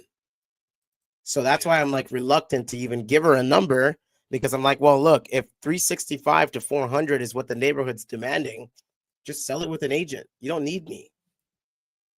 Yeah, especially if it's in good condition, right? Yeah, and it looks like it's in good condition by Zillow. So there's not really anything to go off of on that. So now I could have taken the whole. I could have taken the whole oh, I'm such and such a company and blah, blah, blah, blah. That's not authentic. Right. And so that's why when she was asking that, I'm look, I'm a guy and I buy houses to feed my family. Just be you, bro. You don't have to come off as some big company. No, be Angel. And Angel uses assistants to go buy his own investments. Yeah. That's it. No, I mean, well, the thing is, you were able to have her on the phone for a lot longer than I was. So, I mean, she clicked on me. So, but it took, you're able to still continue the conversation, even though she was pissed. So she was like, "Oh, my time is very valuable." And I'm like, "Dude, it's been 11 minutes. Like, chill out." It's Yeah. not even that long. Yeah. It's been 11 minutes, but she pretty much from what we heard from the conversation, she was getting literally bombarded with calls. And I know some of these homeowners get fucking hammered with calls. So They do. And you know what? There's a house that looks exactly like hers. There's a house that looks exactly like hers. It's on the market right now. It's been flipped. It's listed for $365. It has a price cut. It's been on the market for 81 days. So she's not going to like the offer we're going to give her anyway. So would I make an offer to this person? I absolutely would.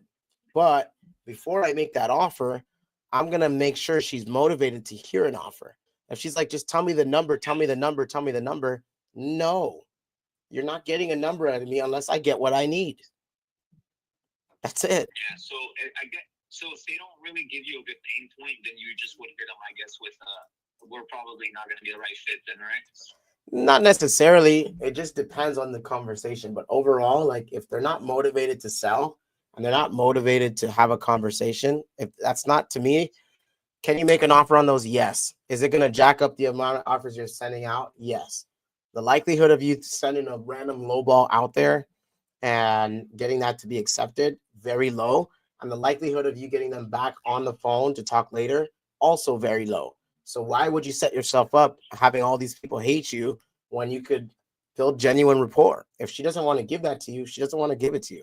I liken this to like talking to girls, bro. I used to talk to a lot of girls before I got married. By the way, I'm streaming, so that's why I'm like giving this context. What's it called? Yeah. I used to talk to a lot of girls. Oh, nice. You're streaming? Yeah. YouTube? Yeah. I am. Nice. But long story short, I used to talk to a lot of girls, and wait. Sorry to cut you off. So you got that whole combo? yeah, the whole convo is recorded, bro. Oh shit! Right? A to Z.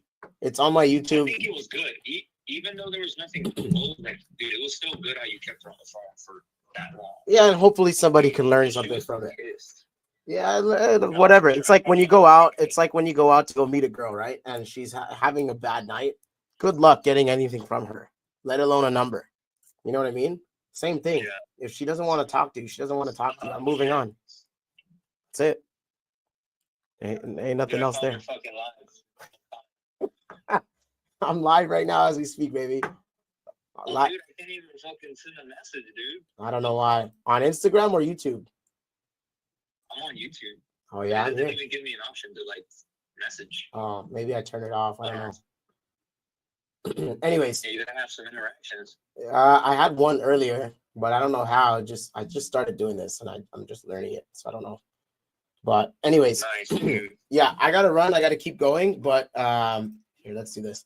I gotta run and keep going. But long story short, that lady is not a hyper motivated person. You're looking for somebody like her that wants to get out of the business, but she has real like pain. And that's where you're gonna get your deal from the pain you're solving for that person. Not from just spitballing a lowball offer because she's like, give me an offer now. Like, no. Like you don't got it. Well, you know what I mean? Yeah, I was gonna say, well, we're back in the game, or we started back our operation.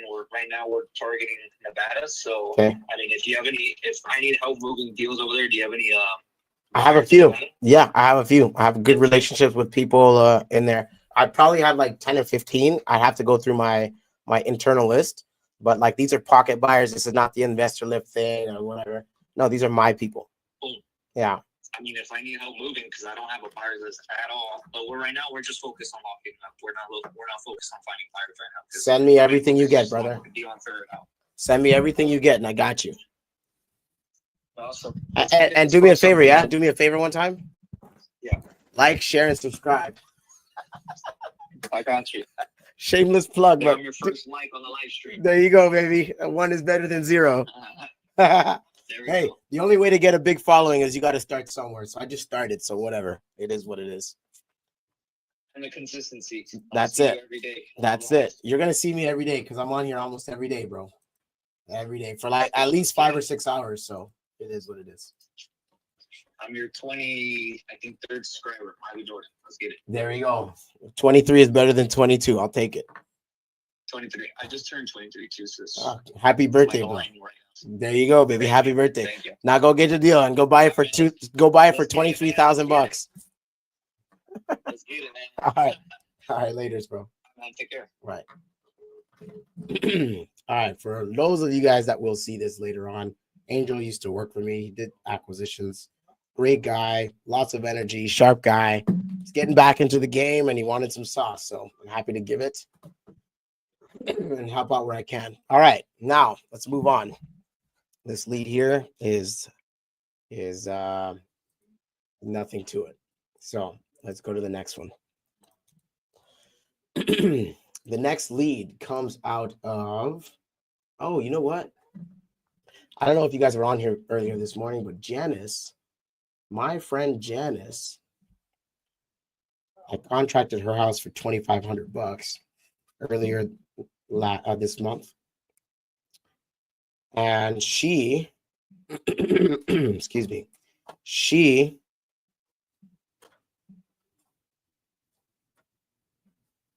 has a cousin that wants to sell. Shelby.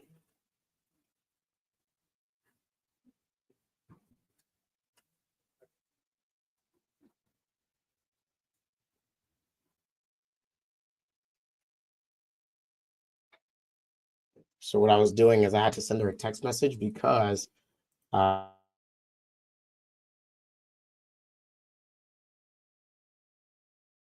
Janice warned me. And long story short, that brother has the same name as me. So, all right, now we're looking at a house here that I locked up. It's a real piece of junk. This lady said she sprayed some weed killer to cut the grass. That's how bad it is. The bones of the house actually looks good. Let's call my buddy Sergio real quick. Sergio. Let's call Sergio. Sergio is working with me to dispo this house. So let's get him on the phone. It's end of day for him over there. And let's see what he's got to say. Ah, damn. Hole in the roof. She said lots of mold. I see the mold. Door handle's busted. You know what? I have sold houses like this before. You guys can't see what it looks like. I'm going to try and duplicate this. You know what? I have it under contract anyway. I'll just share it with you. Let me show you. The Google subscriber you have called is not available. Let me just show you. Message after the tone.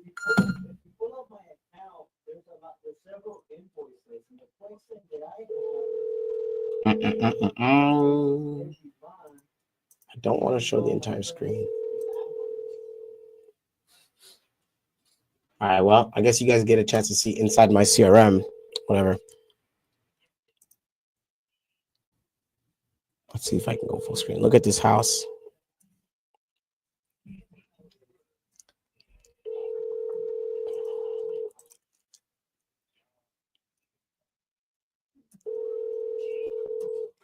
The Google subscriber you have called is Oh, you know what?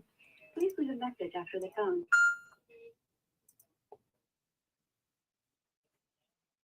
Hey, Sergio, this is Eli. I was calling because we're working together on Pine Street and Anniston.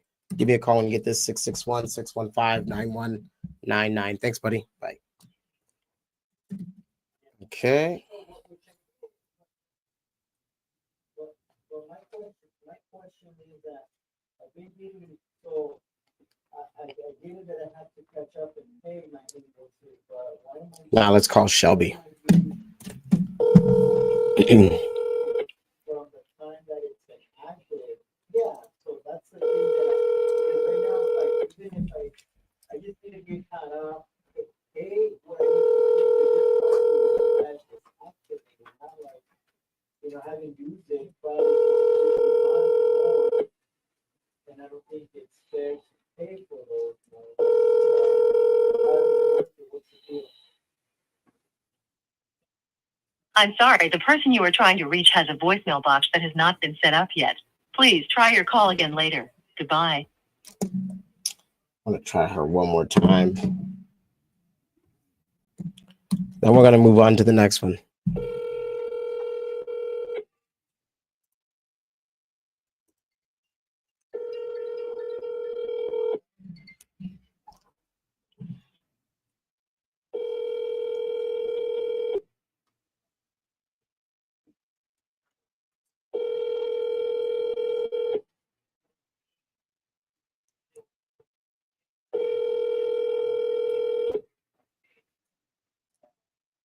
Man. I'm sorry, the person you are trying to reach has a voicemail box that has not been set up yet.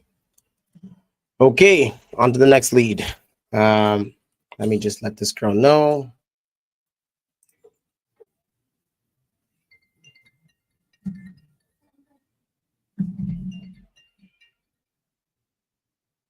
Hello?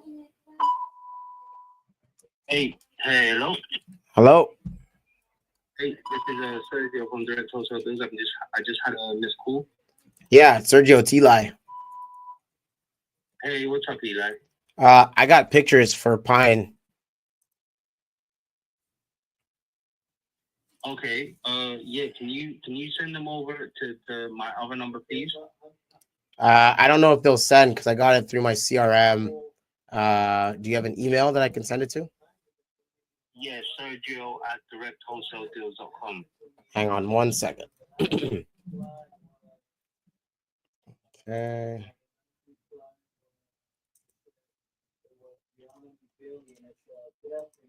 Hang on one second.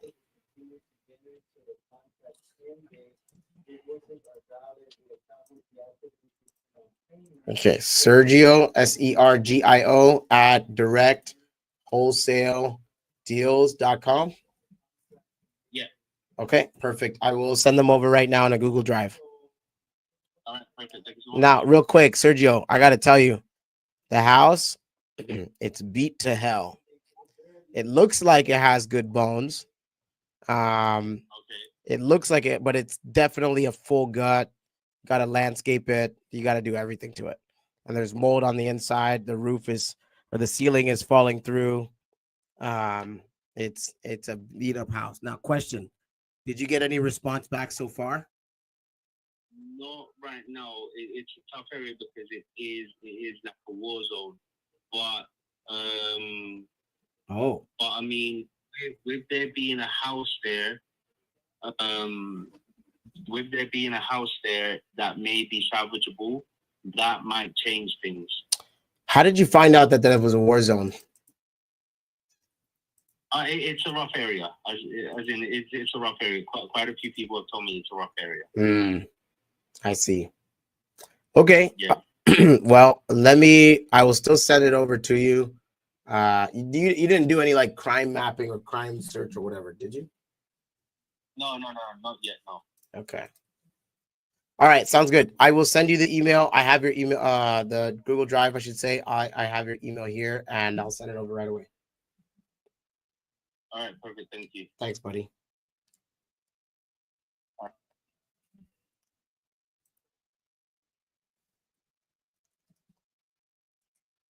Hey, you know what? This guy said it's a rough area. That is true. But I'll tell you what, people still live there. People still buy there. He was calling me. Hello? Your call is being recorded. Hello, this is calling for quote to move regarding a moving quote. Yeah, I was looking for a quote. I got the quote. I got it beat, so I don't need your service. All right. Thank you. All right. I don't want to spend any more time than I have to on that. Let's move on. Let's see here. These are all the pictures. Share folder.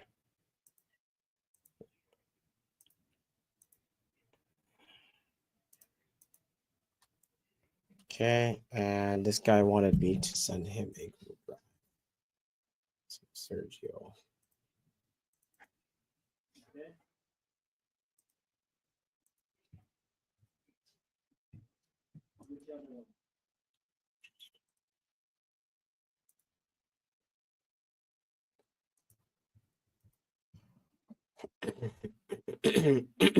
Excuse me.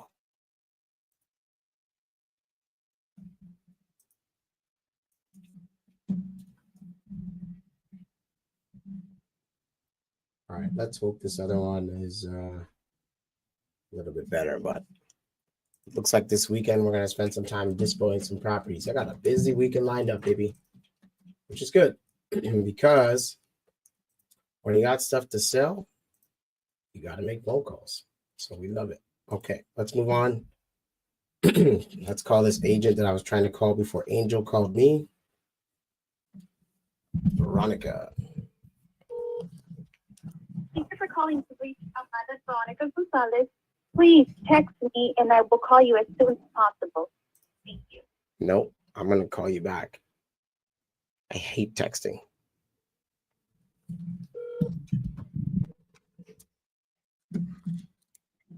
No, buenas tardes. Hi, Veronica. Yes.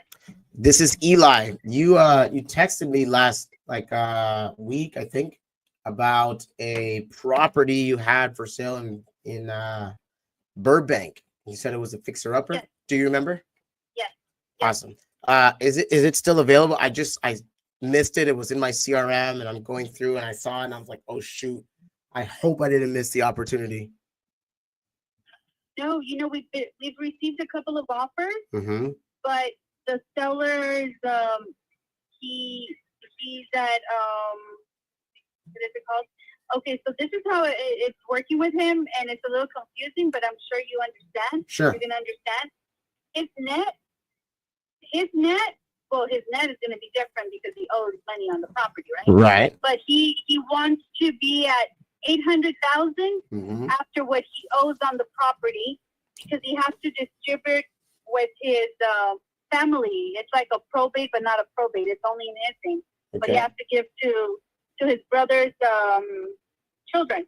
Okay. So they want no less than 800,000, but they want the buyer to pay the closing cost, which is roughly about 35,000. Okay. And who's paying you? He's paying you out of the 800, or is that on top? No.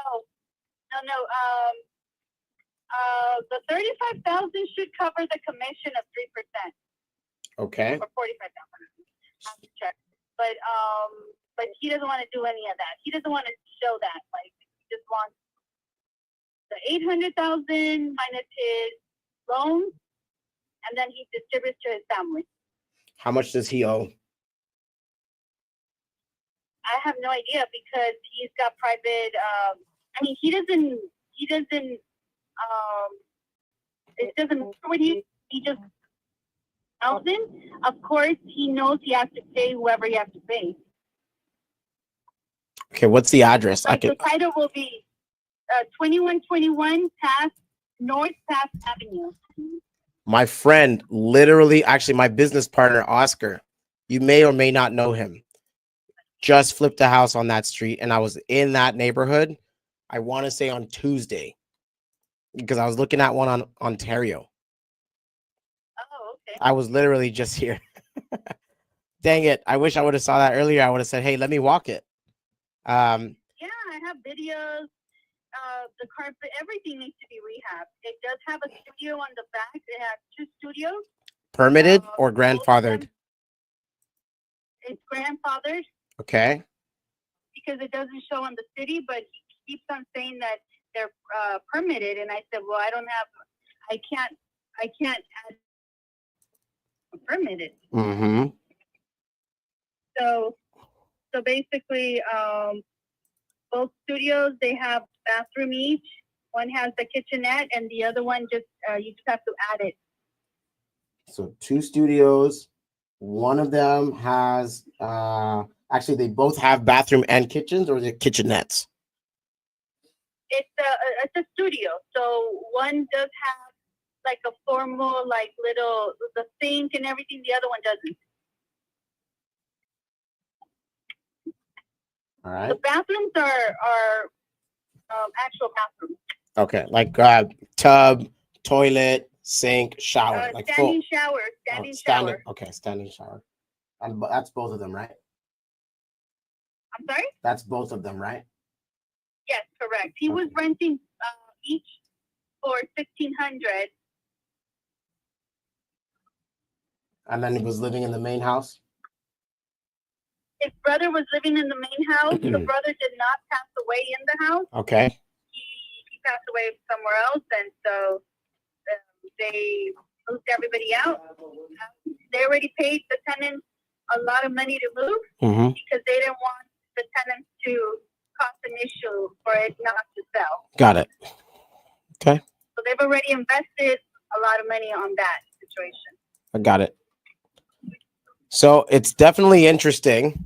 It's for sale for $845. $845 is gonna give him his 800 net. Is that what that is? Yes.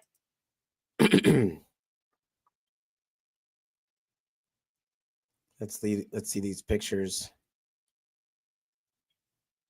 This is your listing, right? Yes, that's my listing. Okay. The containers, I believe they've already been removed. Okay. The pictures show the containers, but there's 2 containers there. Okay. That have been removed. So he has to pay a lot of money to get the tenants out and give them money and just relocate them. Okay.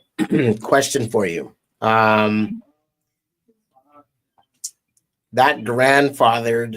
Those grandfathered units, I'm gonna have to double check with my business partner because he's more familiar with building codes over there than I am. I'm just the guy that calls and puts the deal together.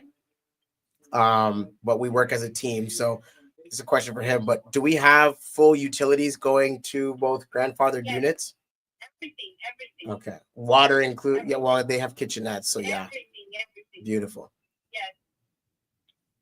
It has another storage area. I believe that's where they had an office. Because it shows I believe they used to sell real estate. Okay. Because on the walls, it has like properties, like flyers of properties. Interesting. Okay. Yeah. So they were. I don't know what they did, or maybe they sold cars. I don't know what they did because they had the container, and on the container it had like cars and stuff. Maybe cars or car parts. No, like cars, like small, like collectibles, but they were cars. Hang on a second. This might have come up in discussion amongst my team, but I'm going to say something random. Were they Pokemon cards? No. I'm talking about actual cars, like maybe play cards, like cars. Oh. I don't even know if that was it. Yeah. I was having a conversation. Going on there?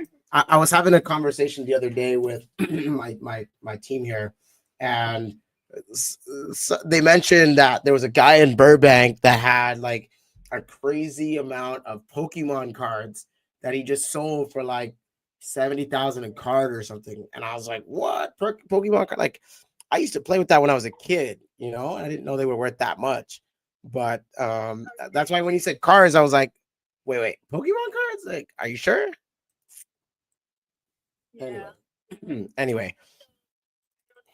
It might be, I don't think so, but yeah, where are you located? It shows like 661 number. Yeah, I'm in Bakersfield. But I invest in San Fernando Valley. Okay.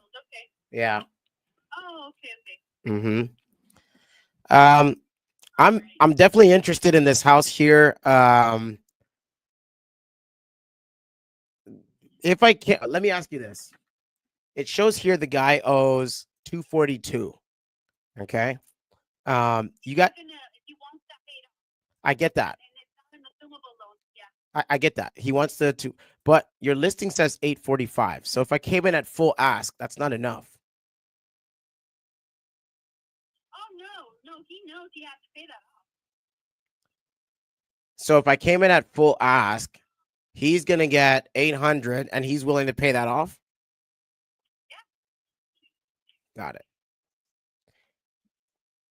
Okay. There might be something here. Has anyone else offered full ask yet? I mean, you've been on the market for a little while. We haven't received, we've been so close.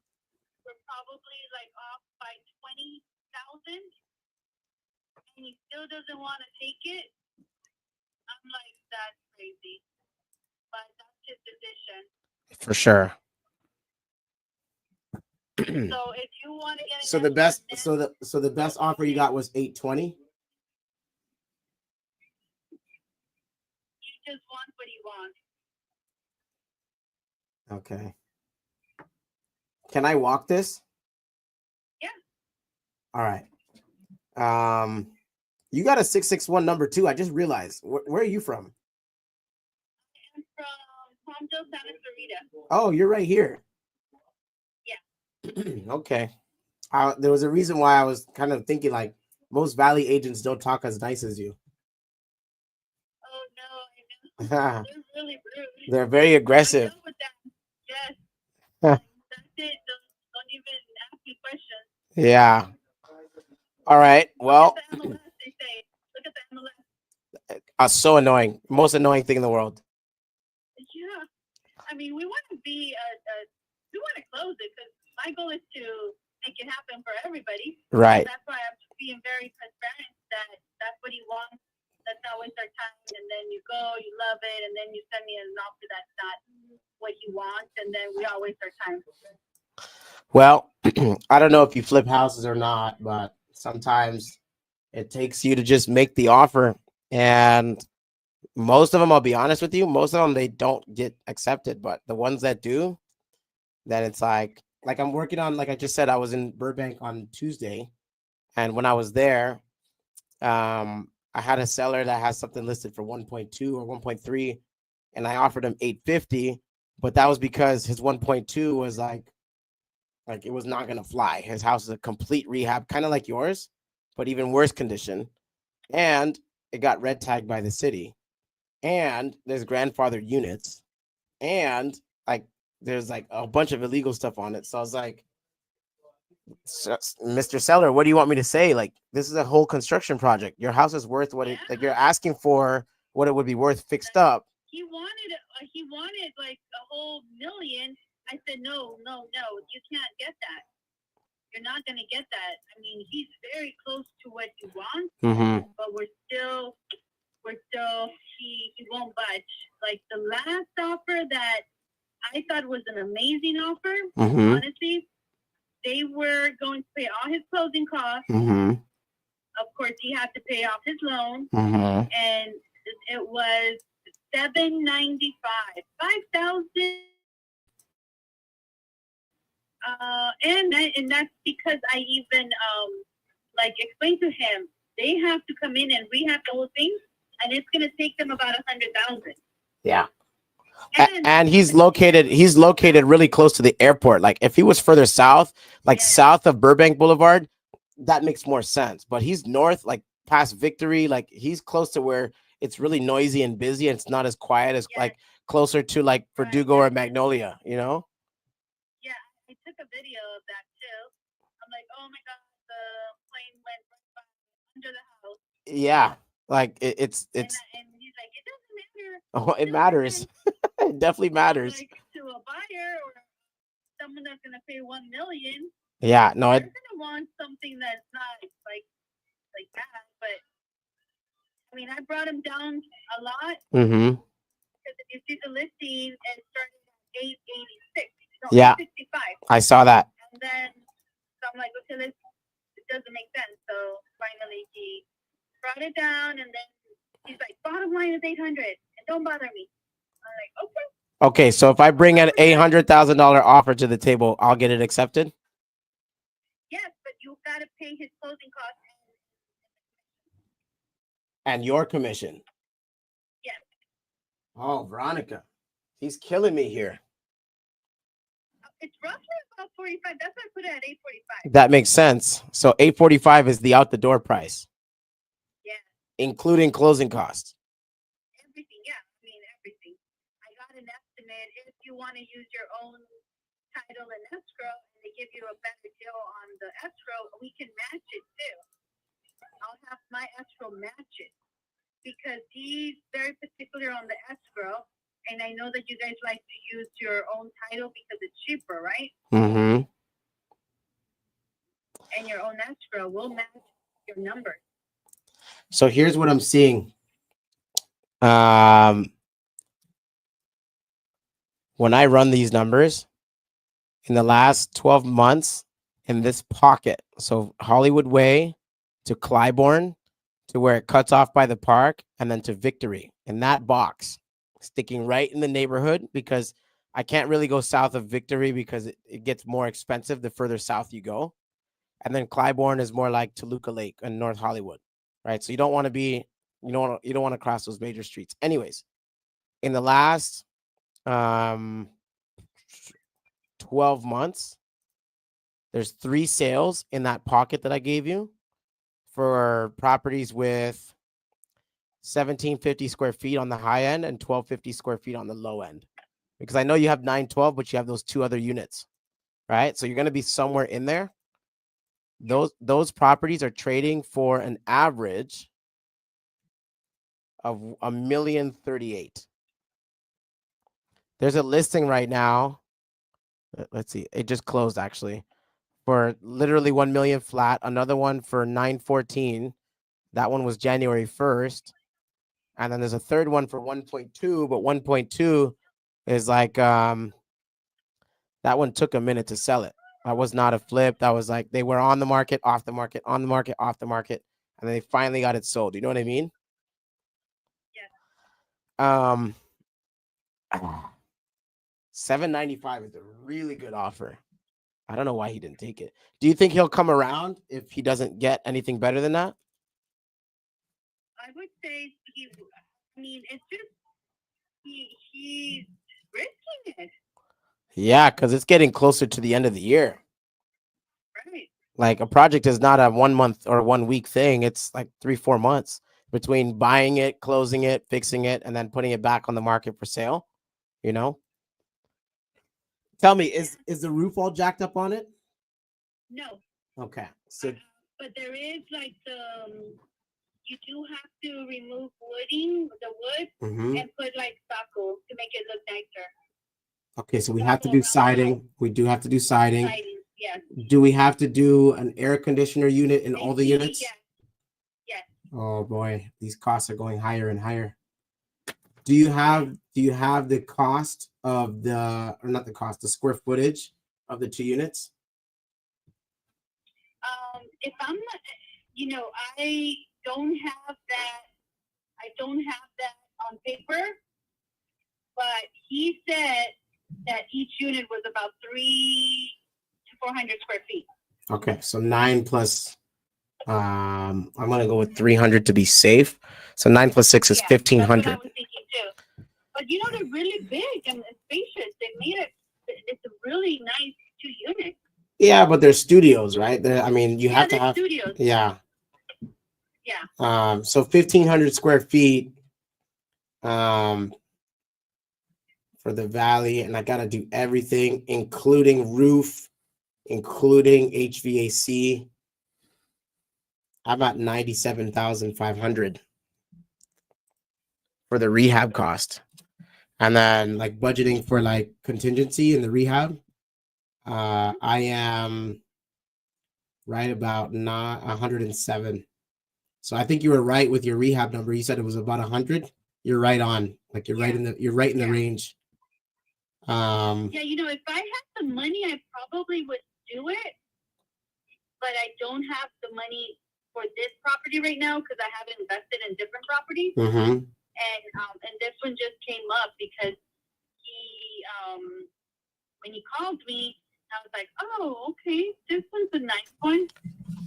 I just don't want to overwhelm my yourself. And that's why I said, okay, yeah, I'm just gonna find a investor that can take care of it, but it's very tempting.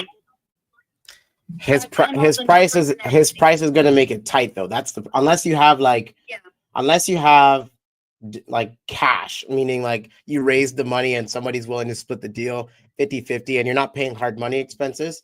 That's where it's like, all right, this could fly, you know? Right. No, it would have to be cash for it to make sense. Yeah, because the hard money costs, like I'm going to end up paying, if I buy this deal in hard money expenses, I'm going to end up paying roughly about $90,000 because I have 10% money. Yeah. You know, which is a lot. And then my cost to sell. Oh boy. Look, I use either Kiavi, Easy Street, and those are my two big guys that I use. And then the rest, I find people to invest in deals, but nobody has yet invested in one of my deals where they do the purchase and the rehab, and they pay 100% of it. I always have to have like two investors. Right. So that's kind of where you get beat up. So it's either I go with Kiavi and hard money, or I get an investor and I have to split the deal. Yeah, and that's the hard part because you do everything and they just give you the money. Right. And you're like, oh my God. Look, off rip, I'm at 700 for this deal. Like just right off rip. Without walking it, without seeing it, without knowing anything. Obviously, $95,000 is better than my offer. I was at the same number, so we're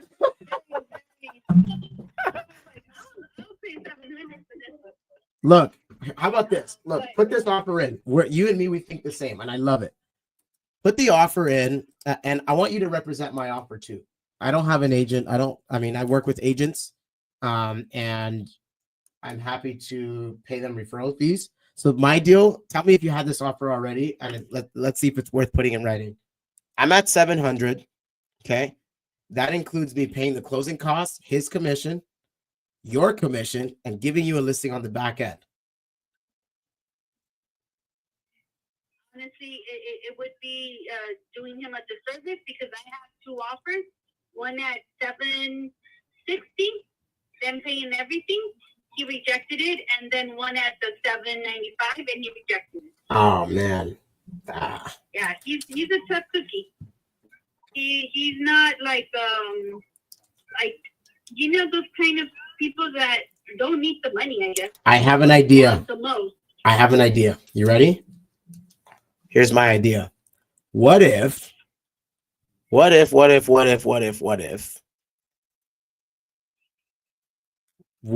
we do the deal and I pay him the 800 he's looking for, but instead of me going out and getting a loan, I fix the house and then we split the deal on the back end. I mean, that sounds like a good opportunity for everybody. He's gonna have to finance me, but I'd give him some money down and he's gonna carry until I'm done. And then you split the profit with him? I don't know about split the profit because he's getting what he wants. I'm giving him what he wants in this offer. But he would have to finance you, right? Correct. And then you start making the payment to him. Well, he has a mortgage on it already, correct? Right. So no, I don't want to carry two mortgage payments. So I would give him his money. I would give him a little bit of interest, but he would collect all of it at the resale. And how long would that take? I don't know how long it takes to flip a house. 6 months. Most lenders, when you go hard money, they're going to give you a 12 to 18-month loan. I don't really need that long. This is just a house and a couple units, you know? But the biggest thing is I want to get the... Send it to me in writing so I can understand it. Like, just send me a text with the terms so I can understand it and explain it to him. Okay. I would need to know, like, are his payments expensive? He's not behind on the mortgage, is he? Okay. So the way I would want to do it then would be I'll take over the mortgage payments that he has right now. So I'm paying that mortgage, right? And then let's say I give him like 5% on his money. We'll annualize it. So at the end of the year, or at the end of the deal, I'm sorry, times 5% divided by 12 times 6. So he'll end up making $820. But instead of me paying $90,000 in finance expenses, I'm paying 20.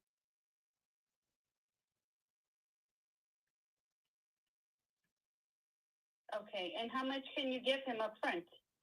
Something reasonable, nothing egregious. I don't want to be dropping a crazy amount of money. Like I have cash. Like I'm liquid. I'm good. But I don't want to tie it all up in one property. Would like, I don't know, 50,000 work net to him? Okay, yeah, you tell me what you can do so that I go to him and then. All right, look, $800,000 price. Okay. Hang on. $800,000 price. Okay.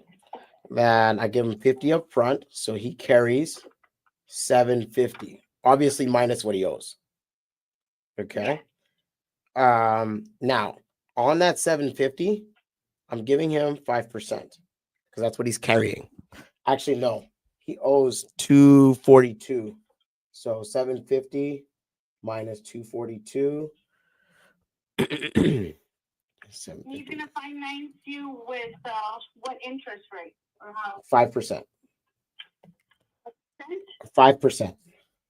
Okay. So he's carrying 508,000 at 5% is 25,400 at the end of the year.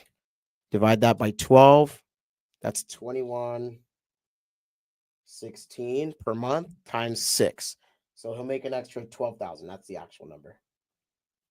But I was kind of just talking out loud or thinking out loud. So here's how it would go: $800,000 price. Okay, 50,000 up front. I rehab the house. What's it called? He's gonna carry 508,000. Okay, because he owes 242. He's gonna make an extra $12,000 for carrying the loan, and I pay the whole thing off when I sell it in 6 months. And this is gonna be like a balloon payment in 6 months. Correct. And you feel comfortable with the balloon payment? Yeah, because I'm selling the house. Got it. Yeah. Is that another way also, like I can explain to him that he will be saving on taxes? He won't save on taxes, but he will defer his taxes.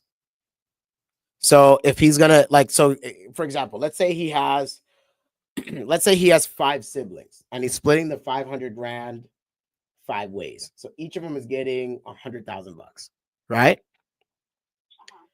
He's gonna have to pay the taxes on 100 grand net to him, right? So the only way to get away from that is you either have to trade that for another property or you're paying Uncle Sam. No, this was their primary home. Oh, okay, cool. So then, yeah, they never reported as any type of investment home. So he doesn't have to pay taxes on that then, or not as much. You know what? But yeah, not as much because he actually bought it for not much, and it's only showing on his name, so he might have to pay some taxes. Well, is he? I see that he has a couple of other properties. I can see that. Is he willing to buy another deal? Buy another deal? Yeah. No, he wants to retire. Oh, he's an older guy, Yeah. but he has to pay his people off. Yeah. I would say if You would have to get an approval from them that it's going to take those 6 months, which is not that bad. yeah, especially if they make more money.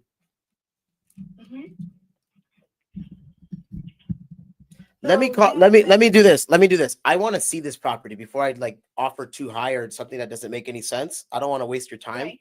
So Yeah. let me do this. I want to make a phone call to my partner Oscar right now, and I'm gonna see if he's in Burbank or if he's out. So we all invest in Central Valley, Antelope Valley, and Kern County. So right now, all my guys and my like half my team, they're in Ridgecrest right now. So they just take Lancaster, go north, and you'll hit Ridgecrest. Okay, like by Cal City. You know where that's at? Yeah. But they all live in Burbank. And so, like I said, I was there on Tuesday because we are looking at another project to invest in, and it's not ready to close yet because the seller is being stubborn. Like he put himself in a crazy position, and now he wants us to bail him out. And it's like, no, I'm not giving you your price and your terms. Like it's got to be win-win, you know? Yeah. So long story short, I want to call Oscar. I want to find out where he's at, and I want to see if he can go walk this property like today or tomorrow, so we know exactly what we're dealing with, and then that way we can go ahead and put the deal together. Okay. Yeah. And I don't guarantee because I'm always like, oh yeah, this could happen. But then he might be like, oh, they don't want to do that. I have to sell it. So then I'll put two offers in front of you then. The first offer you said $795 covers everything, and it's out the door for the seller, correct? Yeah, that's the other one. And I can tell him, look, you got another one the same. Tell him I'll do $796 out the door. Oh, okay. Yeah, and then see what he says. Because he's very stubborn. He's very, like, I don't know. I think it's just because it's Burbank. I think It's $1 million and plus for no. They don't see the house. No. The way Burbank works, it's very neighborhood oriented. So if you're not in the right spot, you're not getting the Burbank price you think you're getting. Yeah, that's what I'm saying. Yeah. Well, I'm glad that you and me are on the same page as that. So let me do this. Let me make a phone call. Let me find out where Oscar's at to see if he can walk it. And then from there, I will call you right back. Are you cool for like 10, 15 minutes? Yeah. All right. I'm going to call you right back. Let me call Oscar now. Okay. Sounds Okay. good. All right. Bye. Thanks. Bye-bye. We go for a little walk, bro, or what? Yeah. Let me just call Oscar real quick.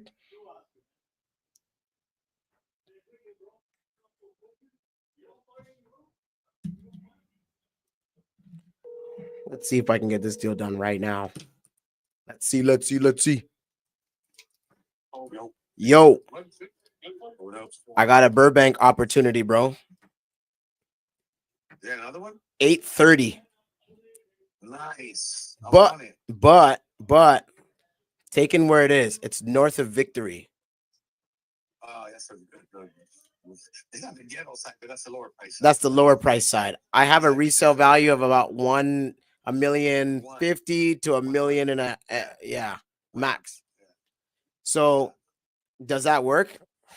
Yeah, it worked at 830. How much work does it need?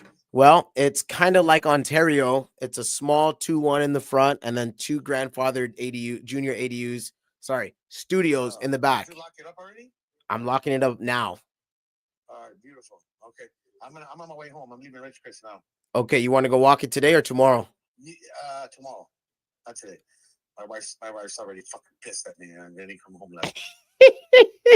So I went. You got to go smooth that over, bro. Remember, you got to get back to zero ASAP. I know, bro. So I went last night, right? I was hanging out with Eloy and two of the black homies here, the older gentlemen that used to work at the base. They took me out. They bought me a couple of bottles of wine and shit. We had some fucking calzone. I got pretty twisted, and I was leaving, and I stopped at Partner's Bar because there's that other girl that I really, really like. Her name is Sarah. So I was flirting with her, and I go, Sarah, you have competition. There's this girl named Brittany that's super hot. Oh. And she's almost as hot as you. And she's like, Brittany, she's married to Tim.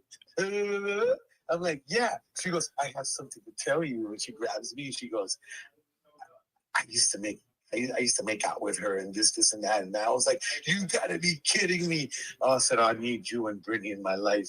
I said, you guys are married. She's married. I'm semi-married. Something in common. She starts laughing. She goes, she gives me a kiss in the cheek and she takes a picture on Snapchat. She sends it to her. She goes, look who I'm with. And then Brittany's, oh my God, that's Oscar. I'm funny to work with him. He just gave me a rental and he gave me an Airbnb. He said, you gave him an Airbnb? I do Airbnb. And then they started fighting for, I go, okay, baby, I promise I'll give you one too, okay? Don't worry about it.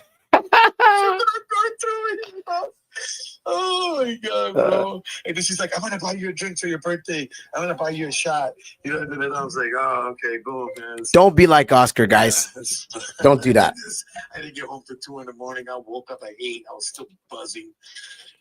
Oh My boy. wife's like, I thought you were gonna be home by 10. You're gonna be home by 10. The kids want to see you. Man, I know, babe. I just bought another house. And I said, I bought this bar. I said, I gotta walk it. And I'll be on my way home. So that's where I'm at, man. So have your boys send me that money already, man. Okay, cool. Okay, cool. Hey, real quick. This is on your street, big dog. This is on North Pass. Oh shit. It's on North Pass, bro. When the girl told me the street, I was like, yo, my business partner just did a deal that not that long ago. We're very familiar. We were there on Ontario on Tuesday. Like I wish you would have called me sooner. Da da da. So I spent like 15, 20 minutes on the phone with this girl and like made friends with her. So some girl named Veronica. Anyways, I'm about to go lock it up right now. I wanted to see if you're a lock. You can walk it tomorrow. Yeah, tomorrow. All right, I'm gonna go lock it now. I'll go lock it now. Okay. All right, bye. Yo, real quick. Shoot, I lost you. Hold on. This is why you gotta have good friends in the game, baby.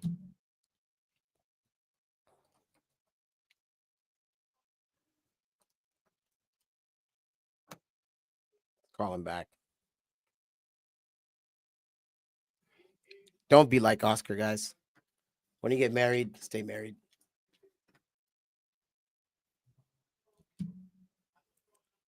Come on, Oscar.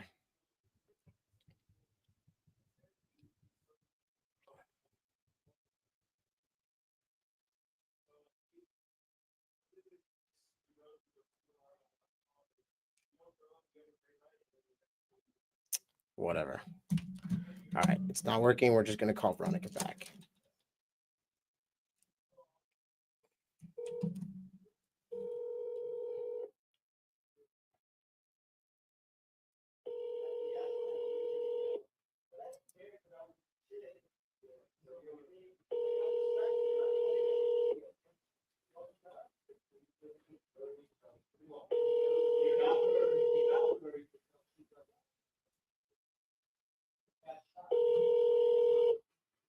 Thank you for calling. Please, Mother Veronica Gonzalez.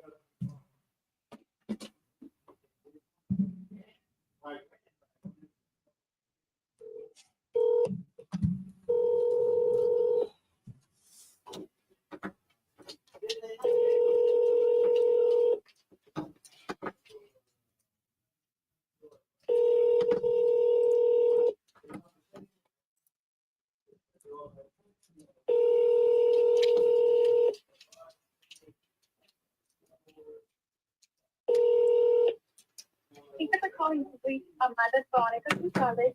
Please text me and I will call you as soon as possible. Thank you. If you did.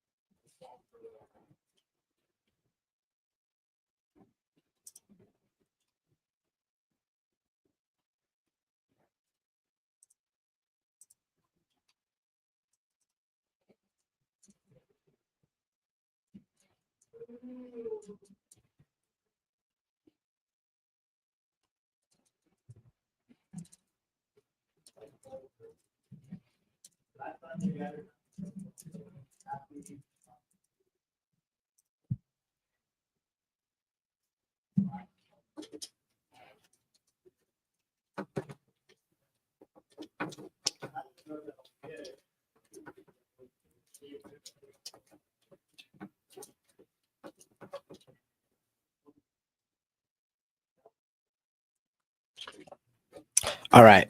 So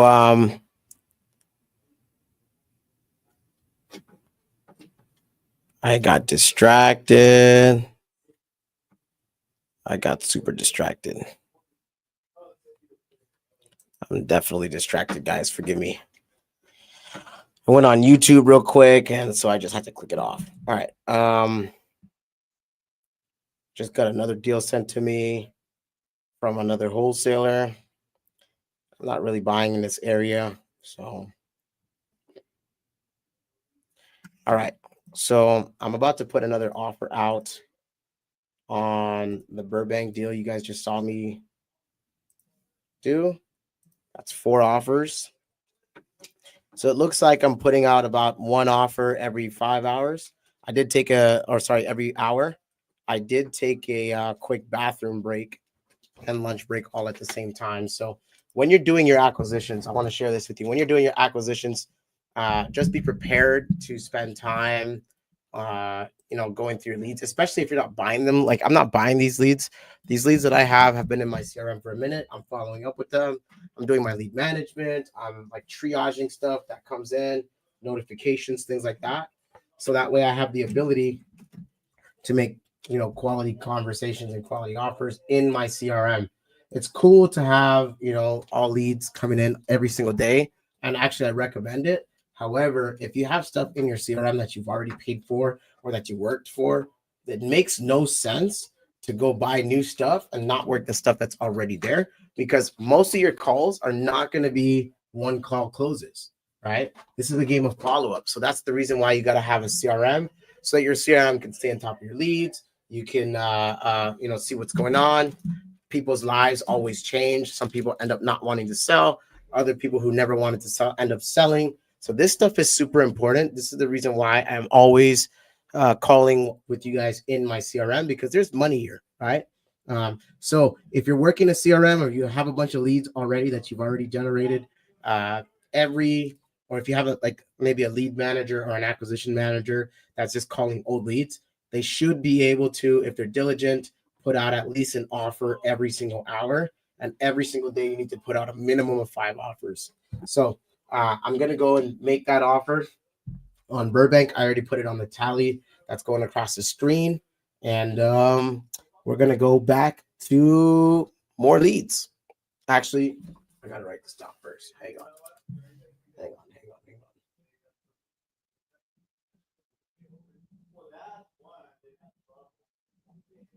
Okay. All right.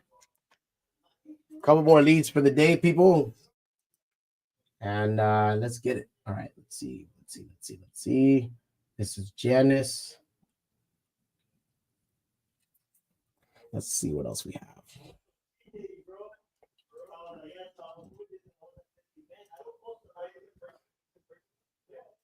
All right. Let's see what we have. Next lead comes from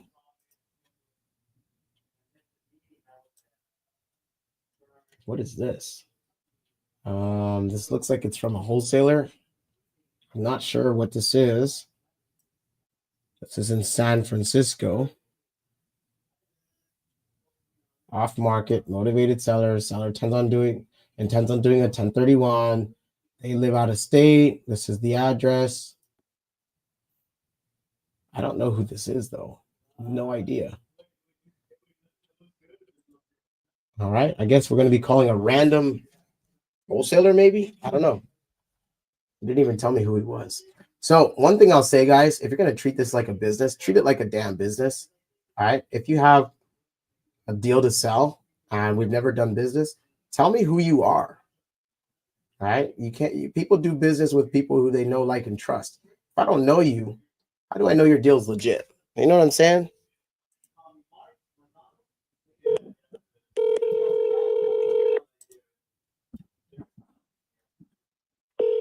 What? Let's take a look. It's off market. Let me show you guys what this looks like.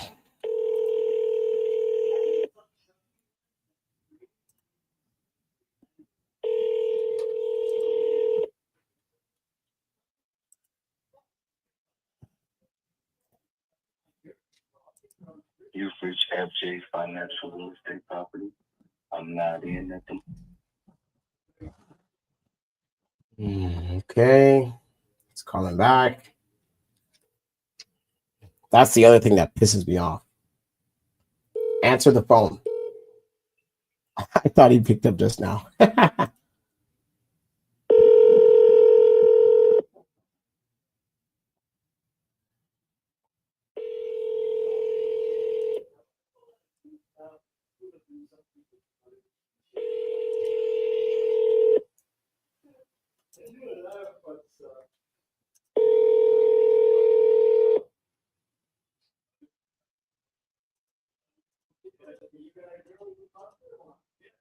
You've reached FJ's Financial Real Estate.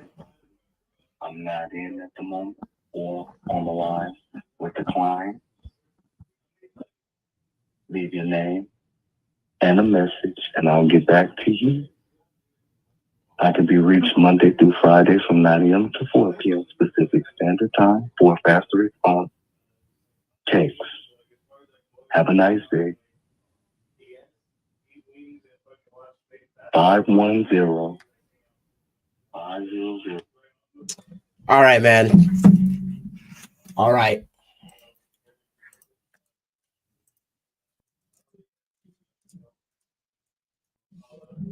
All right.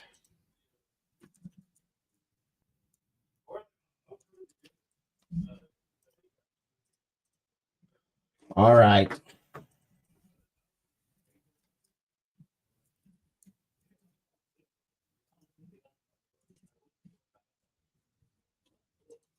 So I'm just sending this guy a text message real quick. And we're moving on. All right. This gentleman doesn't want my business. That's okay. Let's flag him and move on. Okay, next. Lead comes out of, I don't know who you are.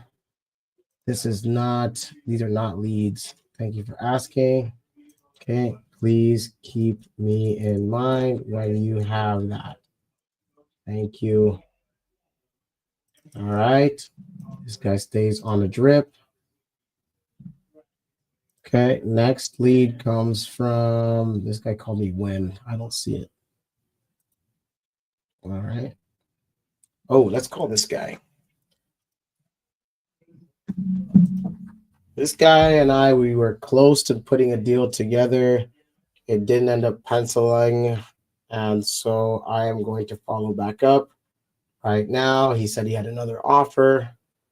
I don't believe him, but he's been on the market for 200 plus days. And he put me onto this. So let's see. Let's see. I'll show you guys the deal in a second.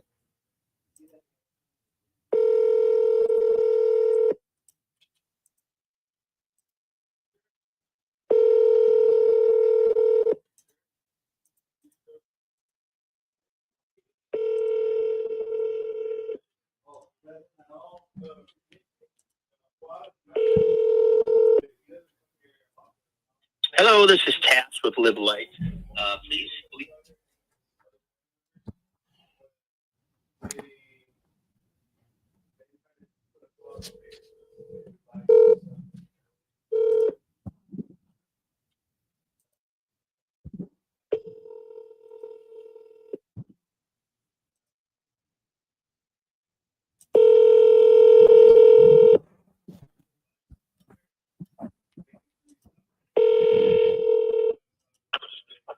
This is Cash. Tash, my friend, it's Eli. Hey, Eli, how are you? Better than good and better than most. Good to hear. I wanted to call you back about Basel. Any updates with your buyer? Oh, that buyer still dragging is so I do not have anything else. Then let's close it. Well, it depends on the price again. I mean, that's the whole key about your offer. I think you're quite a bit lower than what the other offer was, and they were pulling back simply because of some items on the yard. Where are you at with that? I'll take it the way it is. No headaches. 172. Yeah, you're just way too far low. I mean, I have an offer at 240 with this other buyer, and that's I just don't think they're going to come down another $65,000, $70,000 to sell this. I really don't. But 172. Okay. As is, no questions asked in 10 days. Like I get it. I'm low, but work with me here. They have a crappy area, and their property's beat to hell. I get it. The only problem, if this other buyer wasn't in play, it'd be a lot easier to sell. They know this other buyer's in play. They know what the offer is. They're just waiting for them because they're not out of the picture. They just are dragging their feet on just saying yes and let's get it done. And so they know this other offer is there, and so trying to convince them, let's not take this 240 offer and let's go and take the 172 and close quick. That's just a big sale. But I'll certainly do. I mean, I'd love to get this property sold, so I'll do everything in my power to get that done. But there's just no guarantees on that. So. Yeah, I get it. No, I totally get it. My whole thing is if that buyer is a serious buyer, it doesn't take long to sign a document and get funding unless they never had it in the first place. Yeah, well, I don't think it's about that. It's just that all the stuff on the property, they wanted to get some estimates on what it's going to cost if the buyers. I mean, there's the mobile homes and whatnot left on the property. They just wanted all that stuff either completely removed or started committing to have it all paid for, to have somebody come out and remove it. And they were getting estimates themselves to have it done. We threw out a number that we were willing to help pay to have that stuff done. And again, that was the real holdup. But now I think they're just holding back on making sure it's the right decision for them. But again, they're still in play, but just haven't committed to it. So again, can you guys send them a notice to perform? Again, I will. As a matter of fact, that week and a half I've been doing that. Look, we're going to move on from this. And she keeps saying that, buyers still are interested in the property. But, yeah, I'm going to have to do something with this because I got to get this moved. So, yeah, let me work on this. And see what I can get done and get back to you. I've got 30 properties on the market right now. Today has just been hectic with calls. And I've got a few things I got to wrap up on. But I will follow up on this and get this taken care of here today or tomorrow because I got to get this one moved. And I'll get back to you as soon as I can. Okay? Cool. That'll work. Remember, I'm the easy button offer you'll get. That's my whole shtick. So I might not be the highest paying guy in the world, but I will close. So I will close it. So I got to know. I've got funds to allocate. I'm ready to spend it. I want to spend it right. I'll be honest with you, bro. This is probably TMI, but I just got foreclosed on another property. So I have to buy something to make money back. I have no choice. Okay. So okay. Well, let me see what I can do. I want to get this off my book more than anybody. I'm sure you do, brother. Let me work on it. All right. Sounds good. Should I wait till tomorrow or wait till Monday to hear back? Yeah, I would at least wait till tomorrow. Like I said, I've got 4 calls I got to call back on. I was on the phone when you called the first time. Just hung up the phone, took your call, but now I got to make some other calls. Yeah. You are wheeling and dealing, baby. I love it. I am busy. I love it, man. Keep wheeling and dealing and throw me a deal, brother. Let's do it. All right. I'll talk to you soon. Appreciate you. Bye. All right. There's some opportunity there. Let's go to the next one. We keep calling until we get another offer out. So that was just an offer resubmission. Nothing special. That it does not count towards new offers. So I already sent my offer to this guy. I'm keeping tags on the offers that I sent out. So that was the second offer. The first offer came out 3 weeks ago. They were close to accepting it, but then another offer came in on this house here that you're seeing. Another offer came out and it was not even half as good as what. I mean, it is better, but they're not moving their feet. So obviously they're not motivated to buy. You know what I'm saying? So if they're not motivated to buy, I'll buy it. Let me buy it. might be low, but I'll close. That's the most important thing. Can you close? Your boy Eli, the house guy, I close. All right, let's move on. Next lead. This girl just literally sent me the letter K.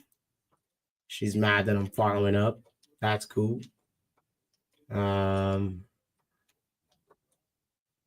Okay, Steve, we talked to you already. Paul Johan, it's too late to call you. You're on the East Coast. Alexa, we spoke this morning. She actually sent me another deal. Alexa is a cool agent. Very easy to work with. Willing to do whatever I need when I need it. It's great. And there is an offer that she took. Channel Islands. Who is this? She told me to this is an Oxnard. She told me to put a lowball offer on it. I'm like, I'll do it, but it's not really what I buy. Let's see if I can find that listing. Yeah. Oh yeah. I am on a phone call. I'm always on a phone call. All right, guys. I'm gonna actually. You waiting for me, bro, the whole time? Melvin. Finally.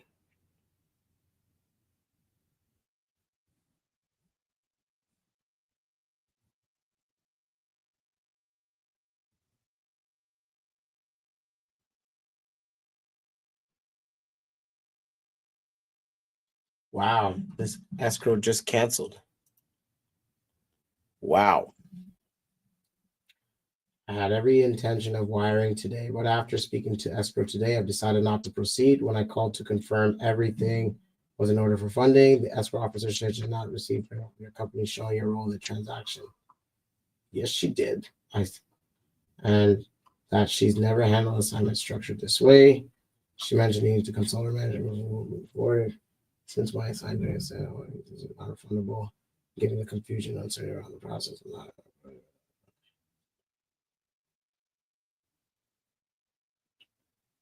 Wow. Yep.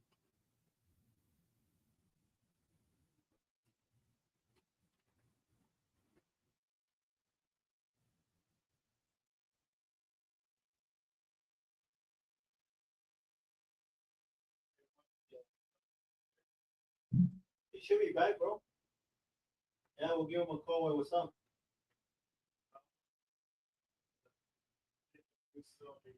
Nah, they should give him a call. He'll pick up. Yeah, I'll call him. Wow. Okay. Juan, just go without me, bro. Yeah, dude. See how you are? Yeah. Huh? Next time. Got more calls to make.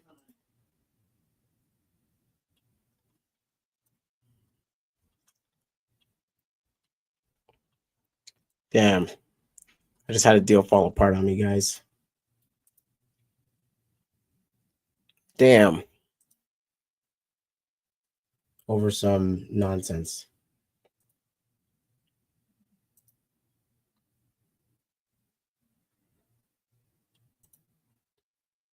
Oh, man. That's a gut punch. That is an absolute gut punch. And that's why you got to just keep on making calls.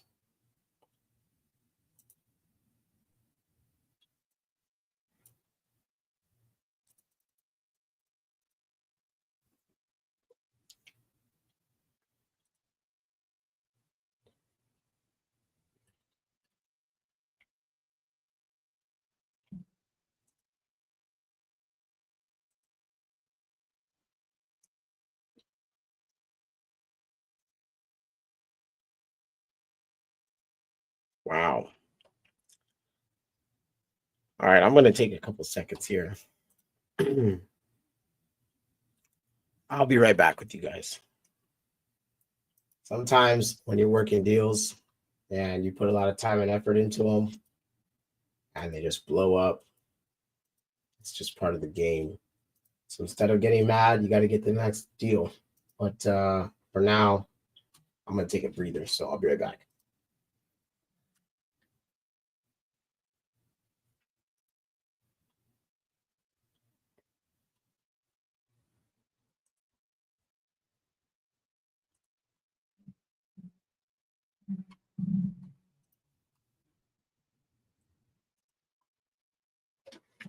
You like the house guy? What's up, man? What's going on, brother? How did escrow get canceled? Yeah, it's hate it when that happens. Win some, lose some, right? Oh man, I needed to win this one. Is it a big one? The juicy one. Find somebody else. What do you got? No, sometimes when you're with other people and you're not in control of an escrow, just problematic. Especially when there's like What city is it in? Compton. Oh, shit. Good area, good house. I only have one buyer for that. That's the worst part about it. Now I'm gonna get a phone call. Here we go. Here comes the after escrow drama. This is bull crap. Some bullshit. I don't want to take this phone call. Get it done, man. Knock it out.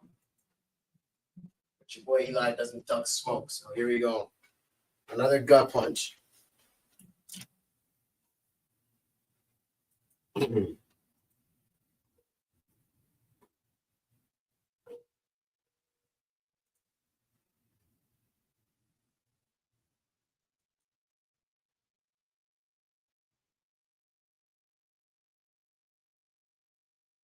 Yo.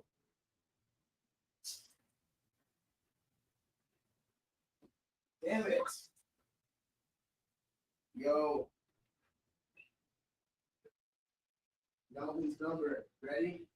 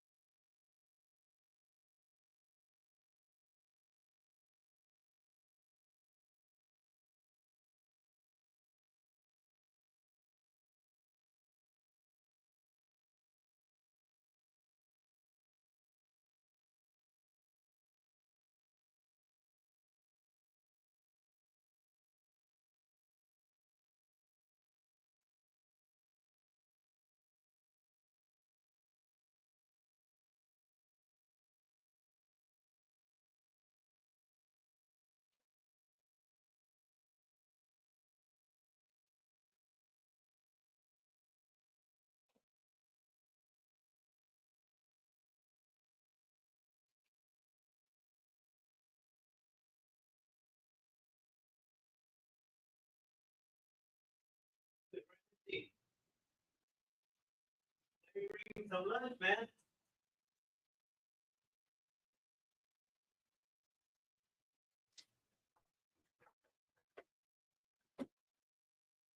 Chales, ese. Was everybody golfing?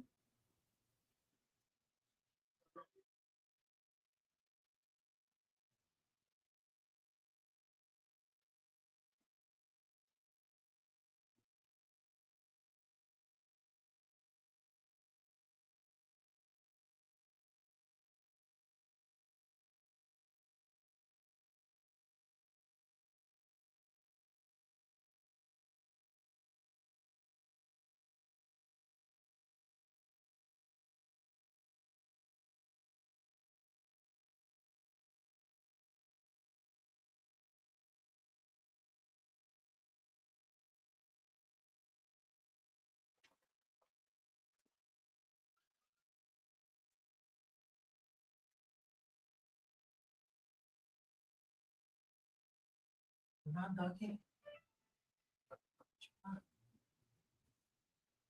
Anything good? Anything for me? Get involved with it. It's not enough, man. It's not. Throw me a bone. Throw me a rapper at least. I got the buyer already. Inches? If it happens, where's it gonna happen?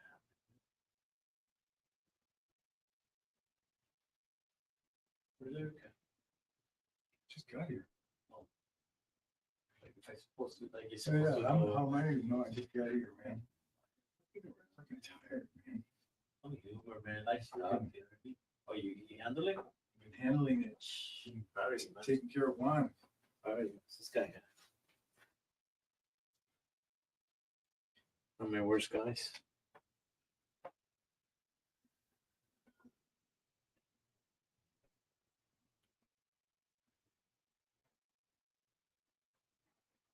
Everybody at, man?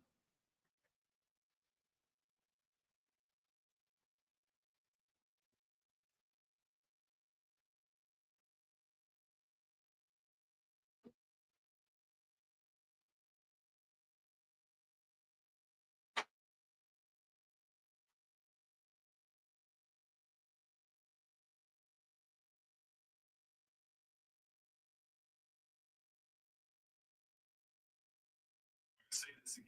Exchanges are like public restrooms.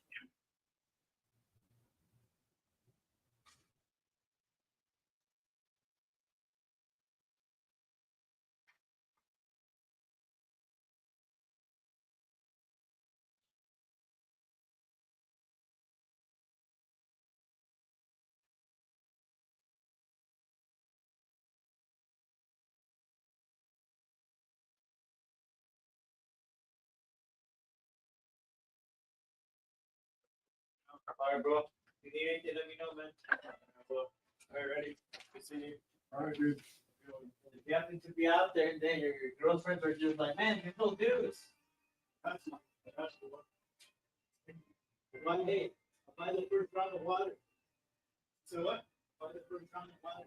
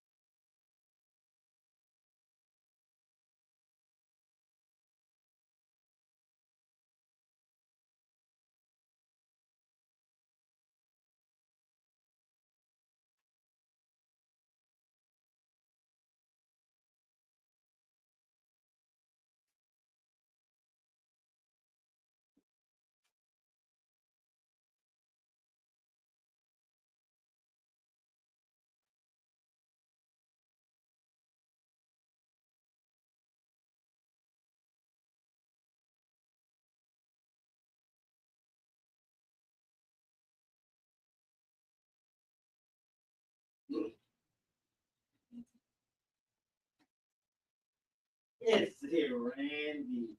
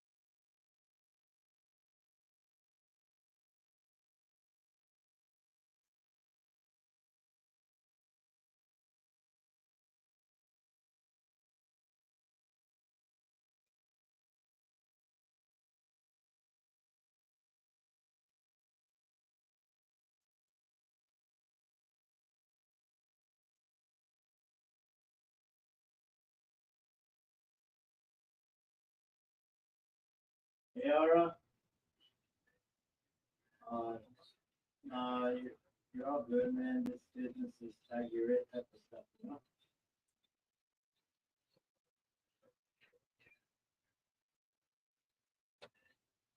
Oh, you took the day off? Oh, I see. You're like the lunch break or something?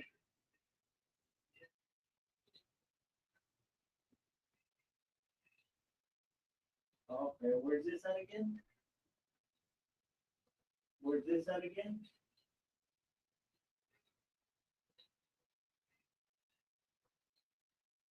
Oh, I see. Oh, I see what you're saying. Cool, man. Sounds good. What can I tell you? What's been going on? Did you ever figure out your ADU deal you were doing?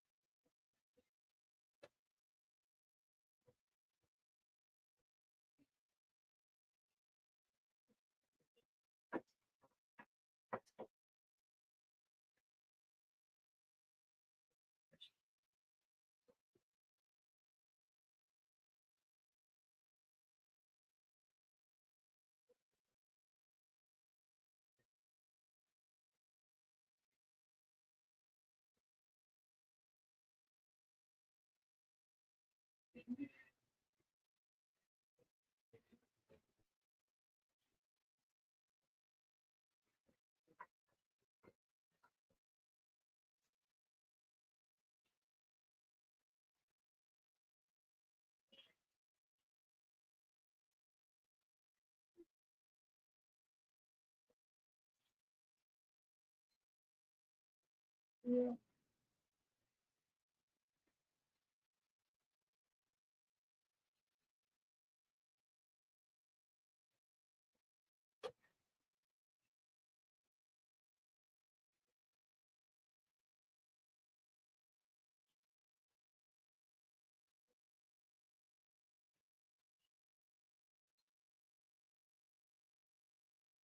Yeah.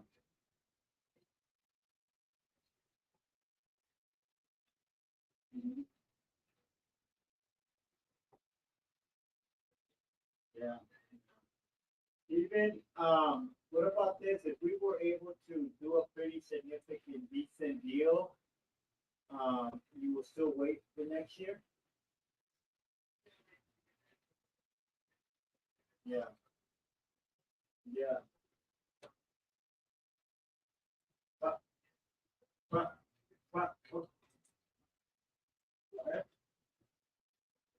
yeah, probably something, I don't know, like maybe like a 410, 415, maybe, yeah, 410, 415.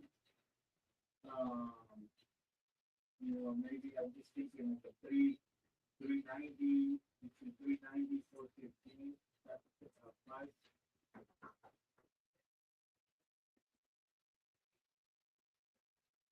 Yeah, okay.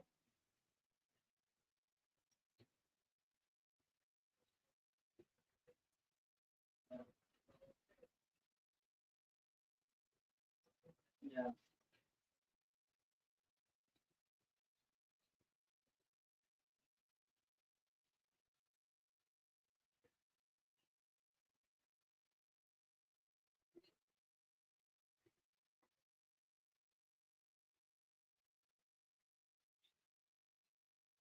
Yeah.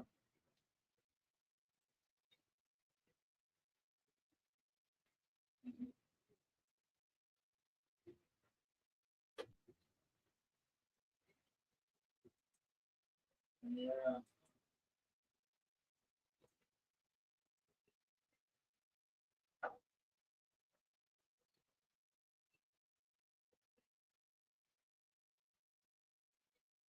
Okay. Yeah.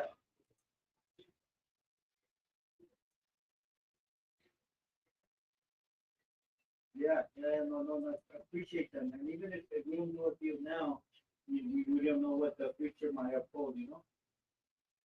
All right, sounds good. Thanks for calling back. Okay.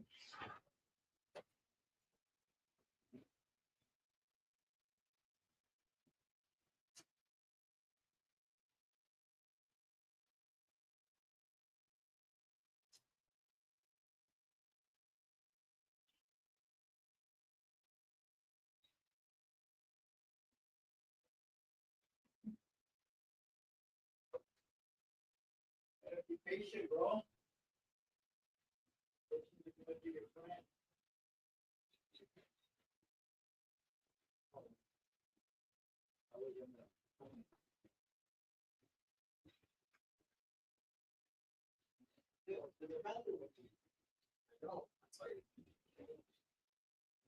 Go for a walk, we went for a bathroom. Say, Randy.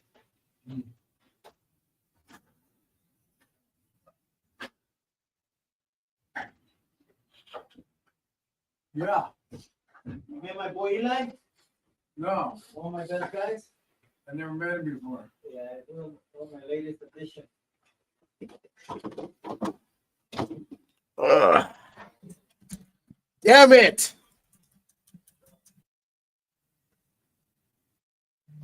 Ah. All right, back to this. Offer has been made. The offer has been made. We are back. My battery's dying. Got to switch it out.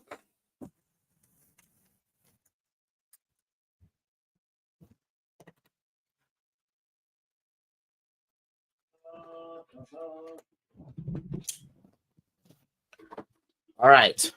We're back. All right, people. I just had an escrow fall apart. I'm not a happy camper. This sucks. But I'll tell you what. This is why we move on to the next deal. Next lead, next deal. Now an offer is going out. An offer is going out. That's all we can do. And I'm going to put another offer on this house here. Is this the same one? I think it is. Unless they already took an offer. Who knows? Who knows? Monaco. No, it's this one. Okay. We'll get back to that. Got to write an offer now, people. Let's write an offer. Shall we? We shall. Excuse me.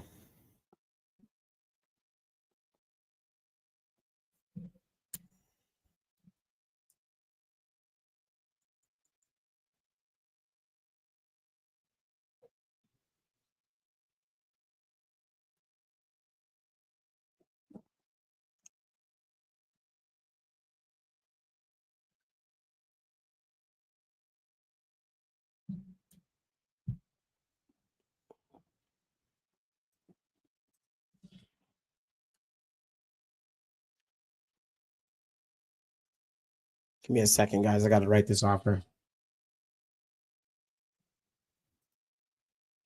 I have to do it right now.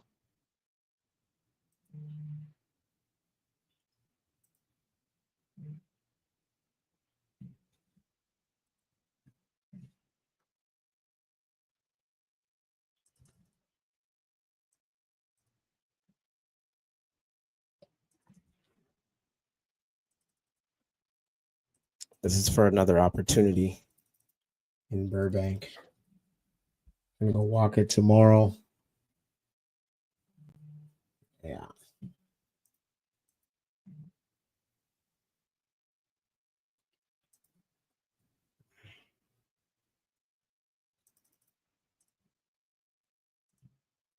Okay. Let's go ahead and add a deal, add property, cut, paste, no, yes, no, continue. Lead assigned. I'm sending her my info. Okay.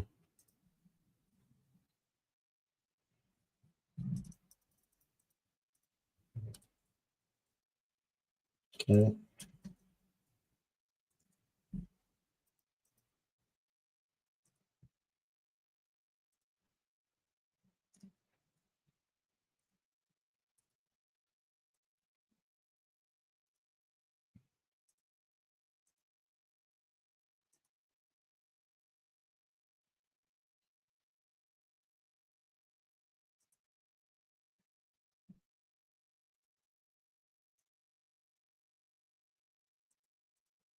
Sorry, guys.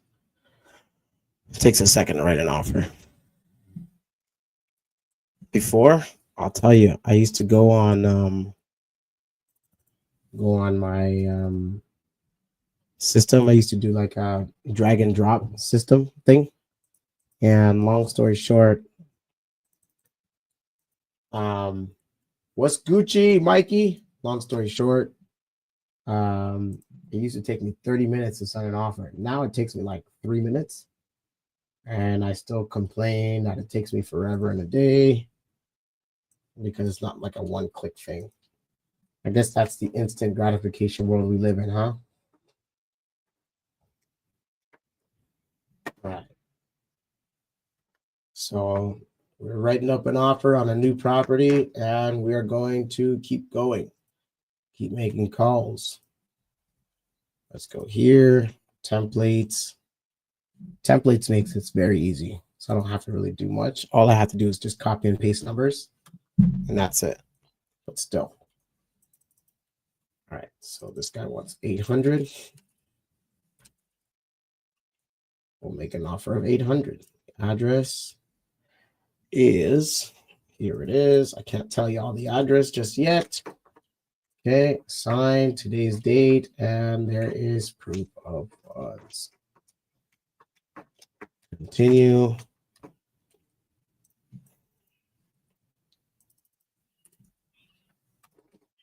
Okay, and send.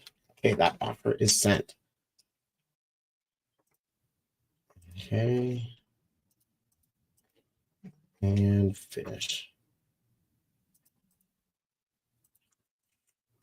Text you now. Offer has been sent.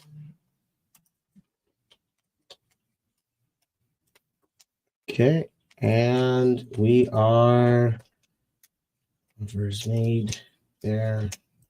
Override. Stop. Written. Go. This is the reason why you have to jump on properties when they hit the MLS. You just can't wait. If it's an offer worth doing, worth having, house worth buying, make the offer and send it. Make the offer and just freaking send it.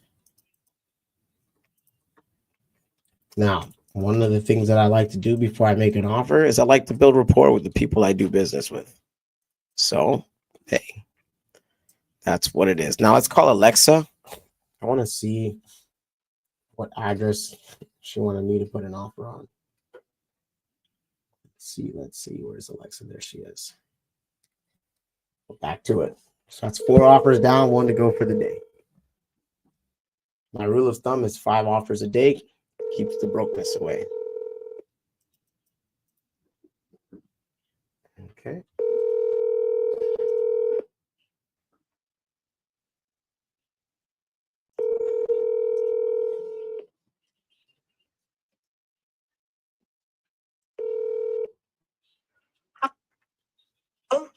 Hey Alexa, Yes. what is good? You're good. What is the Channel Islands deal? Did that go in escrow? Not that I know. I can ask. The last weekend I did the open house. There was nothing going on.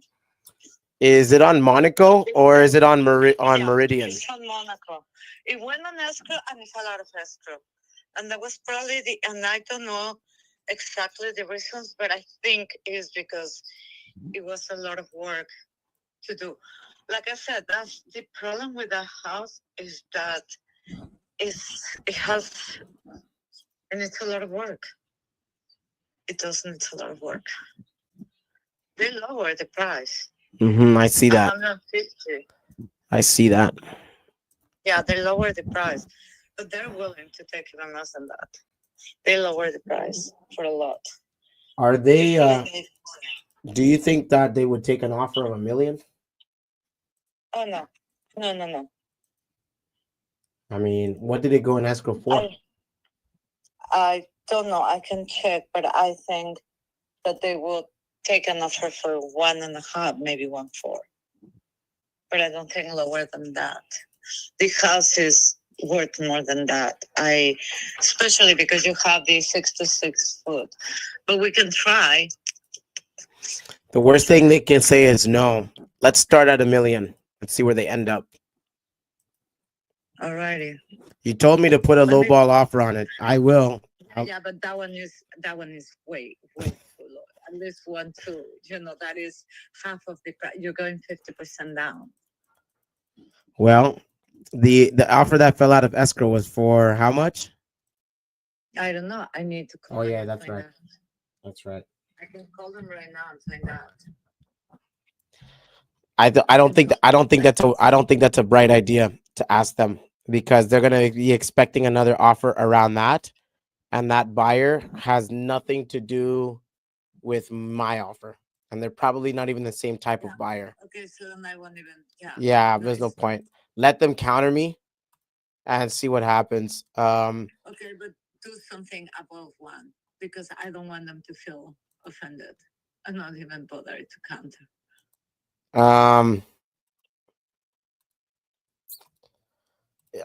As I look at this house, it doesn't really need a ton of work. It just needs to be cosmetically updated with higher end finishes. Yeah, basically.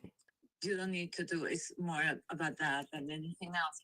But the problem is that high-end houses like that one, you need to make it look great for some people who come and see them, and they're willing to pay the money if they are looking nice. But when you walk into a house that you need to redo the bathrooms and this and that, they don't even want to check it out. They think that it's a lot of work, which it is. Redoing bathrooms and upgrading the kitchen, tearing down the wall, just open it so it's more open. It does takes it's a lot of construction, and people are not really. It may not be a lot when you do it the way you do it, but for them it seems like a lot. And that was the last time the guy came, and he said it. And this is being the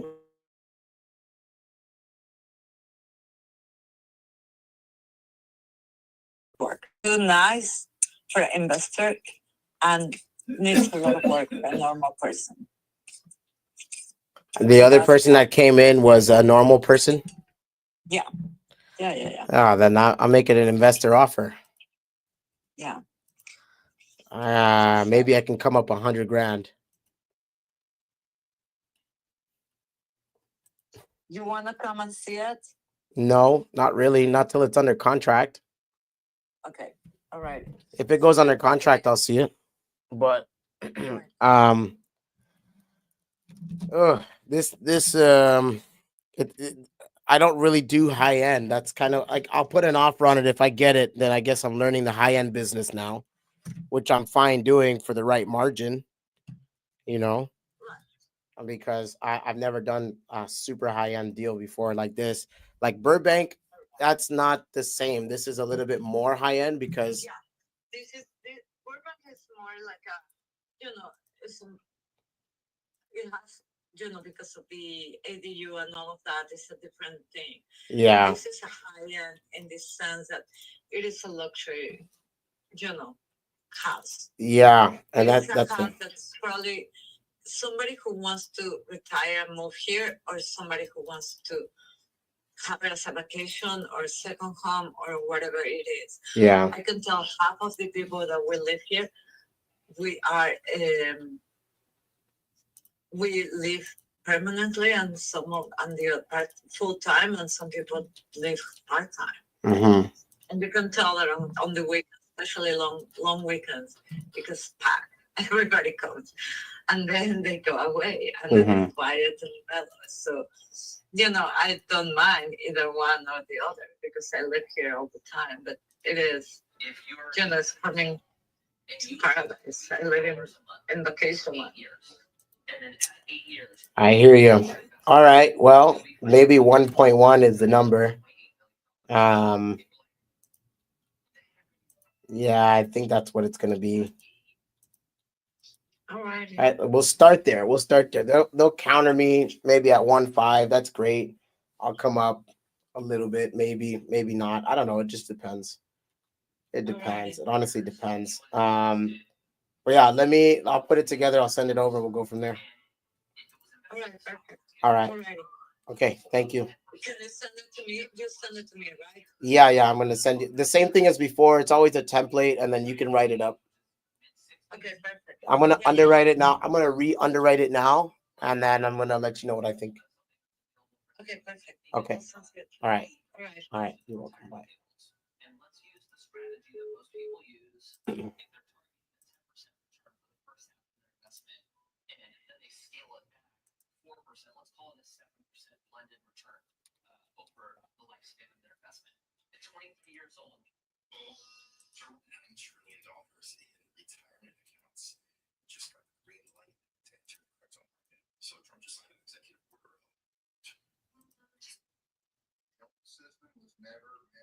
Let's see, guys. Single family detached home, 67-foot boat dock easement, ADA compliant primary suite, 2 private balconies, 2 fireplaces, homeowners association, waterways assessment. These guys are not gonna like my offer.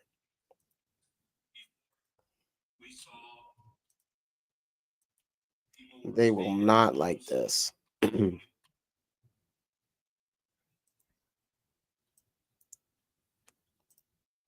Let's see. This house is, oh,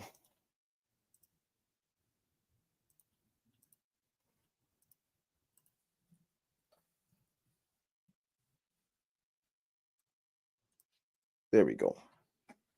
So this house is 2260 square feet. It's got 2 stories. But it's a house. Like at the end of the day, this is just a house. So my offer is my offer. That's it. Any other stuff or what have you concerning, oh, it's high end this or high end that. Yeah, whatever. It's a house.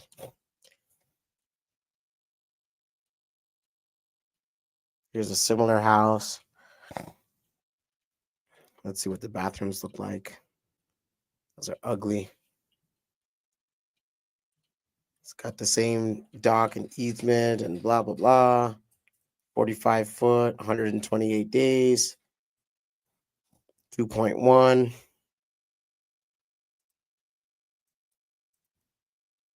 Yeah, see, there you go. There you go. Why is this house better than this house? Because it's bigger? Okay. Not really that impressed. What has sold? Let's start in 30 days. 90 days. Oh, you guys can't see this. Oh. Okay. 90 days. 1.6. Just closed. Is this a single story, single family? It is not. Who sold this? Okay.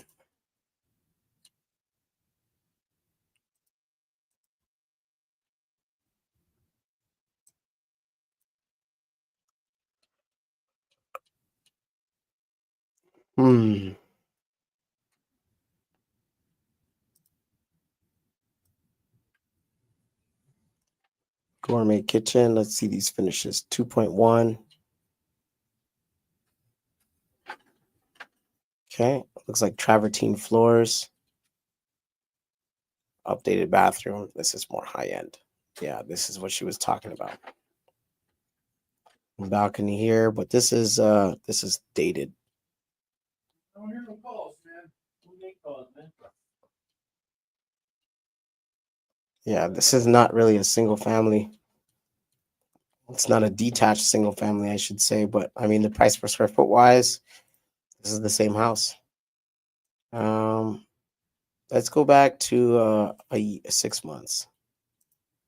6 months, nothing sold.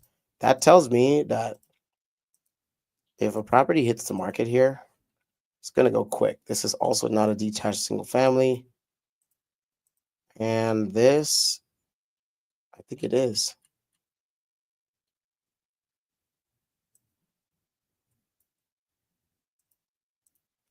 All right, I'm not reading all that. Let's go look at the pictures.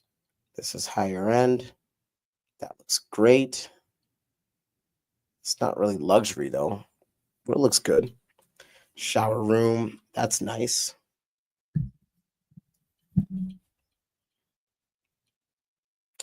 And there you go. This is not detached as well. But I'm going to take an average of these for ARV simply because this is what you have for the last year. Anytime before that, your values start to change. 930. There's no pictures on that. Built in 2004. This is bank owned, 2,300 square feet.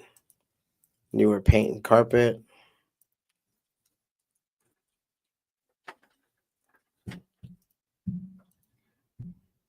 All right, let's just do a real quick average.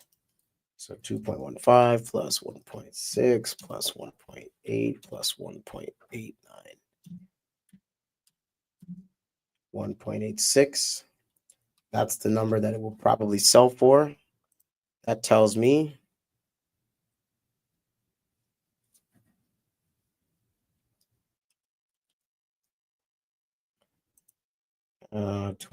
what's the square footage on that house? That house was 2260 square feet. It's higher end. It's a cosmetic rehab.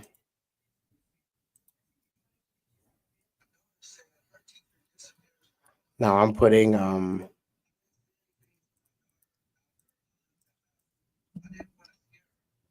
let's see, full cosmetic right here, $80,000. Okay.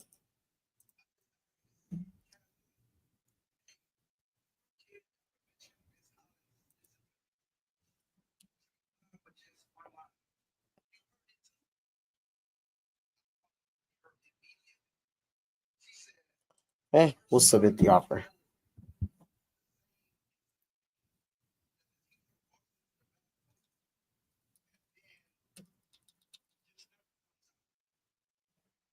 I like 1.87 better than 1.89. Even though the averages are different.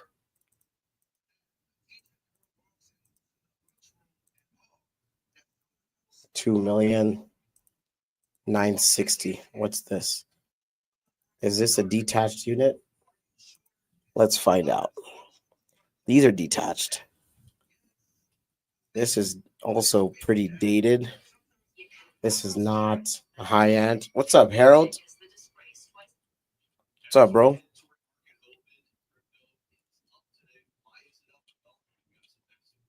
This is a detached house. 2,400 square feet. This is bigger than my subject. So I want to 975. They had a price drop as well. And they want 2 million for this one. I don't see it. That other one is not on the water, I don't think. Yeah, it's not on the water. That's why it's that cheap. This one is right on the water in the back of a cul-de-sac, almost cul-de-sac of water. Okay. I think I want to go ahead and offer on this deal somewhere in the ballpark range of 1.3. I'll start at 1.1. This is 2.1 under contract. Built in 72. The same size lot. 2.1.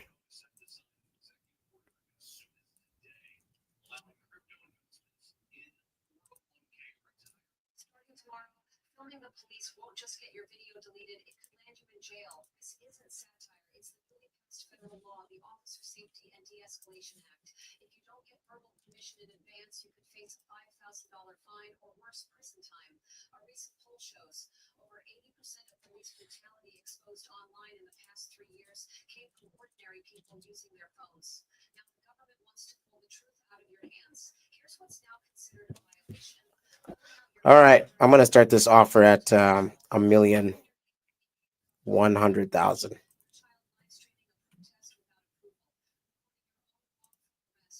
That's what I think I'm gonna do. This one's under contract, but these all just sold. 1.86 is the average list price or the close price, and 2.12 is what is getting people's attention. That's 1.99,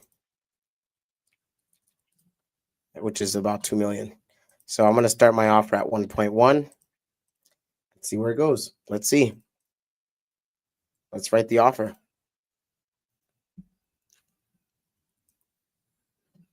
Let's write the offer. I want to show you guys how I write these offers. This will be offer number 5 for the day. Okay.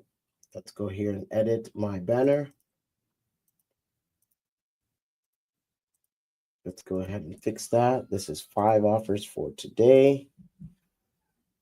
Show. There we go.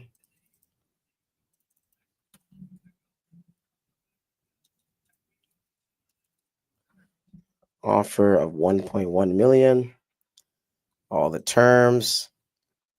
And let's go ahead and submit. Worst thing they can say is no. You know?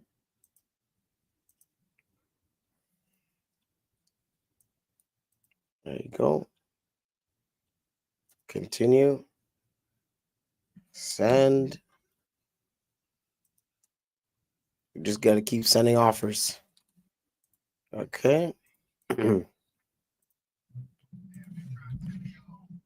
Oh, my sister is calling me. I'm in the zone, girl. Let's see. Linda. What's up? I'm on YouTube live right now. Oh, good. Wow.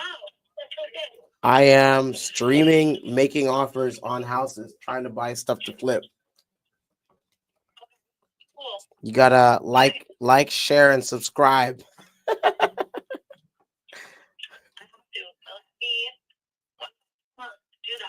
You have to go to Eli the House Guy on YouTube. And you'll see me live with my fuzzy head, my no haircut head. Can I call you? Like I have a call at, let's see, it's 4:11. Are you just getting off? Yeah. Okay. I am going to take a break and call you back because I'm wrapping it up. I have a call at 6 my time, which is 9, but that's going to be my last one. I just hit my offer quota for the day. So, but I'm doing my final remarks for this stream. So jump on and what's it called? And subscribe, and then I'll call you back. Okay, bye. Okay, bye. All right, people. Today has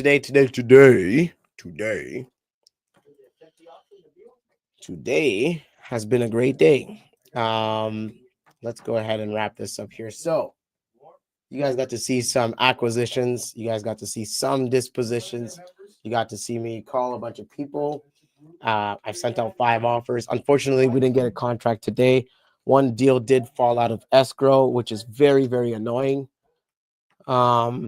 Actually, there's another call I have to make right now. So let's call it. Oh man, I forgot about this guy. I forgot about this guy. Don't go through, then you don't have a big letdown. You gonna go have some drinks tonight?